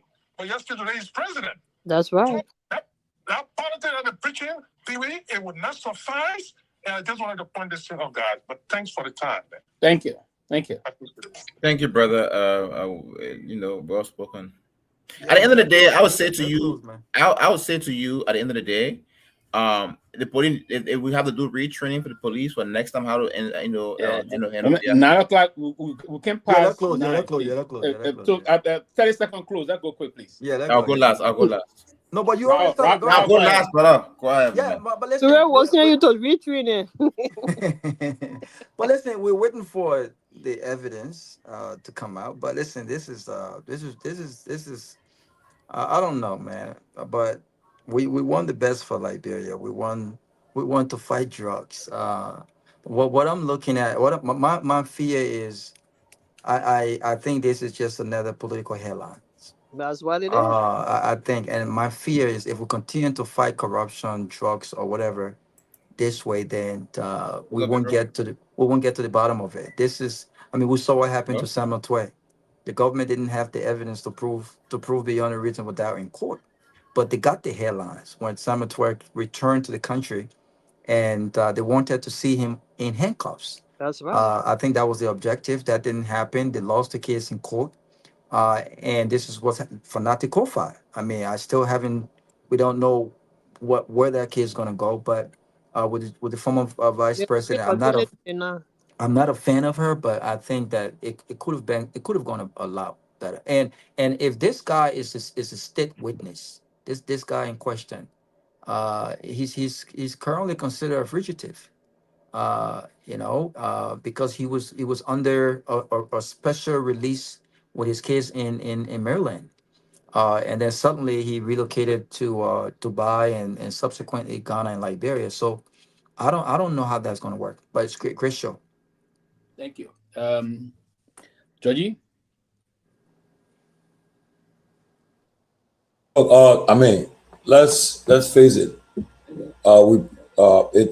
It took ECOWAS leaders to get involved in the last 48 hours into this whole thing, making calls and so forth. Even the former president, everybody had to get involved. And I know we said we agree no one's above the law, but look, Western politics and African politics, African situations different from Western situations. Former leaders, and to see this somebody who was the former first leader of a country, former senator, former vice president, and that she had met world leaders and African leaders mostly too. They definitely had to get involved. And these are all on the international wire. They got involved. And the former president had to even make a forceful statement that he was uncomfortable with what's happening. And the main opposition party had to meet and make some strong statement about the former vice tenor. But all in all, what I want to say, I said to somebody this evening, what happened to former vice president Taylor yesterday is a precedent. Tomorrow, if another government is in power, and mind you now, there are special projects and programs that are sending officials, like in our country, the first leader of Liberia is in charge of the Garguah 77 program. They are sending projects is under the vice president that the first lady handles. Just can you please hold your thought? Somebody want to say something real quick. Okay. Yeah, go ahead, Mr. Nagbe. Am I go? All right, thank you. Hey guys, great show. So I called on my brother AB's phone. Oh, not yet. Yeah, you on? Yeah, you're him, right? Yes. Okay. Yeah. Can you guys hear me? Yeah, they hear him. Yes. Okay, so I called on AB's phone just to disagree with him on his own phone. Oh my God. That's a good one. Listen, this is bad. The former vice president is a VIP, and there is a certain courtesy that courted that office. And so I agree with Sylvester on that. Talk quick, Mr. Nagbe. On the last caller's point, look, he's right. Paul King was taken in. He went in on his own. Biago, with all of the evidence for which he was suspended, he recused himself. Mm-hmm. Can you imagine? We don't even know where he is. I mean, we can go on and go on and go on. Now, you guys just indicated the council of Kabina General went to see him. He was denied access. How is that? How does that make sense for anybody? But great show, guys. Thank you very much. I'm sorry I can't be with you. Hope to be with you tomorrow. Baby, thank you very much. You'll pay for this, man. You'll pay for this. Yeah, so look, and with all these interventions taking place, it just found that the government they have to listen to some people for some reason. And tomorrow, if NN, former first lady, NN, whether you former first lady, former vice president, former pro tem, former speaker, if you're wherever the situation is, what happened yesterday there's a precedent have been set. Oh.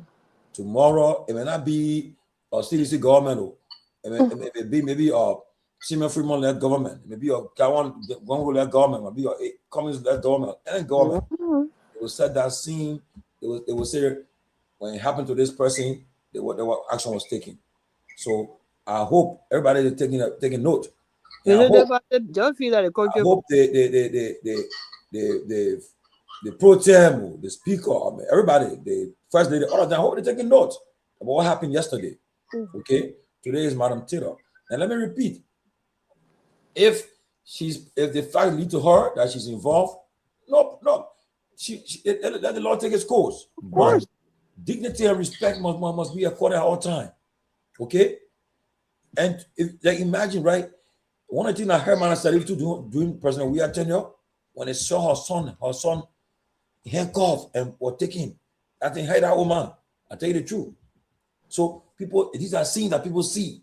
Now, when it started the fight, the woman going through, and so forth, then I see people putting picture that's old picture of the woman holding Kim with her leg or her chin to make it look like look, all the things they're doing, you think you're doing it bad, but there's a time for everything in our lives, though. That's right. You know, the Bible says it. There's a time and season for everything. Let's be mindful that tomorrow things can change around. But I can say that the former vice president is resting at the medical facility. Our sister is there, and so look, we pray for her, for her health. We pray for the family, and we also call on the government to be transparent in the investigation, and to wherever the chips fall, they should pursue it. But let me end on this: whether the president's son, the vice president, the president, the speaker's spouse, or whoever in government, whatever they are, all the people whether opposition, the ruling party, no position, imposition. If anybody involved, if they have the evidence, go for it. Let them face the law. Okay, there should be no sacred cow. We agree with that. We stand by it, and we agree. Now it's good that I know people been arguing about Americans. The Americans involved with the kids. Don't be afraid they are involved. Maybe you see them because you see the white people, so you say you believe it, but they are involved. They're involved. How? Now, 10 times they'll send black people to blend in with the people. Before you can close, before I can come, because you say you're going to be last. If they are involved, they can be involved to money, but if there are certain part where in the those government, there's a sovereign, the government is hiding certain things. If they are involved, if they are really involved into this, ask Greg to step aside so they can open up the case. Exactly. That's why I said they're not involved. They are not. If they are really involved, Greg, not in charge of the case. You can be there. All of Greg's major protégés are deeply engaged. Johnny writing a long release today saying that he being investigated for admitting that he received 10,000 in bribe. Then they say investigating him. Yes. But you have to go and embarrass the former vice president. Yes. But do you know the reputational damage you are going to that woman? I'll push back. Do you know the reputational damage you are going to that woman? All the international news took it today. Yeah. One time they say U.S. government, they will be saying that they involved, we lie on them, they won't talk. No. Nobody said they're lying, but they're not in charge. No, because when I see we see the white man who say you're a white man. No, that's not the white man. We don't care about the white man. That's not the point. Maybe we'll see it. Maybe we'll see it. I think we should not. I mean, we should. When the U.S. government, listen, and I know. I share with y'all the response they gave to the guy from Karen Jackson. They said we are involved, but they said, because they posed that we are. Oh, no. They said they are assisting. Let me say this to us. And supporting. Let me say this to us. If they prove that I say the post that we are involved in, then they will say, okay. No. I know that they are involved, right? But even if Gregory and other people are hiding some things, it will be on earth. Anything the U.S. government is involved with, even if they are now trying to now open up, because everybody calling for us to get rid of Gregory, he must step down. No, but it's the right thing to do. That's the best thing to do. That's the best thing to do. I argue with that, right? I won't argue with that. Do you agree that Gregory should step down? Let me put it to you. For him to step down? Do you agree with that? You will not say it. Can you see on the platform that Gregory should step aside? That was the end to say. No. I'll say this, right? I'll say this. Yes or no, Tomalin? Step aside or no step aside? No, let me speak. Man, when I say that thing, right? Because I'm not a partisan person. It doesn't matter. Do you think it would be prudent for Gregory yes to and no step aside in this investigation? Yes or no? Yes. Sarah, pick her home, man. Sarah, couldn't afford to get come. Sarah, go ahead, please. The man asked the question as clear as good. On the floor. I will ask that question tomorrow on the radio. On the radio, I'll ask the question on the record. No, we're not on the radio right now. What question? I have said, I even sent a text. I even sent a text to his phone yesterday. Right, he not blocked me.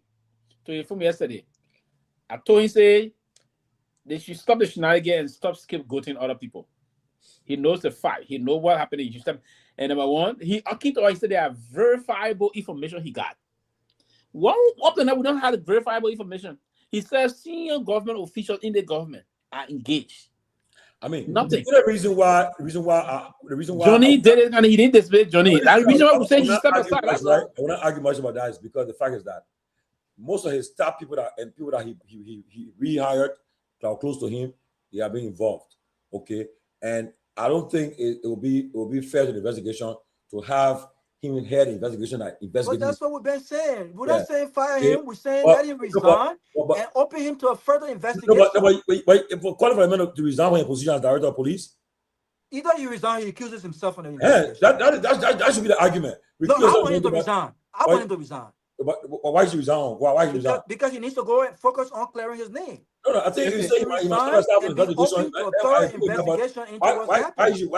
The reason why they qualify a resignation is that there are signs that he's linked to this thing. Yes, that's sign, but not that's what he says sign. So based on speculation, so how would you know if they don't open a thorough investigation into that? I will agree with you guys. You say he might recuse himself from the investigation or the drug hunt. I agree with that because most of the top people, but to say he might be a position, I don't think it's fair to him. But Sylvester, they won't let him resign because I think he's protecting people. Yeah, he won't. They won't. The only reason the day you hear that he's leaving, the reason why, the powerful institution, what Robert just said, getting them to do that. Robert just said, and then they're going to do. What brings the investigation integrity to a question because of that. People will believe speculate that because people that are involved, you are shooting them. But if I was the president over the case now, I said, look, Mr. John Security Chairman, who is just the minister, look, let it just the director of police now step aside investigation, focus on solving the police aspect, not the drug investigation. Is that why the people are calling for? I don't trust the Attorney General, sir. Okay, so then the team may already clear Gregory Erosons. So they do nothing wrong. To call push for. Listen, Tomalin. I think there's some serious protections coming. I don't want to make this. I won't even say this on public, but I think there's some serious protection from Gregory Coleman, from the very senior level of government. That they know that if he leaves the post that he currently holds, and whatnot, I think that people will be exposed. If, for instance, if I was president and I got nothing to hide, I would give this investigation to an independent body. I mean, that's but they will never do. Nobody won't. They won't do that. If you take a poll, if you take a poll right now, you call. Maybe we should do it tomorrow. Open the phone lines and ask Liberia to call for all ones alive, announce it, and tell them whether the independent group should do it or the current team. Because everybody is not. If they don't do that, people will never be the credibility is already on the government won't stay boss if they poor to do that. But Sarah, go ahead. Yeah, let me close very quickly. Even though Tomalin is calling me part, I agree. I'm a partisan, whatever. No problem. They did it to us, we'll do it to them. It's fair game. The country will go forward. Well, the country is going forward. But to my point, let me quickly make my point. Let me make my point, let me make my point. Let me talk my own. Let me talk my own. It was all a charade. The men have been drowning in the cocaine discussion. We all know that they've been drowning. They have not found any way out of it. No rescue.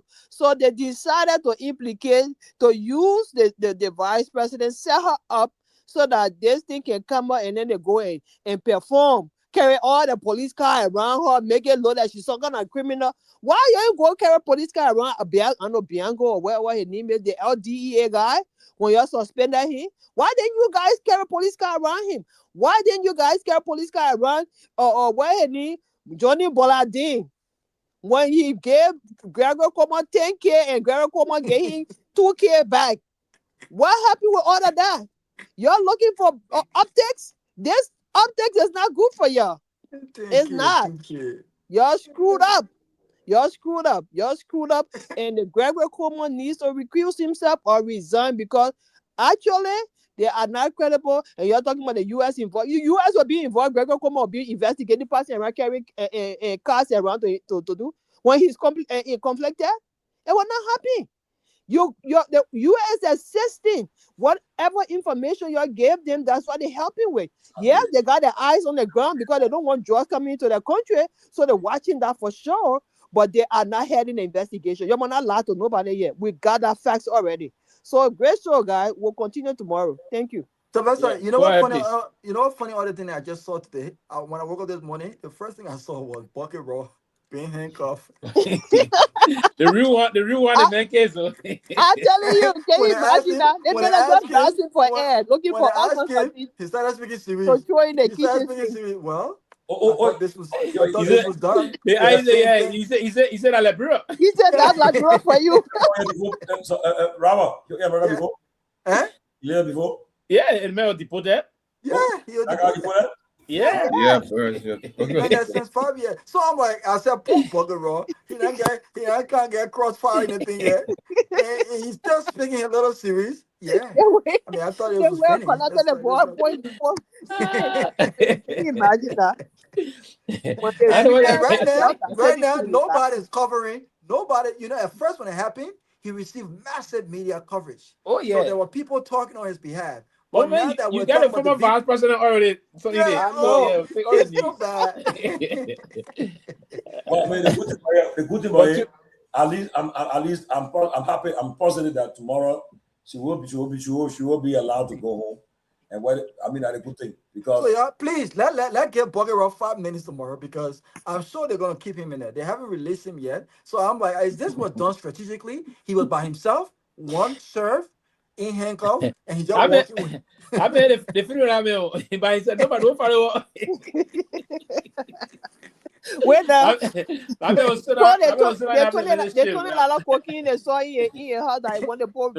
the women again. No, they said no. They said linked to the 360 million. Are you kidding me? Because they said it looked like he was also facilitating drug trafficking. Oh my God. No, where he's live on the East Coast, yeah. He's live in Philly. Philly, yeah. So you call you Philly man. That boy not boy nothing. They just you be calling Philly man. I gotta help build me up, man. Yeah, I feel sorry for him, man. So I feel sorry for him, man. Yeah, the man was alone. One man was alone in there. Two closer up. But this is quick before you can come. I'm not talking to close. Let me close. Let me close. I got a little quiet. My being quiet for a little bit. Let me close. Let me tell you. Yeah, 1 minute, please. We gotta go.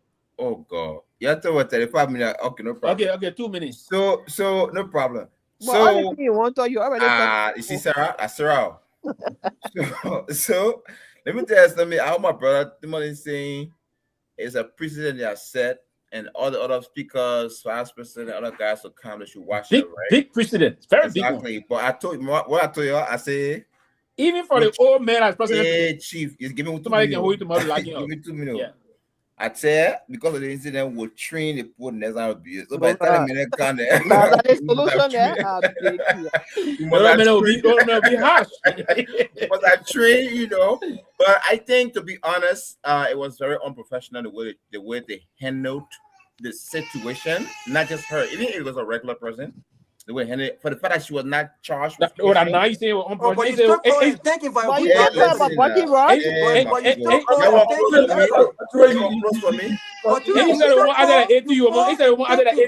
Hey, my man, you stop it, man. You stop it. You're contradicting yourself. Man, you give me 2 minutes, right? Give me 2 minutes. You consistent. You want me to tell you my Yeah, you can just flip flop. Go ahead. You want me to tell my son to talk? Go ahead. Okay. Go So ahead. I think it calls for What training. the I mean, don't do Nepal. It calls for training, and I think the government, you know, That's should what learn I from don't this. do. I think the government should learn from this. But You you got a lot to go. You got 8 more years. just starting. Yeah, because the days my man when everybody put the one people the one I can give you down when putting the car seat in the car. Yeah. Yeah, put the car. Imagine I'll do now. I'll put on another one that I said, yeah, everybody. You got long to go. I'm not there yet. I'm working on but that man can contradict himself. Man is saying a mistake, but he called the man yesterday to wish him to say thank you for a good job. Yeah. He don't know what he was saying thank you for. And then he called the vice president today. We were talking. He said almost acted like a ATU guy. He was behaving in the ATU guy. I had to call him up to that all the kind. He's not saying the whole thing was wrong. So I don't know how he trying to. I told the man, thank you for mustering the courage to do what he did. Thank you. And I was saying thank you 10,000 times. Action was wrong. We don't know what's wrong. When we're wrong, we'll apologize tomorrow, brother. Right now, we got her. You are a complete walking contradiction. Right now, we got her. What you are a walking contradiction. Right now, we got what she's supposed to be. We hope the vice president, the former vice president, do well. Everything I'm picking up background down. Oh, about what? They're picking up barbecue. Okay. All right, see you, man. Love you, all I bring people. Okay.